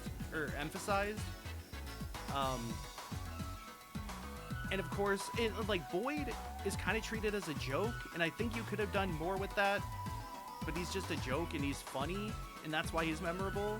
And he is funny, but, like, I kind of wish there was more substance to him. And then, of course, like, Fred and, that whole level is a fun level to play for all the board game jokes and French jokes, but Fred is, like, the example of a, like, evil split personality character. So Psychonauts 2 comes out, like, decades later and does everything better. It depicts mental disorder and disability better. They included actual, like, therapists and psychologists to, like, you know, check with, to be like, hey, we're not doing this, like, insultingly, right? Interestingly, there was a Psychonauts 2 speedrun at AGDQ this year, and they had a therapist come on and talk about some of the like, connections between actual sort of studies and discussion and the game itself and how it depicts things. I even got my donation read because I talked about how Cassie's collection was a much better depiction of plurality than Waterloo World, and how much I appreciate Cassie as a character over Fred. It felt like they were trying to right a lot of the wrongs they did in Psychonauts 1. It's also just a more playable game in a lot of ways. I think the platforming's better. It doesn't have as many bullshit-ass figments, which, I mean, I do like a bit of bullshit. I think it's fun to share war stories about bad collectibles in games. There's one in Psyking Sensorium that I still don't think I was able to find. But, like, Psychonauts 1 has, like, 3 good levels IMO. Psychonauts 2 is good all the way through. Even Compton's Cook-Off. And, like, the levels are so nuanced and so layered and deep with their depictions. There's never just, like, one aspect. Like, in a lot of ways, you can write off...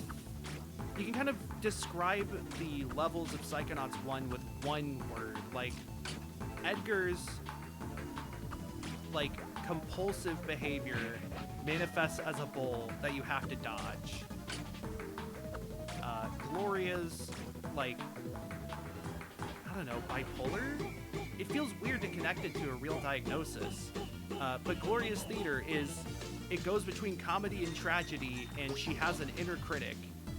Whereas, like, Compton's Cook-Off is, like, he's in the hot seat. He's feeling judged by all of his friends, so they appear as judges on a cooking show. The ingredients represent his, like, telepathy with animals, which also then extends to the feeling that he let others down, that he is to blame for their deaths. The instructions are, like, you know, hard to understand and dangerous. They vomit out food that they give him, or that he gives them, because he thinks that people are just, you know, vomiting on him for everything he does for them.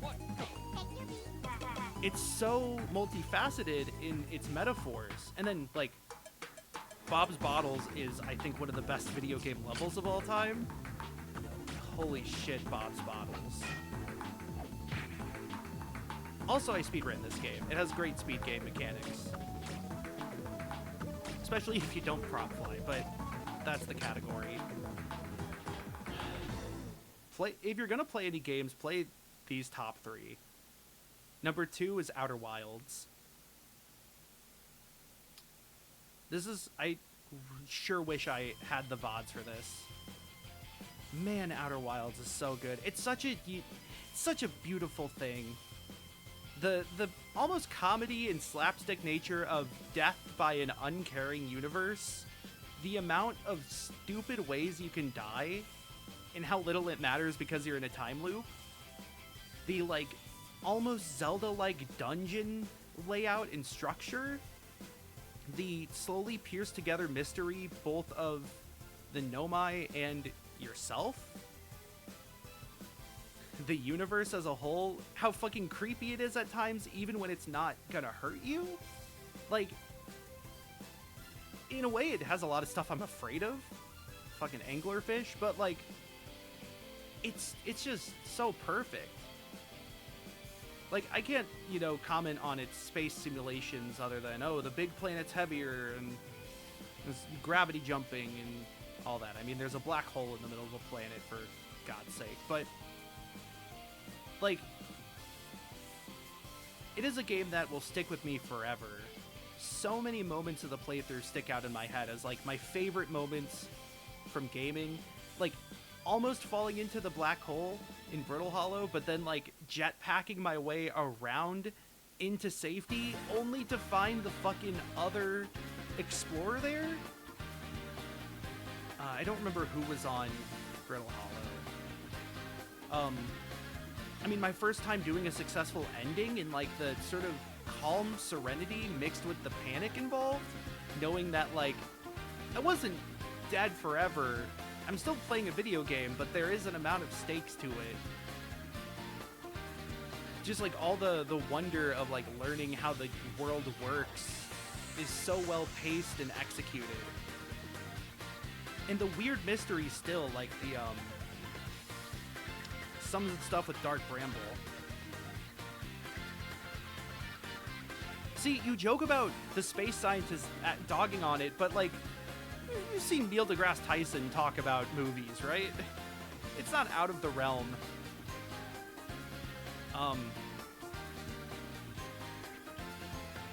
the ending made me cry. It's beautiful. I still haven't finished the DLC because it kind of leans more into horror than what I wanted. I do want to go back and finish it, but like, I don't know, man. I think the path to finding the DLC is really fun. I think some aspects of it are cool, but like, it does get a little creepy for my taste. Really good atmosphere, though.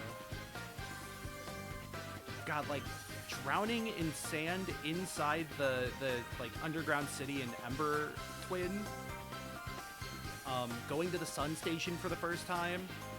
Even just the many times falling into the sun, or like almost flying into the quantum moon, but then not. It disappears. It's kind of genius, you know, like, there's just so many moments of it that are grand and majestic, but also like weak and kind of sickening. I don't know, it's a range of emotion. There is more to explore. And number one is The World Ends With You. This came out at the perfect time. I was like 8, I think. I was pretty young. And this was a like formative game because of that. This was like, this is gonna sound corny because the game does a title drop. The World Ends With You being like your perception of the world is limited only by yourself. You can expand your horizons, but it is your decision to do so. Your understanding of the world is limited by your own, you know, what you're willing to take in and understand. And that is a theme that is present throughout the game, both in terms of the main character Neku and his character arc, but also like the entire game as a whole. There's a lot that I could talk about that I eventually do want to do like a video on, but A, the Zodiac stuff is a really fun motif, I like that. B, the game has a focus on subcultures. Fashion is an obvious one, but also like foodie subculture in the review blog of F Everything. And then there's gaming, tabletop gaming. Tinpin is treated like a like a trading card game to an extent. But like, whenever these subcultures, oh, and like the weird fortune telling thing, sort of occult. But whenever these subcultures are brought up, oh, and street art, of course. But whenever they're brought up, they're not ridiculed in any way. They're like the point of the game. You appreciate them. You learn the weirdos and the freaks and the sickos and get to love all of them. And like, it has this aspect of like, you know, embracing the underground, as it were, and the out crowd. That is phenomenal. It's like a game where game mechanics evoke the concepts of trends and fashion in a way that doesn't feel too preachy, but makes sense. It is, I like it, just a really good game. Fucking, the art style is tremendously wonderful. The music is great, mixing a lot of more modern contemporary styles from like, more like house and techno stuff, more sample heavy stuff with rap, pop, rock. The combat fits the themes perfectly. I have a shirt with the player pin logo on it. And I was wearing that to Universal in Orlando one time. We stopped inside a store to like look at clothes or whatever. Maybe flip-flops, shirts. And one of the, you know, store clerks just walking around recognizes the shirt, and we talk a bit. And this person mentions that they played the game with their brother cooperatively, with like one of them controlling one character and the other character. That never crossed my mind. I've always been in like, oh, you have to multitask. You have to learn how to balance between the two people. Having this like co-op element, it kind of makes perfect sense, in that the game is about like trusting your partner and finding connection with other people. So wouldn't it make sense for the game to be easier to play co-op, but not tell you that's even an option in the first place? Like, that's brilliant. There's aspects of like, you learn the layout of Shibuya as you play, to the point where like you can navigate without a map, just knowing which location you have to go to and where you started. And that like is tested in the later sections. Everything with the red pin is like really interesting nowadays, especially. It's a game that can feel preachy and feels like it's wearing its heart on its sleeve for an ultimately kind of base point of like, oh, be unique, be yourself, be free. But it's really doing more than that. I think you have to give the game more than what it asks you. Also, it has a meme mechanic. All the characters are phenomenal. Neku, great protagonist. Shiki is phenomenal. Joshua's a fuck. I want that twink obliterated. Beat is my man and one of my favorite fictional characters. I love Minamimoto as a villain. All the villains are good. What's her name? Konishi? The woman who's the game master on week 3. I think Harasagawa is not that interesting, but he's also kind of not meant to be. He feels not fleshed out, but that's sort of because week 1 is meant to be the most normal week, per se. You get into your routine and everything. And then, of course, Girl Boss Uzuki and my man Kariya. Not to be confused with my headmate Karia, they're spelled differently.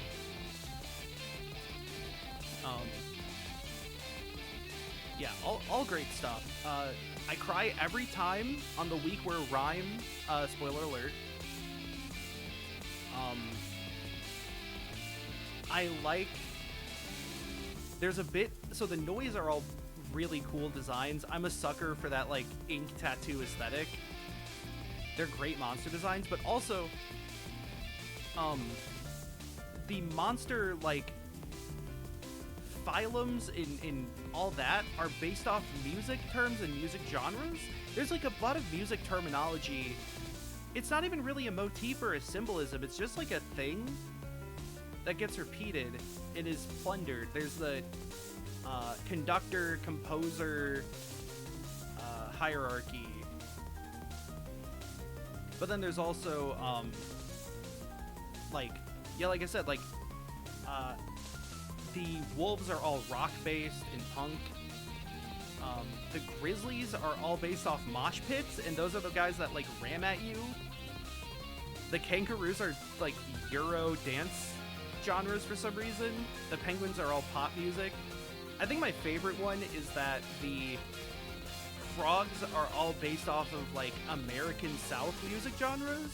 There's, like, bluegrass frog and big band frog and blues frog, of course, which is, like, really funny and kind of, like, stereotypically Louisiana in a way, but, like, it indicates a respect and reverence for the history of music and, like, the progression of music that just pervades the entire game, is this respect and reverence for things. It's art. You know, it's the game that I think really, maybe not the game, I think Braid is what really set me down my path of caring about art in games as art, but, like, TWiWi definitely had an influence. But I think a lot of, like, the aspects of Neku's journey and the empathy and, like, the broadening your horizons that the game preaches really, really played a part in sort of who I am today. Such a good game. I have a mouse pad, courtessy of Shiny Seabass, and it's a nice little pixelated mouse pad of the, I'm gonna say Utagawa backs? No, it's not Utagawa, it's, is it Cat Street? It's the mural, the graffiti mural, with Neku, Sho, and Joshua in front of it. And, like, God, it's so good. It's such a good game. I do need more Neo TWiWi merch at fighting game majors, please. But, oh man, it's my favorite game for a reason. It's so fucking good. Honestly, like, I mean, every game on this list is so fucking good, especially, like, the top 25. And there's some that I think I need to play more that I wasn't sure if I could put on here. Like, Ghost Trick, I think, is one that's probably higher than Sonic 3 and Knuckles, but I need to play it more. You know, and then going back below 100, you've got a big list of stuff, Rip. In case you think something was missing, you know, here's where they are. I'm just thinking about how good TWiWi is. All right, so it's 6:13. I have been streaming for 5 fucking hours. Holy shit. So yeah, I gotta get dinner soon, probably. So I'm not gonna be able to stick around for much longer. I think tomorrow I'm gonna try to play Tomodachi Life. Get that started. I wanted to wait till after the debut stream. And then also gonna get the emotes up and some of the other stream graphics that I didn't get in time. And hopefully figure out the transparency issue. Like, why is it just black? Is there a way to change the background color and how to chroma key it? Whatever the case is, that'll be it for today. Oh, I tried chroma keying it. It's not going to work right now. I need to do some changes. That's going to be it for today. Thanks for watching. I'm really glad how this turned out ultimately. I'm very excited to move forward with this chapter of Twak plus Wiremother. And yeah, I'll see you later. Thanks for watching the debut. I'll get this on YouTube, and have a good one.